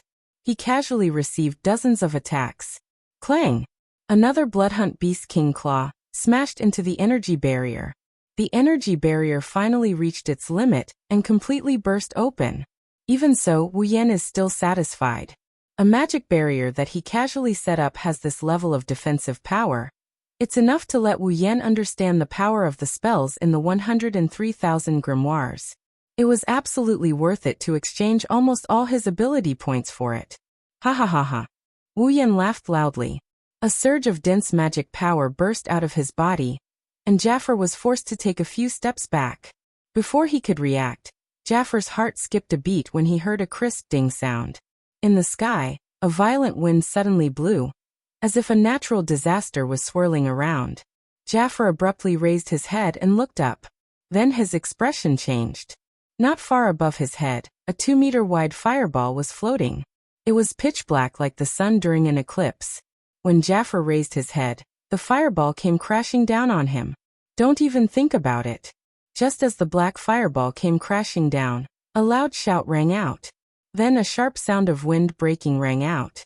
A pale golden storm shot into the sky and collided heavily with the fireball. Boom! A thunderous explosion resounded across the sky, causing the entire arena tower to tremble rapidly.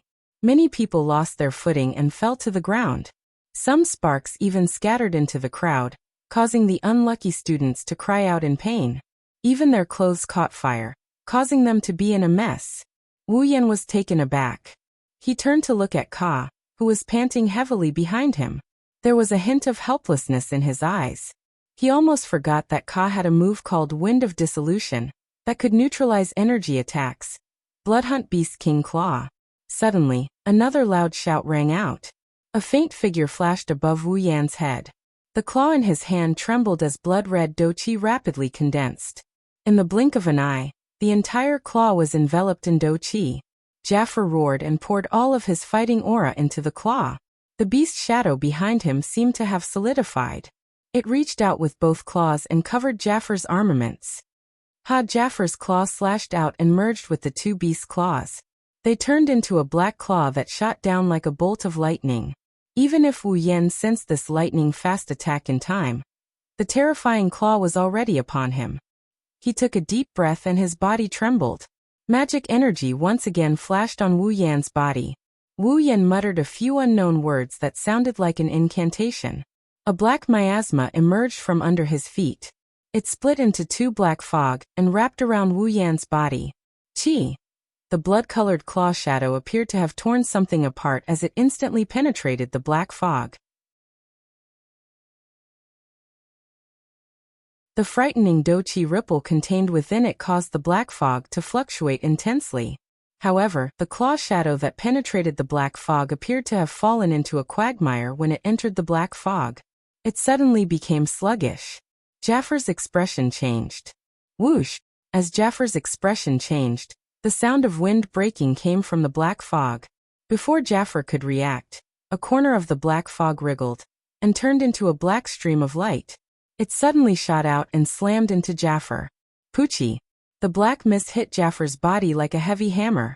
Jafar spat out a mouthful of blood, and his body fell down in an instant. Jafar! Kaya's expression changed. Cyan mana surged as he raised his staff. Countless arrows condensed from wind appeared behind him, and with a wave of Kaya's hand, they rapidly pierced forward. The fierce wind arrows pierced through the black fog, turning it into a beehive. However, there was nothing within the black fog. All the pores on Kaya's body tightened. His pupils shrunk to the size of a needle tip. He stomped on the ground. A gentle wind wrapped around Kaya's body, carrying him as he gently floated backwards.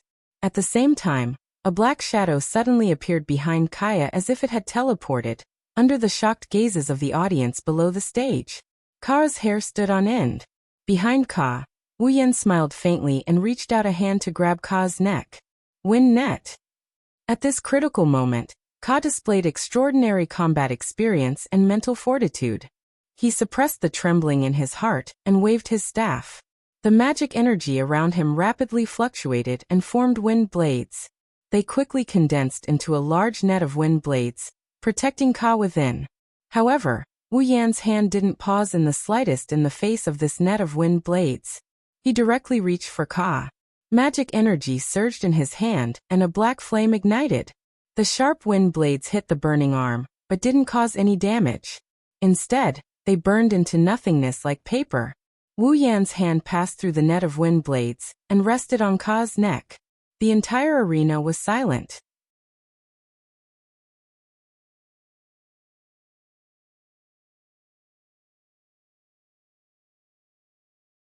Chapter 820.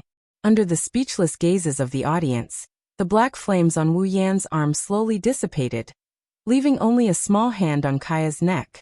But no one dared to underestimate this hand.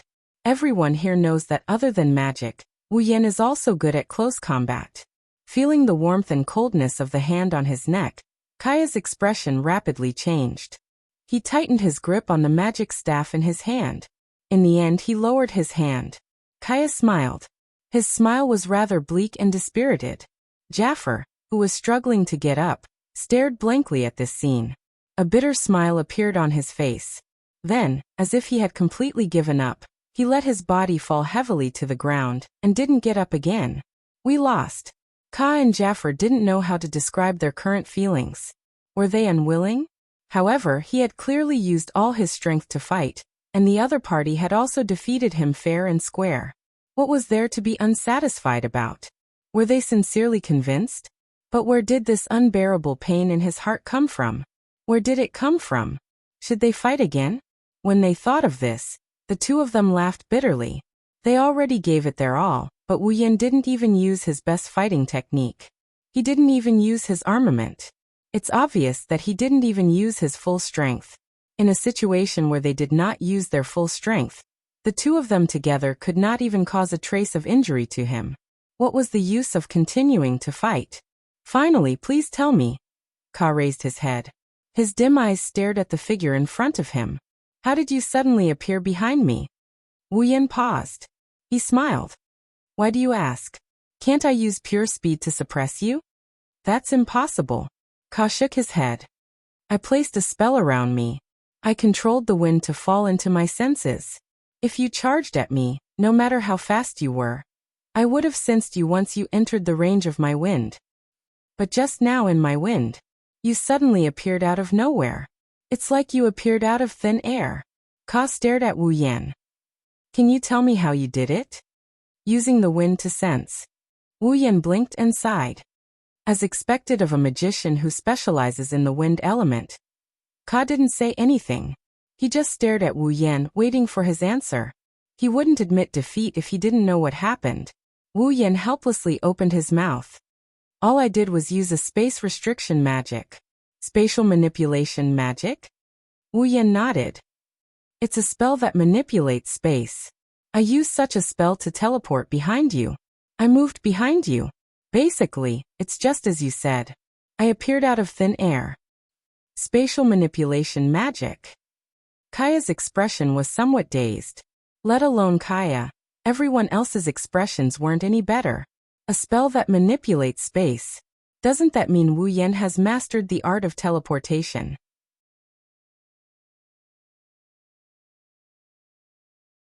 Teleportation. Everyone looked at each other, and they could see the shock in the eyes of those who looked at them. There are many spells in the spellier world.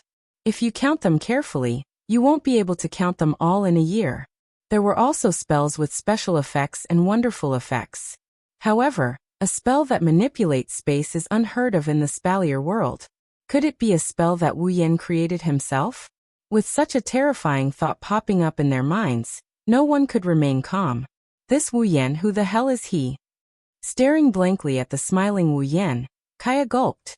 The last bit of unwillingness in his heart dissipated like smoke in a puff of smoke. The only thing left in his heart was a suffocating bitterness. A spell that manipulates space. To lose to such a mystical spell, it's no wonder. Ka smiled sadly. I've lost, Wu Yan grinned. He let go of Ka's neck, and he turned towards Jaffer. Jaffer snorted. He turned his head away, but he still opened his mouth to say something. I've lost. Wu Yan laughed and shook his head when he saw Jaffer's reluctant look. He didn't seem to be in a good mood. With that, Kaya and Jaffer finally admitted defeat. The students around them reacted and shouted in unison. Wu Yan! Wu Yan! Wu Yan! Wu Yan! Era! Below the stage, Kurumi covered her mouth with her hand and smiled seductively. House Sama's popularity has increased again. That guy. Hinagika smiled, but her eyes were gentle. He's still as low-key as ever. Well. Kotori nibbled on the pearl in her hand and grinned. As the end of the curtains, it can be considered a good ending. Yay. Astria, Toka, Flandra-chan, and Lulu cheered along with the crowd. Even the most cowardly Yoshino raised her hands with an excited smile. Fei scanned the first floor of the arena tower. She looked at the excited crowd around her before she turned to Wu Yan. Her eyes rippled with emotions. In the end, you left behind a legend. Ka helped Jaffer up and slowly walked down the stage. When he passed by Wu Yan, he glanced at Ikaros, who didn't look away from Wu Yan. He clenched his teeth and felt pain in his heart. I hope you can give her happiness. Wu Yan flinched for a second before he smiled. You don't have to worry about that. Me, her, and the rest of them can't leave one another. Ka looked at Wu Yan with a serious expression. He closed his eyes and walked down the stage. When he was about to leave the arena, Wu Yan's voice rang in his ears. Let's fight again if there's a chance. I will be waiting for you at the front. Ka stopped abruptly. Jaffer also raised his head. The two looked at each other and smiled. They walked out of the arena under the protection of the two royals. Both of them raised their hands to signal something to Wu Yan. Wu Yan stretched his back and grinned contentedly. Perfect endings and whatnot really make people feel good. Wu Yan walked down the stage, but he quickly stopped in his tracks. When are you coming back? A cold voice rang out. Wu Yan could easily guess the owner's current expression from the voice. He couldn't help but smile and turned around. What's wrong? Could it be that your highness misses me? Sylph was silent for a moment. She nodded to Wu Yan's surprise. You are my fiancé. It's just one sentence, but it's surprisingly powerful. Wu Yan bitterly laughed.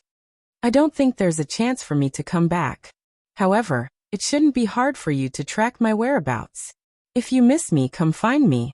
Sylph glanced at Wu Yan and nodded calmly. It's a deal then. After that, Sylph turned around and left without looking back. Wu Yan's mouth twitched. He felt helpless. He really didn't know which part of this ice princess's words was true, and which part was false. It felt more like she was joking with him. Are you ready? Outside the Spalier World Academy, Wu Yan looked at the girls. When they nodded, he waved his hand and summoned Fraxinus. Take care. Fei shouted as she looked at the huge airship. You must miss me. Lulu waved her hands. She didn't cry this time. Her expression was firm. She seemed to have matured a lot after this parting. They stood in the command center of Fraxinus and looked at the Spalier World Academy on the screen. They memorized its appearance. The airship slowly flew into the distance.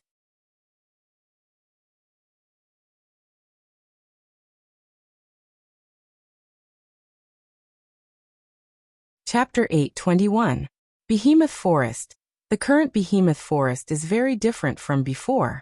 It's not that its shape has changed or the terrain has changed. It's just that no one dared to treat the Behemoth Forest as a hunting ground anymore. The incident with the Behemoth King has come to an end. There have been no more demonic beast attacks. However, the Behemoth King is still alive.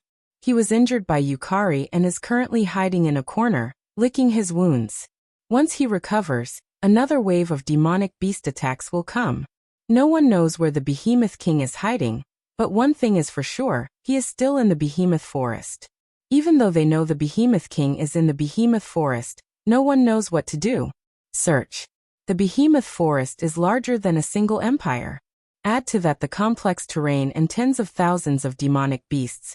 Who would dare to search for the Behemoth King? What about a secret search? It's not that it's impossible, but the number of people needed to search for the Behemoth King is limited. It's going to take a lot of luck to find the Behemoth King. What was certain was that the giant beast's forest wasn't suitable for other people to go in and hunt.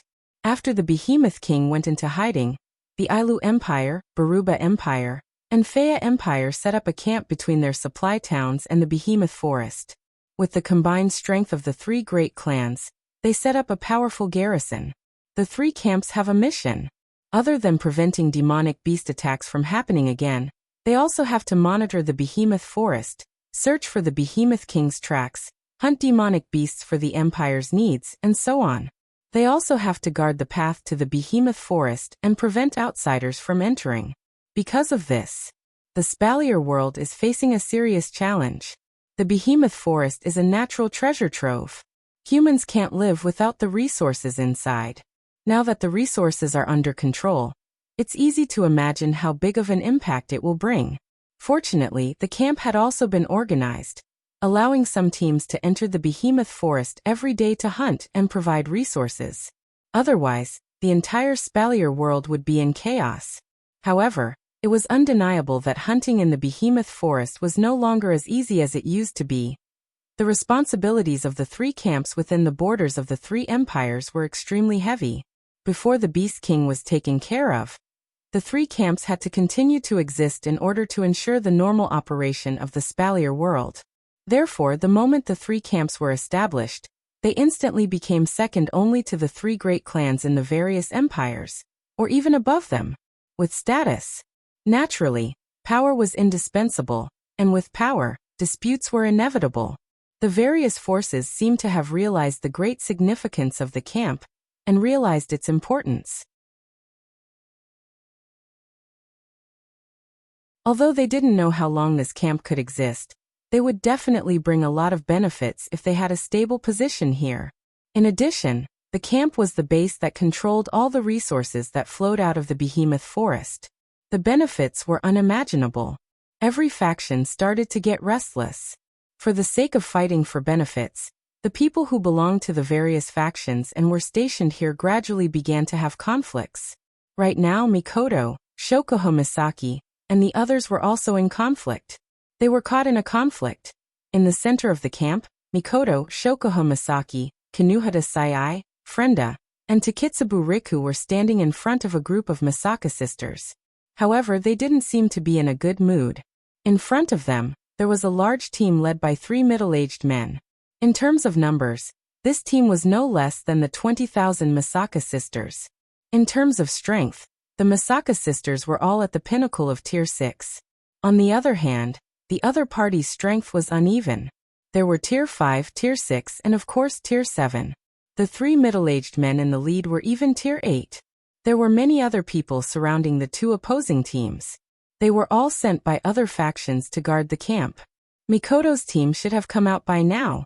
They were from the three great families of Ailu Empire, the Lori family, the Saito family, and the Ladine family. Perhaps Shokuho Misaki was annoyed by this, so she ran her fingers through her long hair.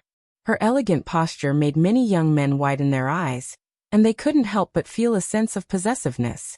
"What do you want?" Shokuho Misaki glanced at the three middle-aged men, blocking people in the middle of the road. "Is this how the three great families treat outsiders? You know very well what we want, there's no need to show off." Towards Shokuho Misaki's graceful posture, the three middle-aged men were stunned for a moment, but they weren't as bad as the young men. One of them stepped forward and sneered coldly at Shokuho Misaki. "There are some things that we should be clear about so that we can get along in the future." "Get along?" Shokuho Misaki couldn't help but laugh mockingly. Are you all standing in front of us in such a manner because you want to get along with us? Shokoho-san, you should know that we have no other choice. The one who spoke was another middle-aged man. He looked the most weathered out of the three. He sighed and said helplessly to Shokoho Misaki, "Your Misaka Legion is one of the strongest in the entire camp, but you guys refuse to listen to our orders. This is making things difficult for us. Why do we have to obey your orders?" Mikoto clenched her fists, her brown eyes were filled with hostility. "We are not from the Empire, nor do we belong to any family. We have no obligation to listen to your orders." Mikoto said loudly, "Since you are here, you have to listen to our orders." The man with the gloomy face shouted back, "Our camp is responsible for maintaining the operations of the entire world. Our responsibilities are heavy. Everyone here is working for the Empire's benefit. You are the only ones who act alone. Not only do you not listen to our orders, you don't even hand over the resources you hunt. You are blaspheming this sacred camp." That's right. This is the beginning of the conflict. Due to the importance of this camp, many families have extended their hands into this territory in an attempt to gain some benefits. Among them, the most important ones are the members of the three great families. The resources obtained from the behemoth forest are used to maintain the Empire's operations, but there are still some left over. Who wouldn't want to gain more? With this thought in mind, the hunting teams that entered the giant beast's forest would exceed their quota every day. Moreover, they would swallow the extra resources and transport them back to their families. In addition, there would also be some leftover resources that would be handed over to the giant beast's forest. These leftover resources would become a delicious cake that countless people would want to take a bite out of. The three great clans were the strongest in Ailu Empire. Naturally, they got the most share of the spoils. But now, there is a large hunting party that is comparable to the three great families hunting in the behemoth forest every day. Not only did they get more resources than any other family, but because they aren't affiliated with the Empire, they have no obligation to hand over the loot. They can take it all for themselves. Who wouldn't want such a delicious piece of meat? Thus, the three great families joined forces and came here. They wanted to use the Empire as pawns to force Mikoto and Shokoho Misaki to submit.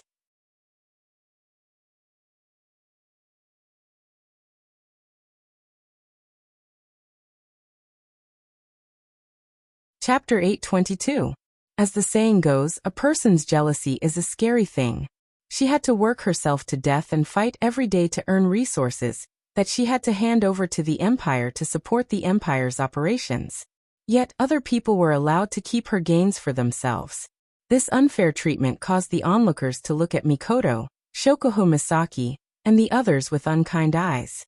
Just a second ago, they were mesmerized by Mikoto's beauty, but now, because of their jealousy, they forgot that she was just a weak and delicate woman, and started to hate her. One has to admit that the dark side of human nature is extremely ugly. Shokoho Misaki's ability is psychological control. Her ability is able to control both the mind and the mind. In the Spalier world, due to the difference in level, she can only affect people of the same level. However, Shokoho Misaki is already a Tier 8 combatant. There are not many people who are stronger than her. Shokoho Misaki could clearly feel the negative emotions from the crowd. Her beautiful lips curled upwards. She looked beautiful, but upon closer inspection, one could see the disdain in her eyes. "You bastard!" Mikoto's bangs slowly floated upwards, as traces of blue and white electricity flowed through them. Amidst the crackling sounds, a formless aura burst forth from Mikoto's petite frame. That was the expression of Mikoto's wrath. "What? You want to use your strength to speak?" The gloomy man laughed coldly. Do-chi surged out from his body and clashed with Mikoto's aura in an instant. The two auras clashed and they were actually evenly matched. Mikoto had already reached the peak of Tier 8. She was just one step away from reaching Tier 9.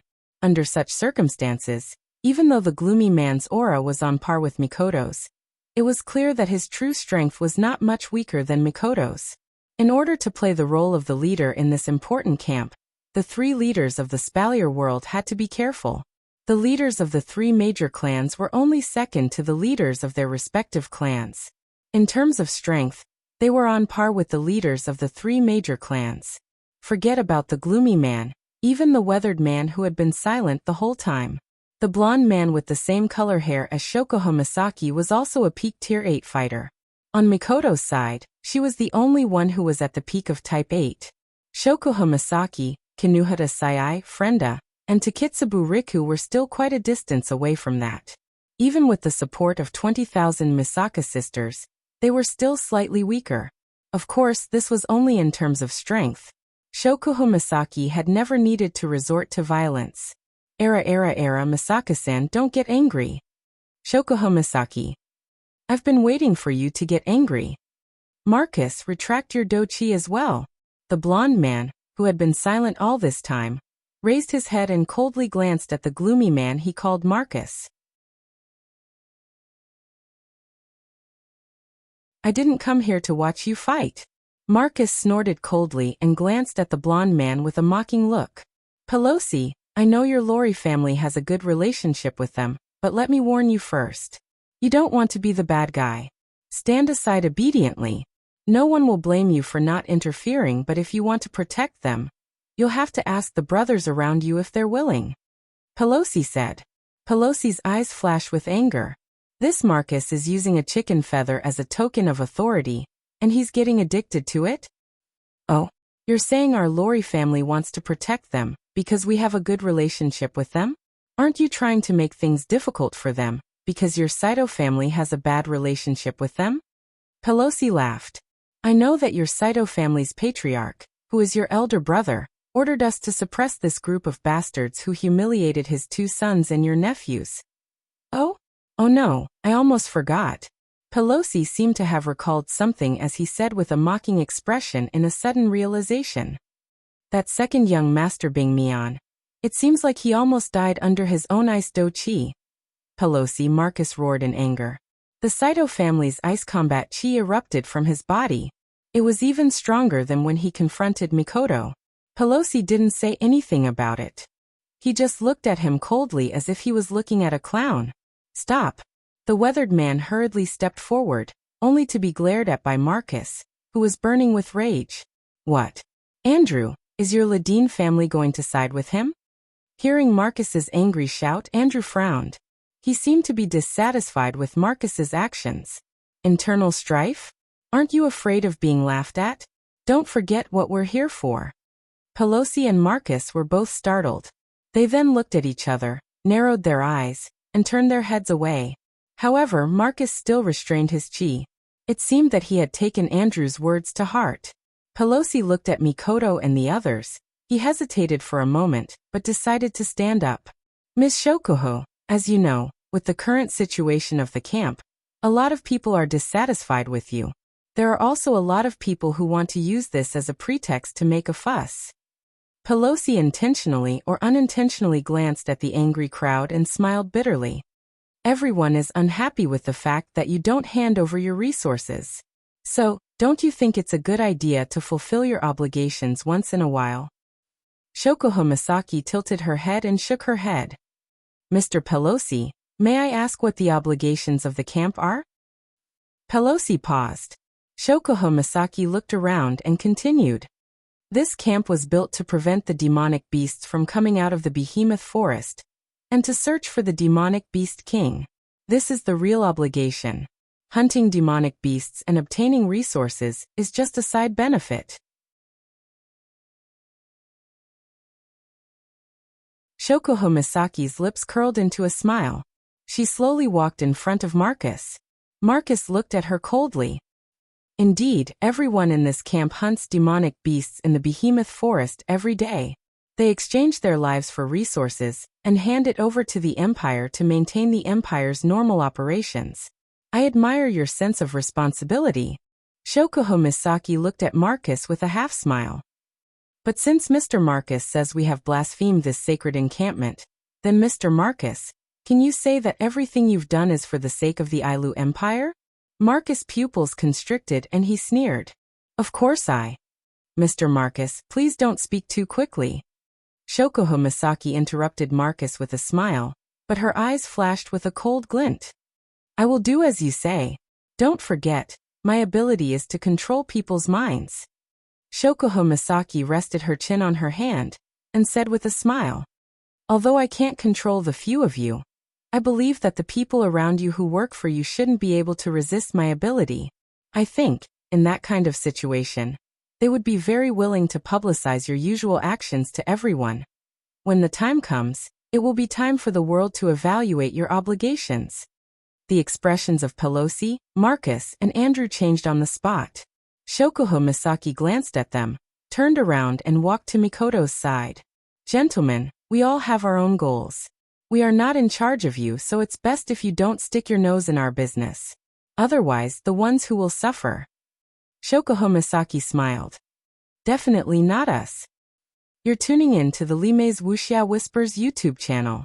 We're so grateful for your support, and don't forget to subscribe to join us on this incredible journey through captivating stories. Your generosity through donations truly makes a world of difference, as it's the primary source of revenue that allows me to expand and enhance this channel for you. Thank you from the bottom of my heart for being a part of this adventure.